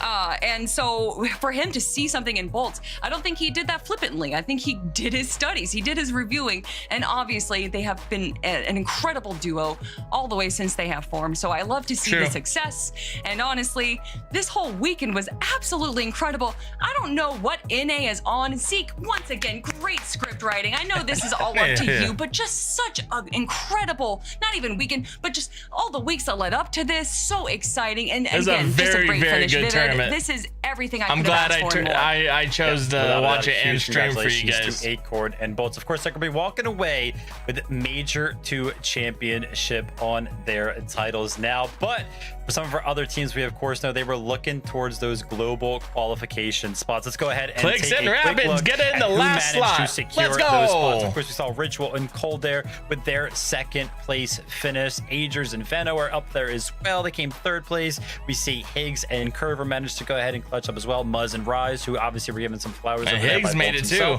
Josh and Iamso, and then Clicks and Rapids securing that last spot there as well. So it's great to see these for just getting together the other six and not will be representing. You're not going to gel well just getting together and just playing. It's pretty impressive. It's just so much fun to get to do this. Fortnite fan, we hope that you guys have had just as much fun as we have had, because man, Fortnite does not disappoint. Now, obviously, a huge congratulations, like Vivid called out, to all these players that have qualified, but we still have one final opportunity for duos to try and qualify on through. It's the Global Championship last chance, okay? We will be back not that long from now for a final broadcast on that to qualify more players on through to the global championship. But man, oh man, the last chance. It's been such an honor and a pleasure to get to hang out with y'all, watch some Fortnite, geek out, go crazy, be hype. Just incredible. Massive shout outs again to MDF and to Jacob. Pretty good team, from our watch party team, we've from had. everyone watching, doing watch parties and all this awesome stuff. It's just such an incredible time, and we cannot thank you all enough. So until we see you next time, we love you, keep yourself safe, and we'll see you on that battle bus. Clicks ain't going live. Beep beep. Yeah, Clicks ain't going live. I'm kind of shocked. Jeez. Okay, we're gonna play some Fortnite, but we have to go to the bathroom first.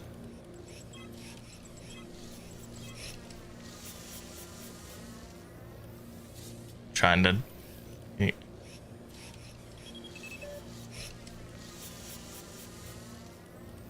There we go. Also, we gotta do this. There we go.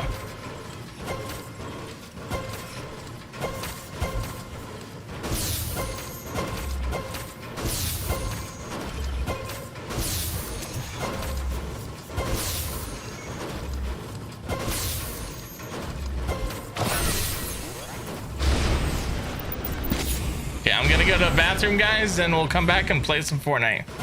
We won't be playing this much longer.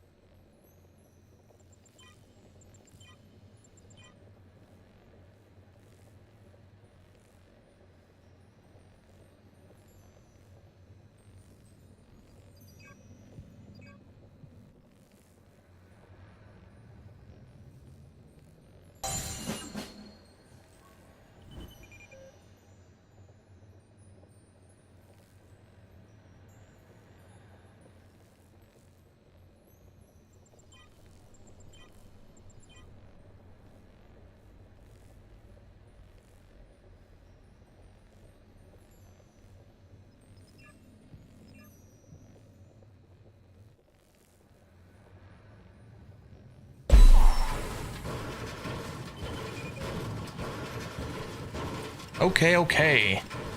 Let's play some Fortnite. In a second.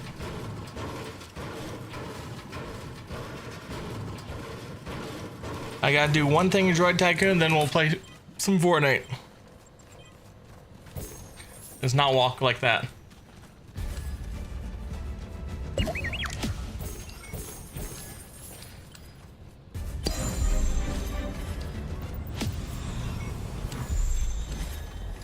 We'll grab that money.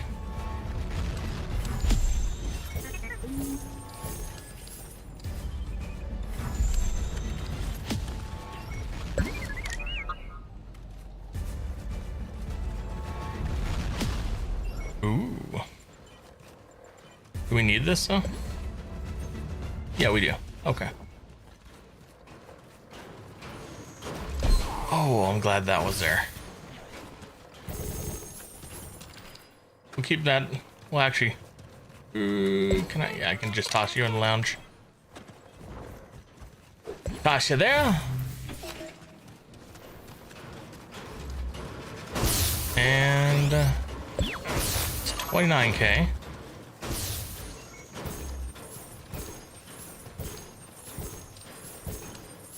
Better than you.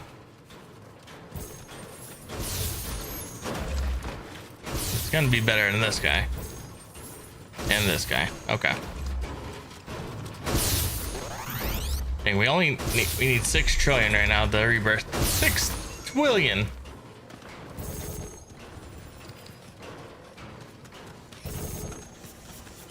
So yeah. What am I doing? Where'd that guy go? I put him in here. I'm losing it. Oh, I almost touched that. I need this guy.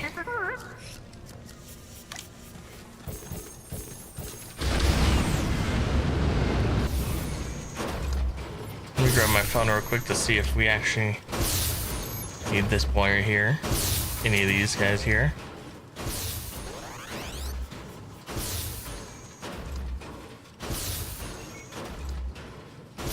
We were both 22.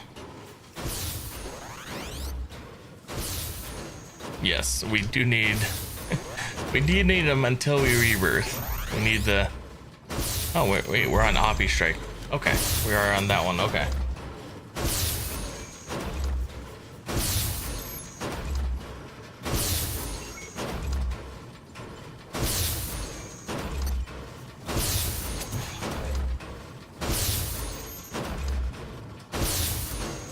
No, we don't. Okay, cool. Just want to make sure we don't need it before we sell it. That would kill me if we did, which we don't.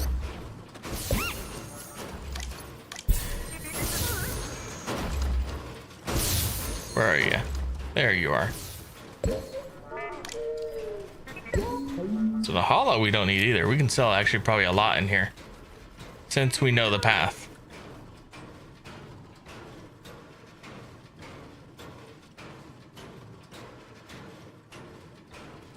Yep.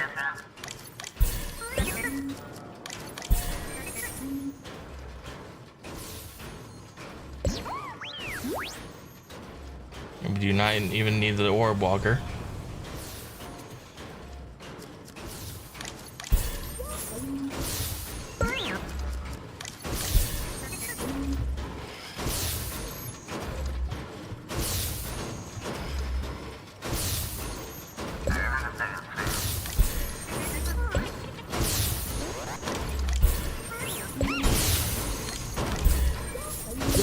Every one of these can basically go. Wonderful. Wonderful.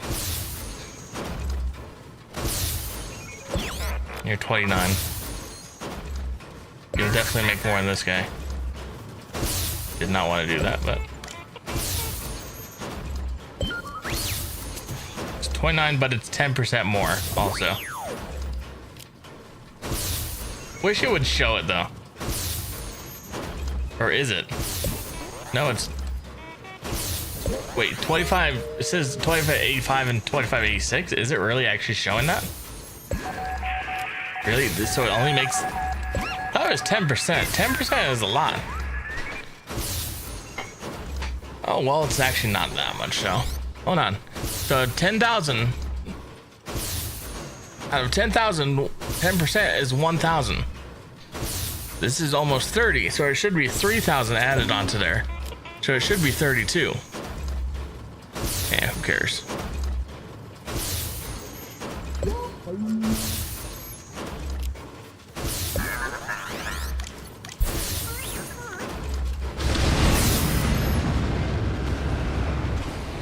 Dang, those two just finished. KX.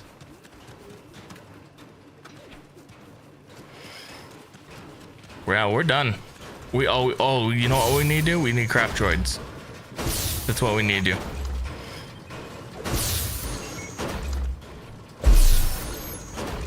Those take too long. I can sell you too.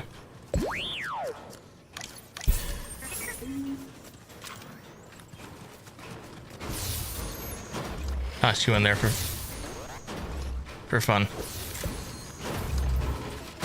Okay, we just need to start tossing droids. 10 at a time. 2, 3, 4, and a little too pricey. 5, 6,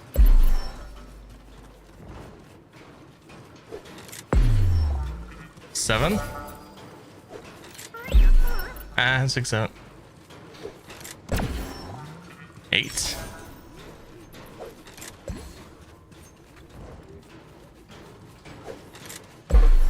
9. And 10. 10 at a time.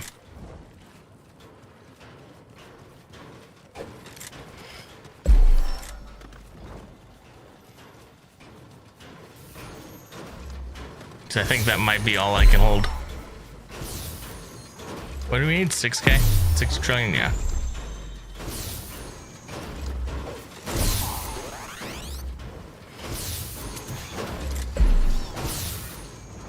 We just gotta get the... Don't need that now. We just gotta get these challenges done before we quit this today. And go to some Battle Royale.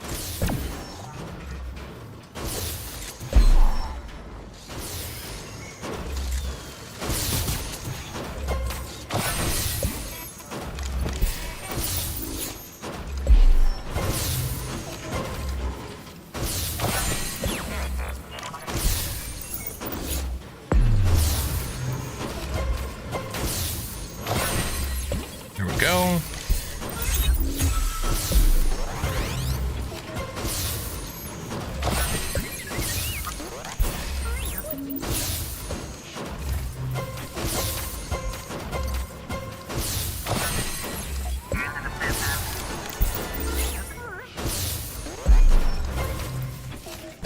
Grab those.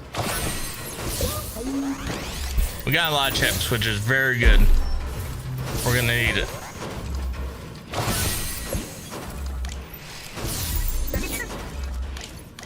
What Beskar Legendary was it? Ah, Proto Roller. We have one of those, right? Yes, we do. Yes, we do! Oh, great. The Red Sox scored another run.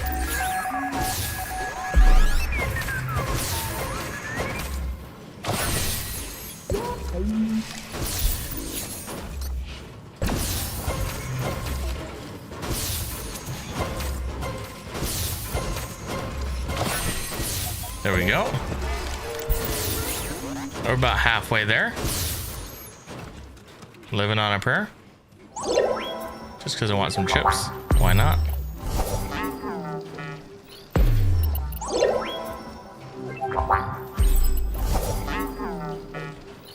I'm not even counting.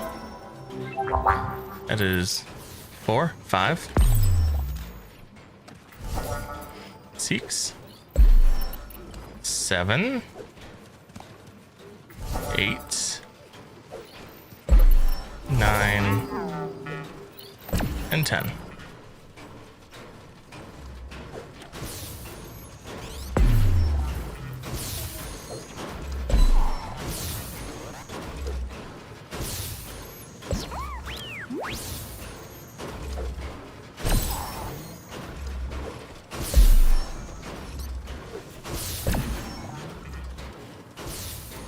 Can you pick it up? Thank you. Or not.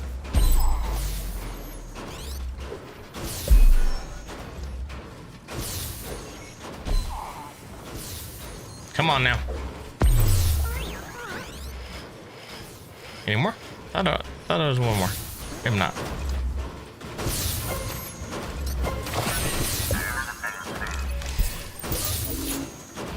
This guy hasn't moved around in a while.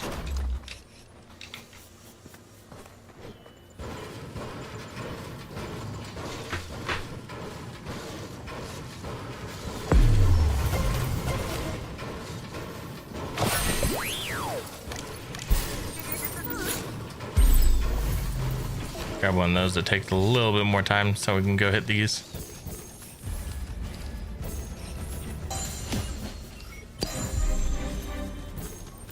Oh, we didn't send that one out, dang.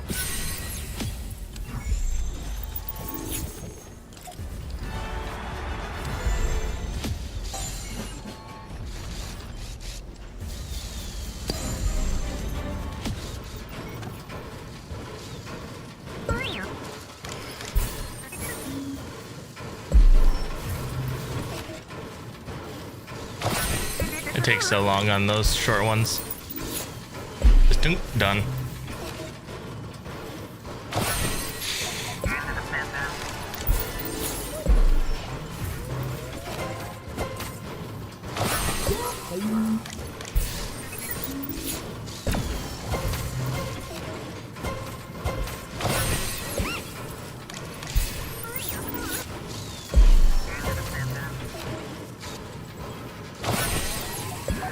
This game is so fun though.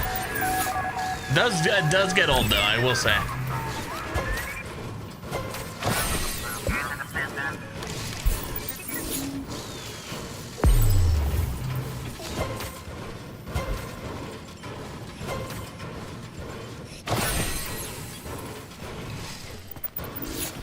Moving back over to get money.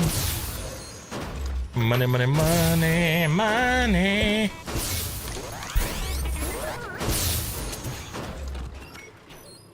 Not many more left to go.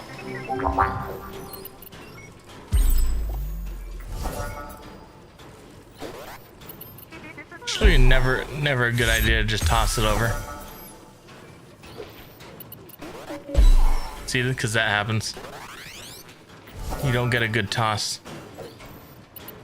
That one was, because I'm just good like that.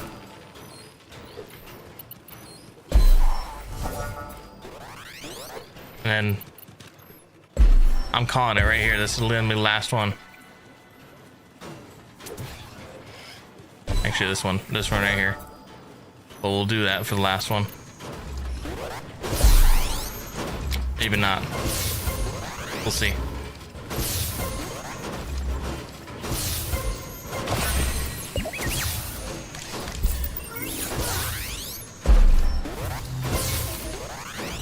We've done all this without really spending any chips, which is good.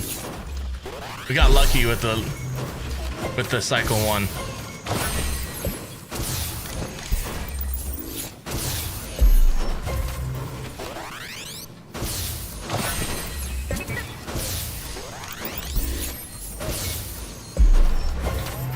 How many droids have we crafted? 5,200 and something. 16 probably.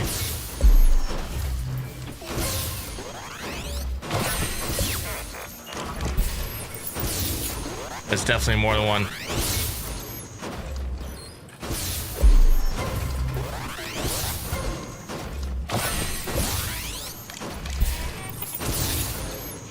That's definitely more than that. I think 2 from here and then that one on top. And then we'll be good.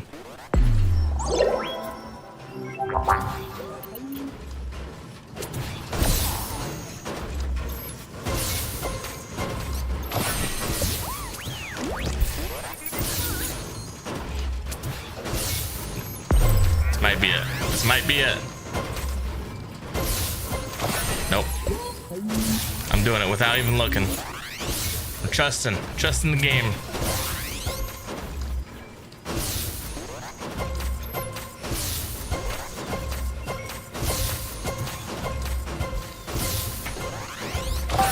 Yup, got it. Boom.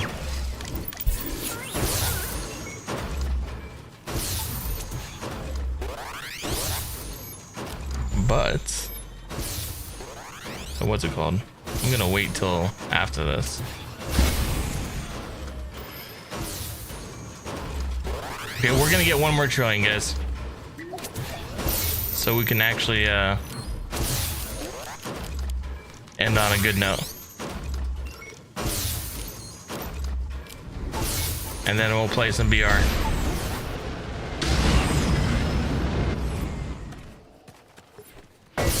We're gonna be looking over there though. I need that. That is one thing I need badly.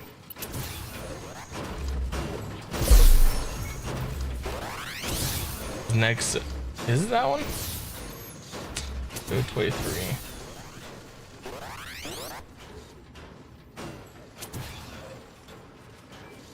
Yeah, next one is the default Motrek. I think that I just got.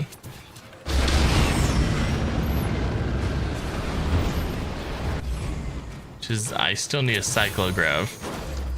So that's hopefully what this will be.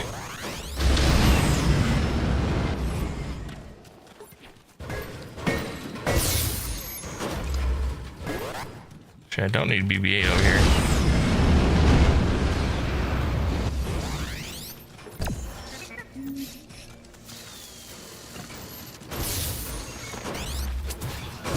We can upgrade that to Beskar if we need to.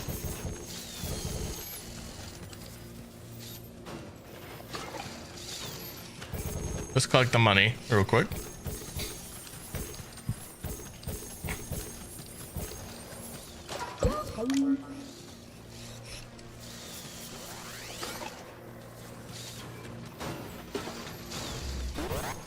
Collecting all the money.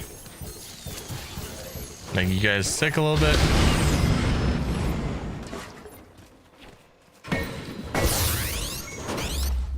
We're looking for anything good over there.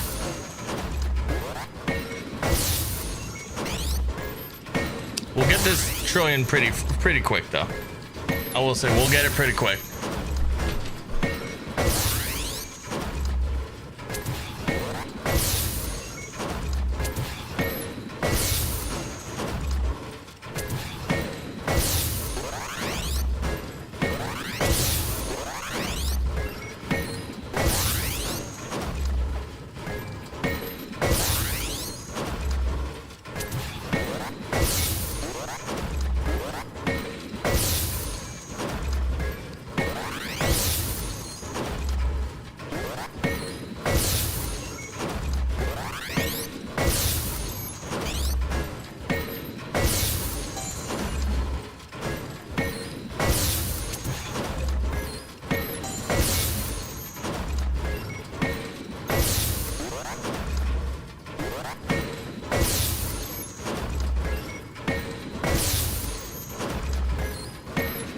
See, it's going pretty quick. Except when that happens.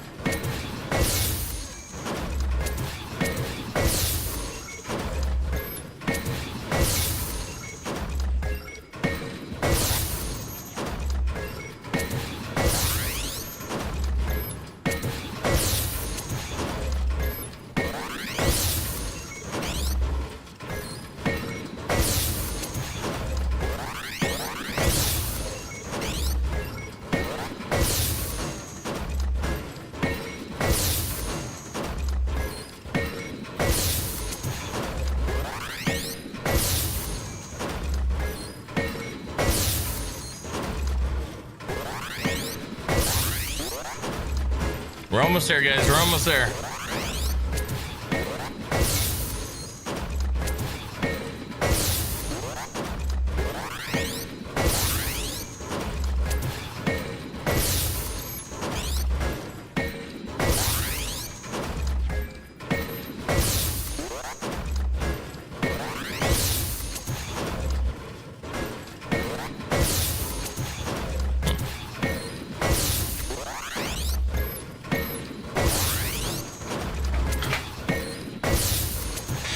Boom, boom, boom. Boom, boom, boom.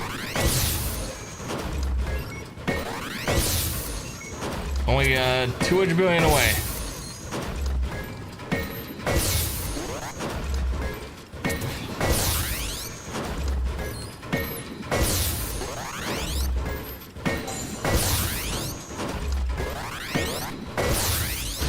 We make a lot with this.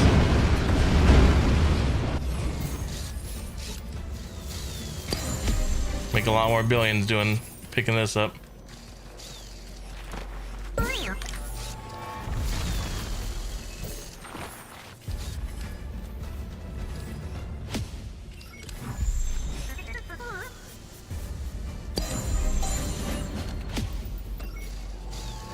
Are we gonna rebirth?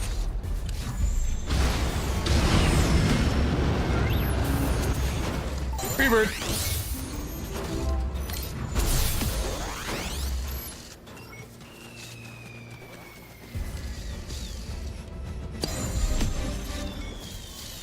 Yeah, no thank you. No thank you.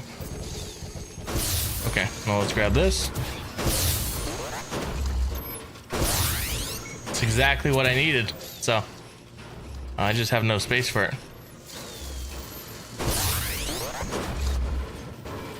But exactly what I needed rebirth next time.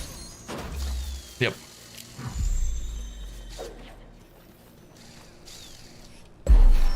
Oh, I thought if that one, and I was gonna say, what?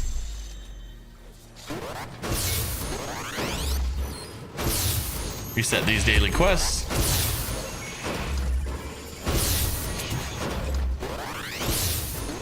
Gonna play for 60 minutes, we probably sadly won't get.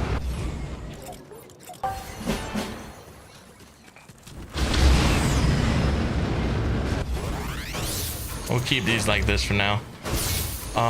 Okay, we need to free this up real quick, and then we can get off.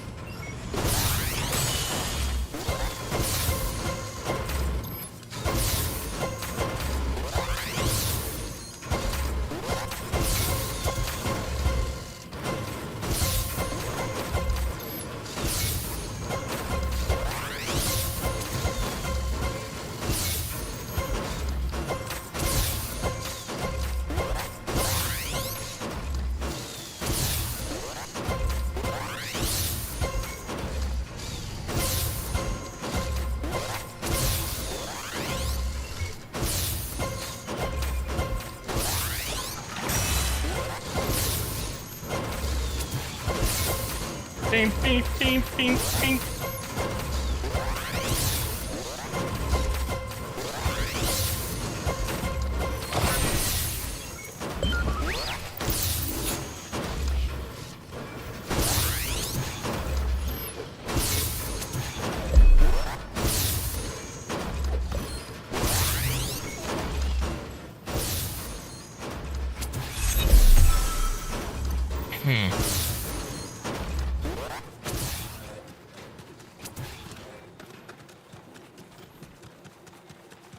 I need 2 diamond droids real quick.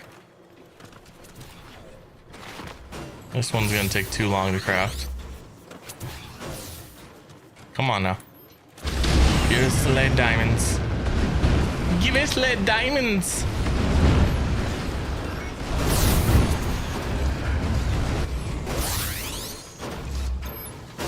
What is next?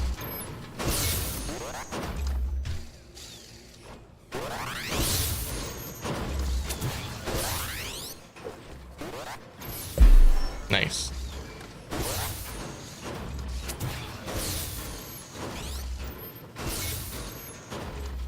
So 23 we basically are done. Need best oh, we need a default IG.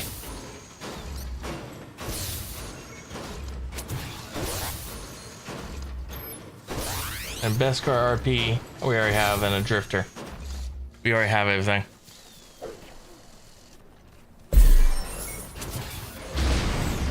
Can I get a diamond? There we go. There's one diamond. You know what the problem is? I don't have a spot to do this. That's 4 hours. This is 4 hours. Or yeah, no. Okay. If it, yeah, at the most we'll get on tonight and do this. I'll just, okay, yeah, it is just, okay. Let's go play some BR. Actually, check that. We're gonna play this for another 30 minutes. You know why? Because that'll be a 5-hour stream. And that's what we want to do.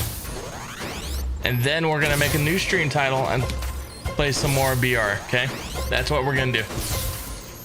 If you don't like it, you can leave. Goodbye.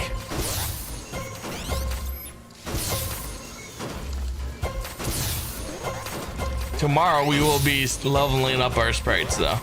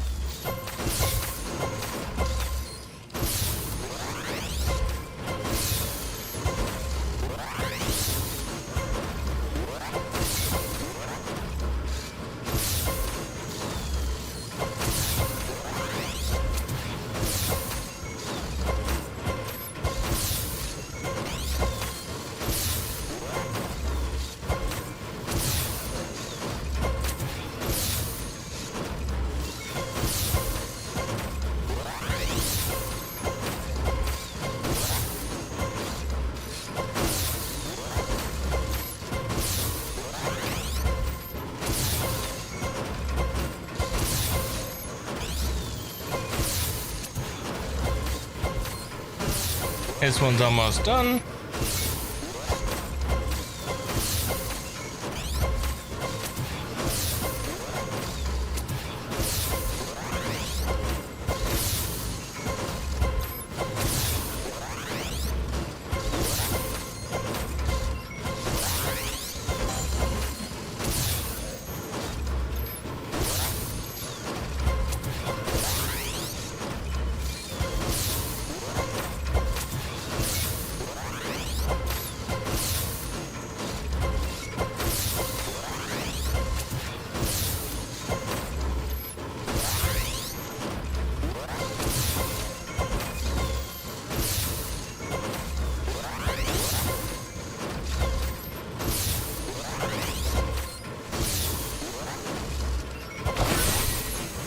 Sweet, that is gone. 30K though. I can't go in here, so. Button lounge.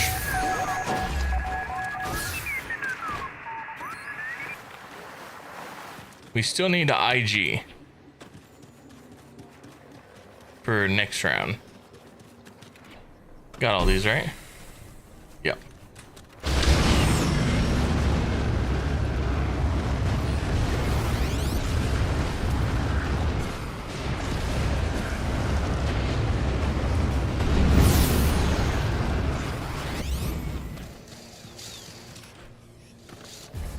Money or something?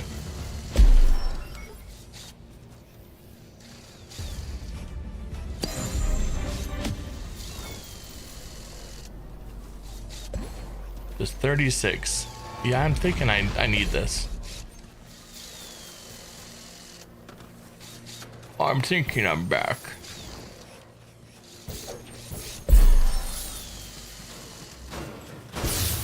Can I have something to put in there? Oh, the diamond droids.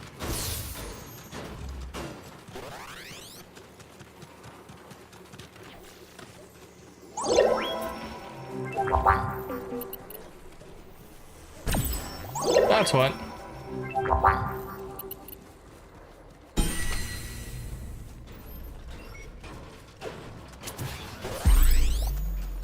I need the cyclo, but I'm gonna need it in a I think a diamond, which would be crazy just to get from here. It'd be expensive.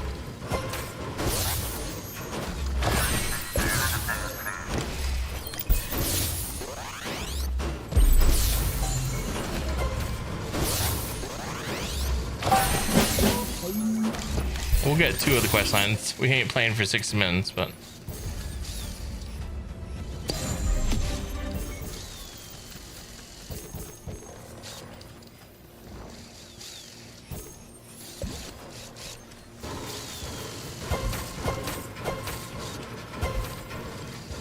big axe this.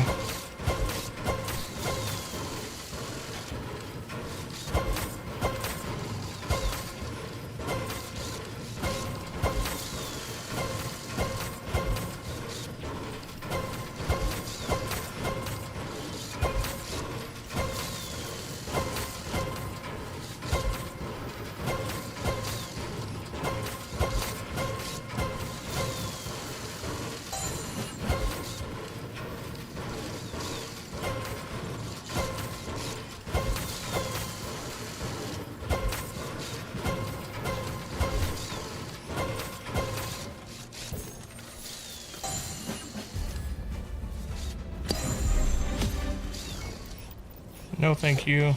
I said no. Go in there. Good boy.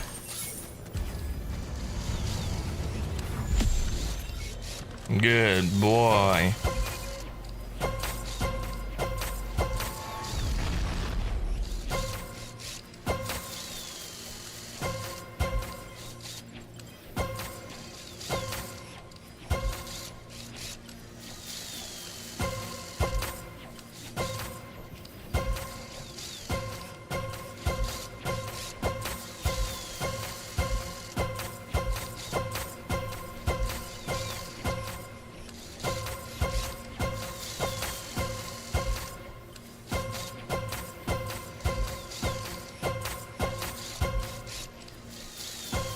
Almost done with this one.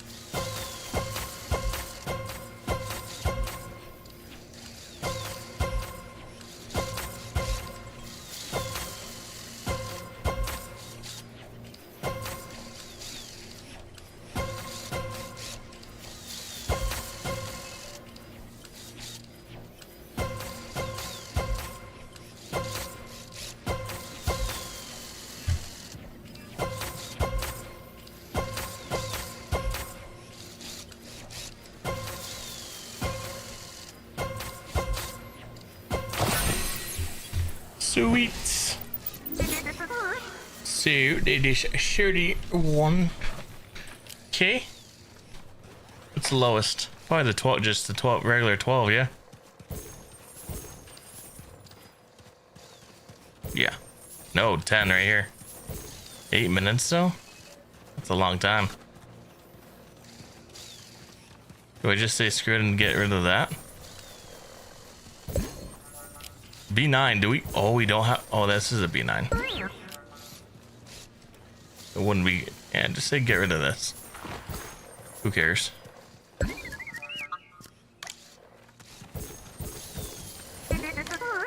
Put it here for now. Excuse me. We'll be getting rid of that too, so.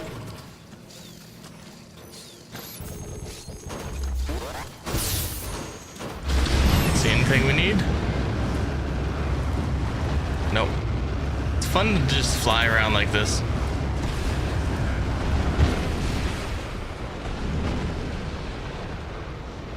Let's see if there's any changes around the map. Come to event. We haven't done that yet.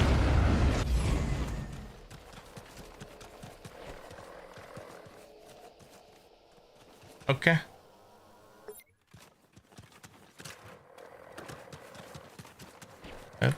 Strange, but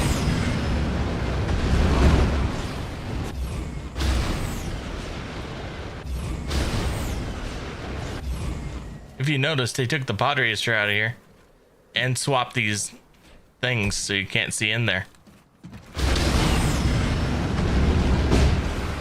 There's nothing up here. They did change over here though. Just because chips are great.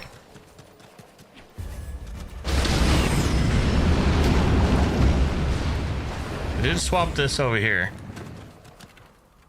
I don't know what this is gonna be though. It's gonna be something though.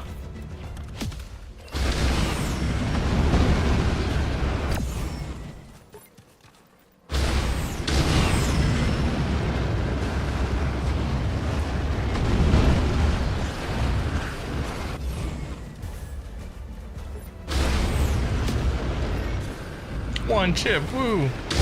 We have these people playing poker. We have all these droids. This one looks darker though. It's weird. Who's winning, boys? Who's winning? Who's winning? It's cool they're making like movements though. That could have been bad.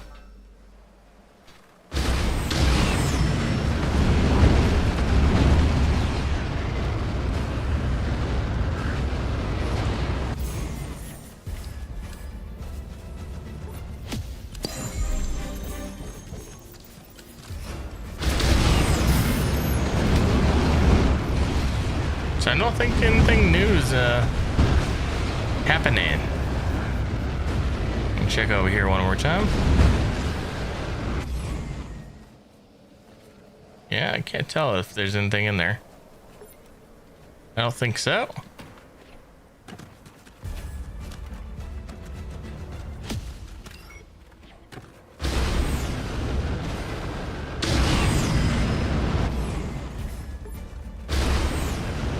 Nothing up here. No one overlooking right here. Nope.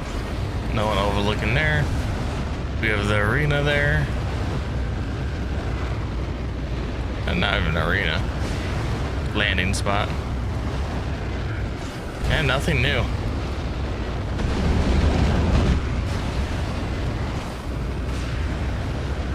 There's one spot we're gonna go to real quick though.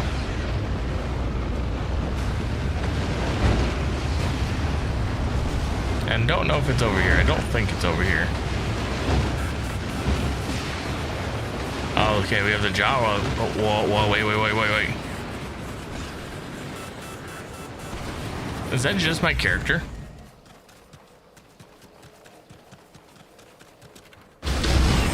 Let's get a sniper. Get a new jetpack though.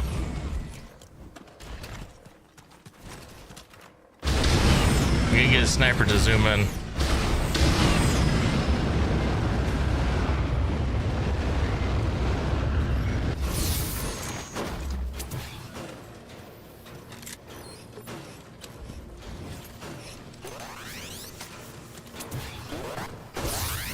It's not a good sniper to zoom in.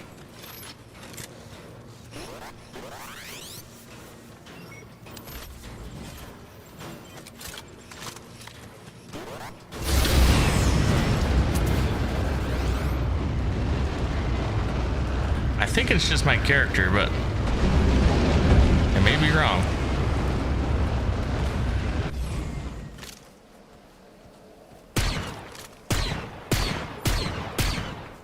It is my character.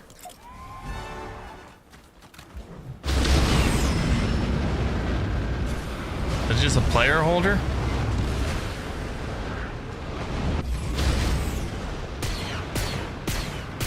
We'd have to go into another game and look, but it's definitely Vader.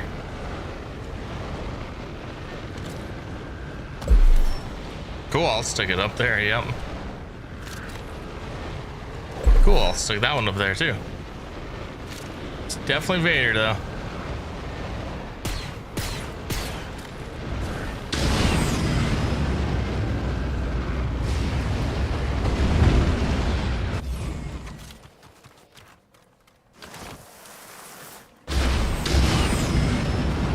Go anywhere back here. I go pretty far back there, to be honest.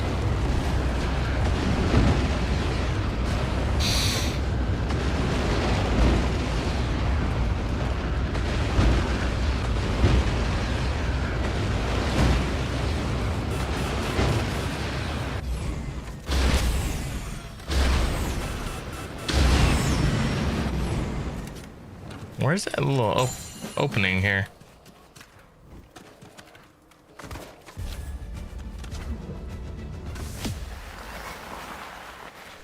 Thought it was somewhere over here, but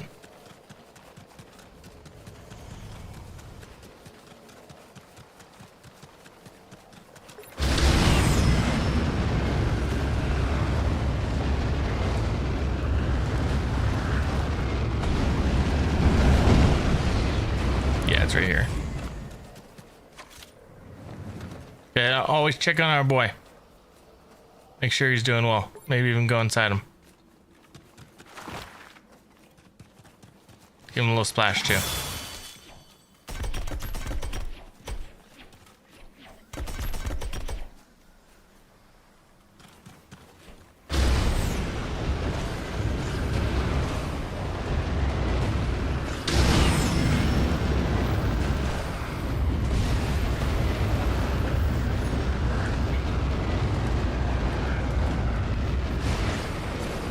Excuse you?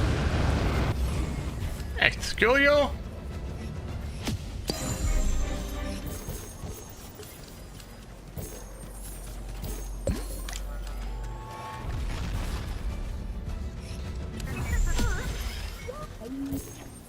Some good amount of chips.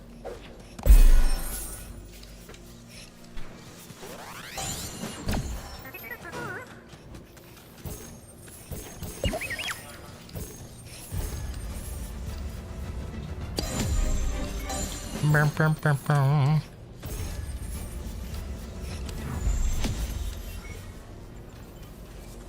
$47 billion, not bad.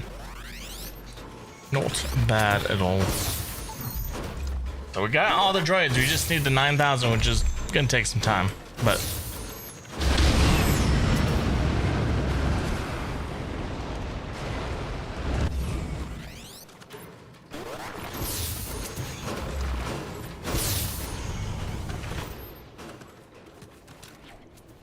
okay, we're gonna do something real quick.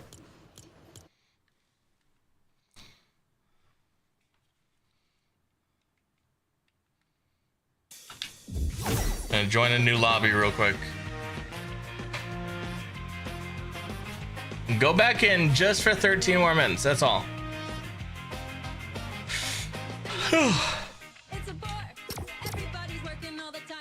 I said it's gonna be 5 hours though. And then we're gonna start a good stream. Longer stream. That's where, well, I don't know about longer. Let me stop that right there, but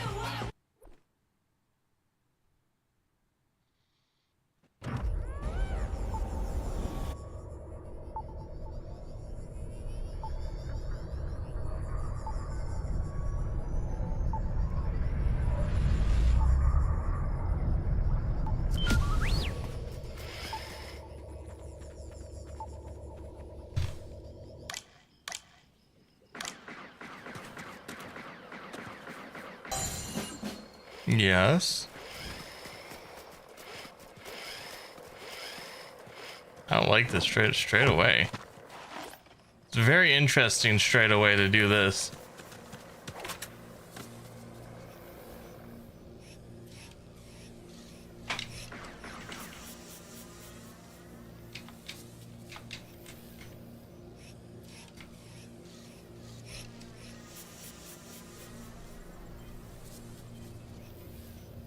Why is he sitting in my base?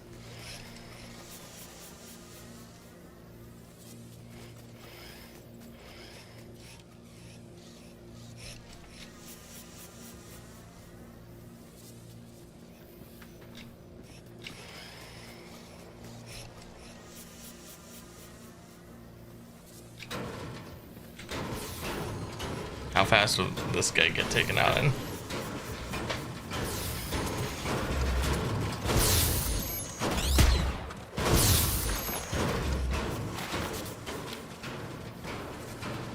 I'll take my weapon back.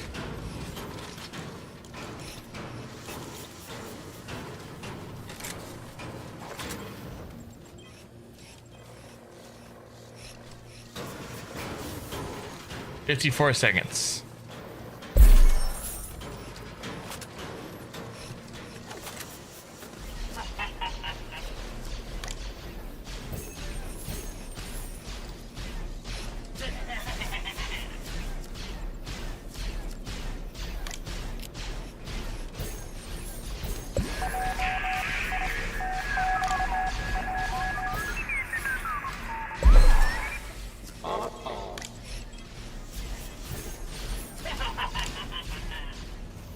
We got both of those droids now on.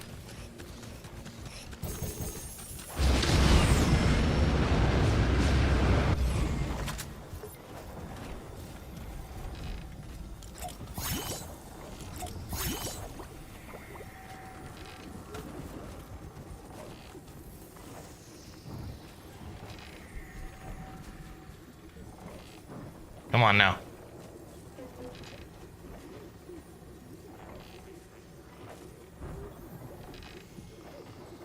Dang. All sucky. Except that. Except that.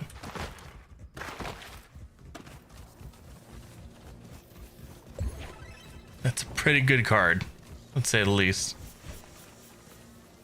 Let's go. Let's go. We need to finish this one so we can go in that slot.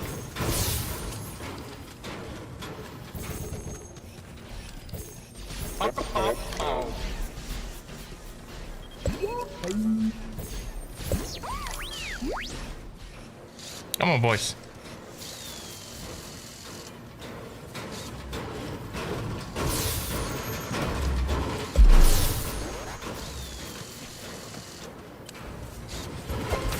Let's finish this one. Let's finish this one.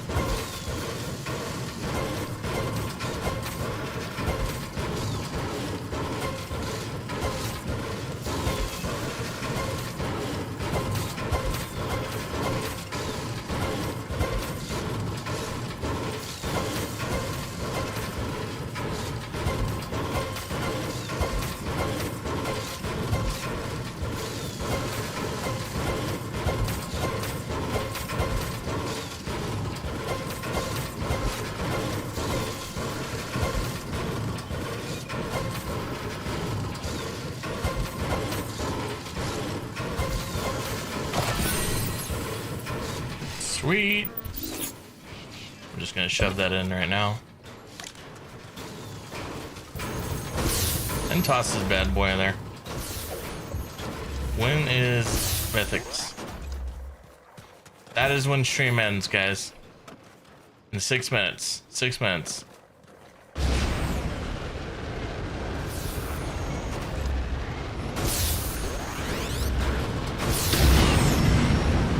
We might as well get money. We might as well get money. We have 2 VIPs in here. Ooh.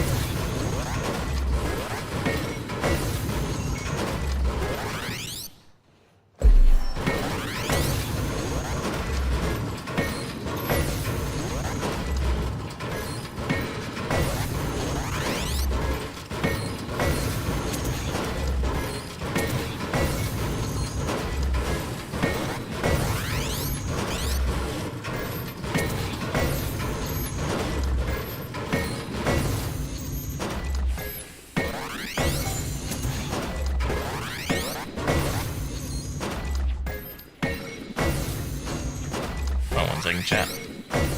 Greedy owners.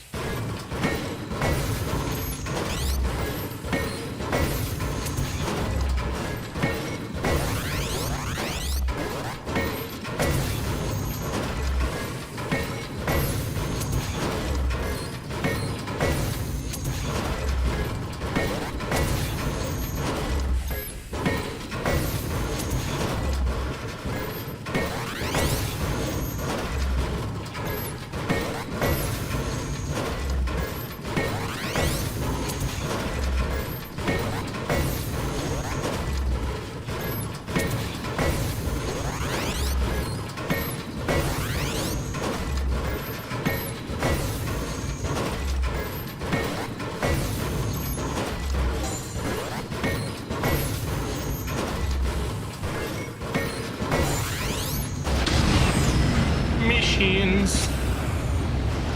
We got 3 minutes. We got 3 minutes.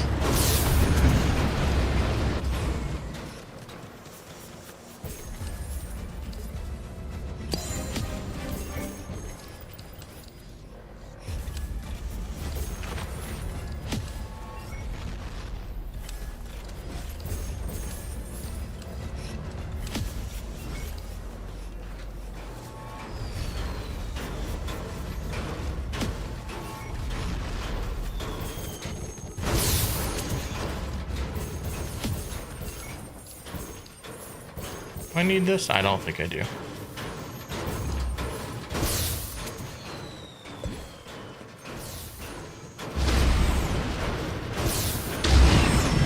Oh, that's a KX. Okay.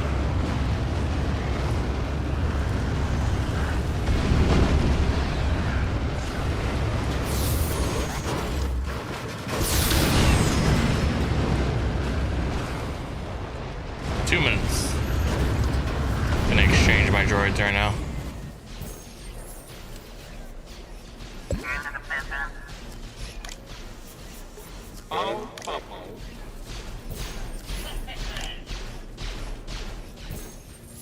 To be honest, if I don't get it, I'm down to shoot whoever doesn't.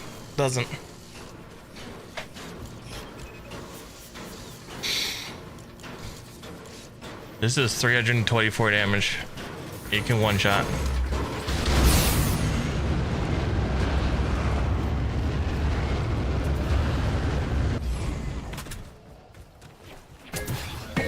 Oh no, I guess he got long. 112.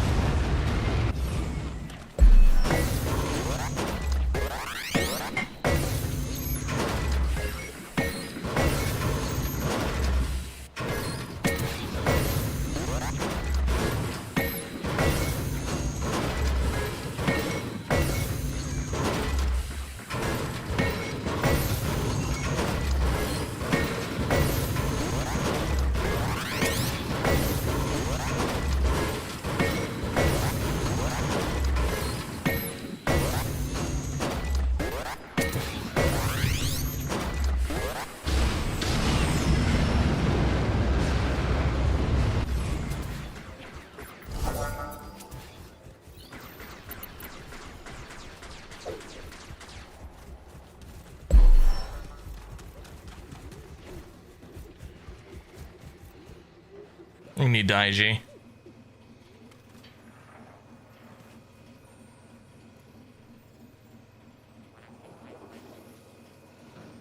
Come on.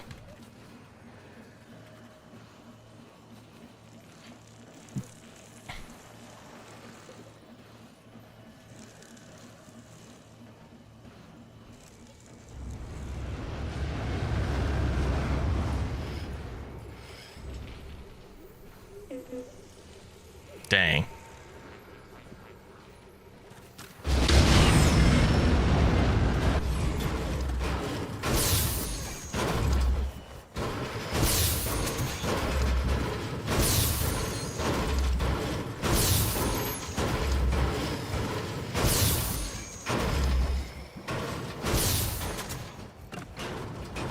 Never trust someone in your base, guys. Never do it. Hey, that's really it then. Hold on, that's 4 minutes, right? 5 minutes. Okay, that's what we're waiting for, and then we're done. Oh, we're at the 5-hour mark. Dang. Yeah, we're done. We're basically done. Why am I not making that much money?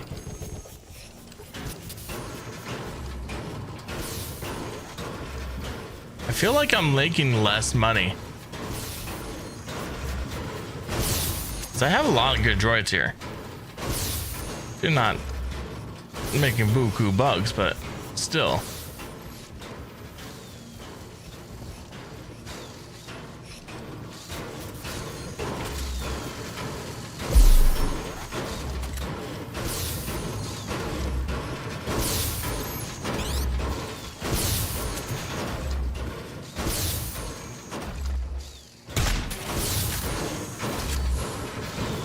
Boom. Yeah, I need to switch these guys out. Or just keep them till the 3-minute mark. Why not? It can't be that much less.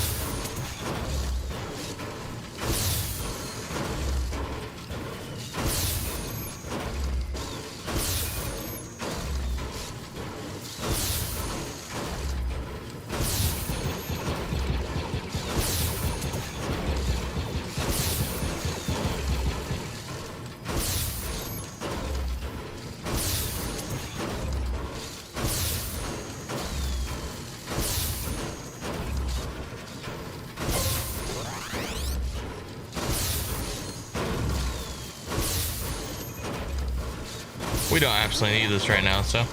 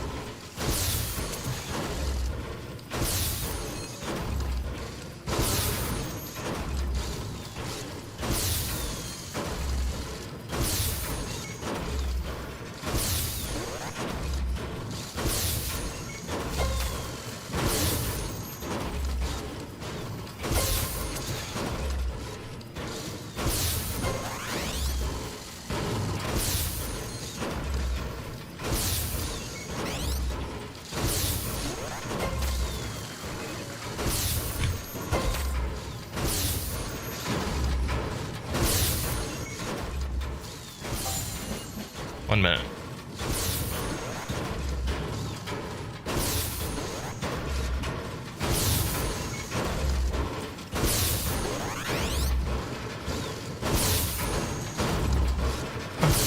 They're learning the lesson. Just get on mine. 44 seconds.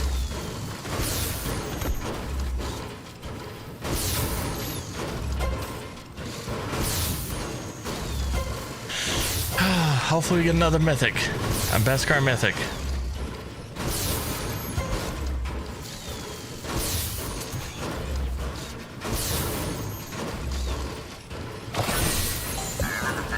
A drifter would be nice.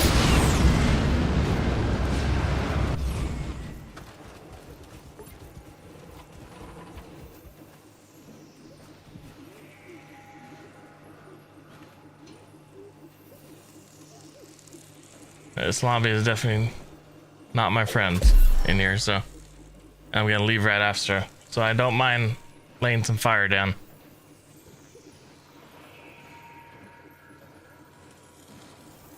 Crappy droids, dang.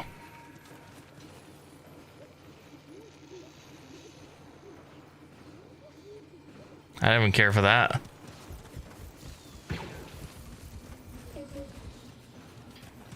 I'll lay it down for someone.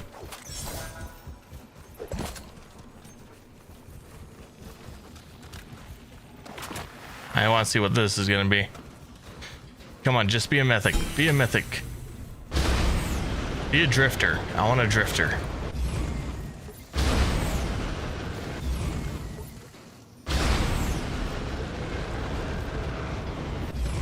Come on.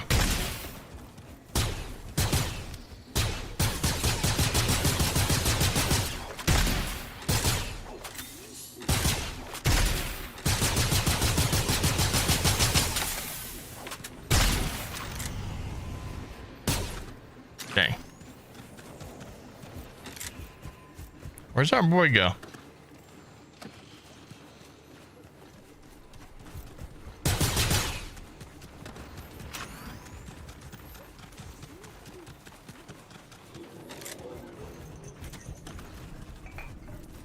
Let's upgrade these guys. You can't.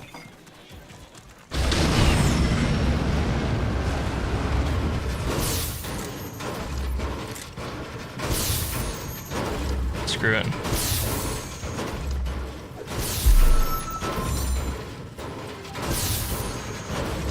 $29. I think I'm good. There's 23 over there, so it will help a little bit, I guess.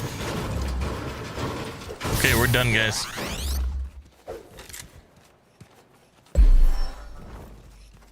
We'll grab these and then we're done.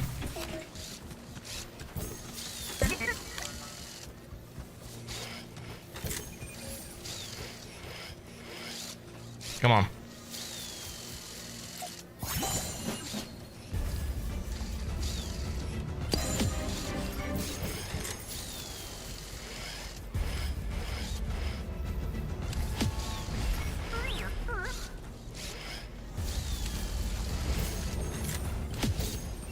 No, 7 seconds away.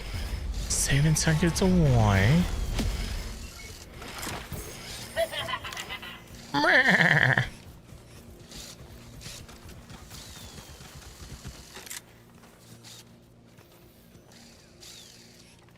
That boy's a crazy droid.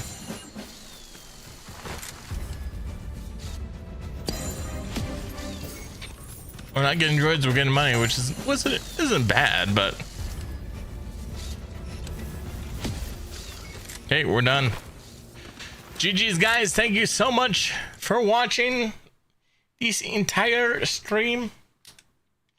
It's been a good 5 hours. It was a very good FNCS Major 2. Thank you guys so much, and we'll hopefully see you tonight. I want to play some more Fortnite, but we'll see.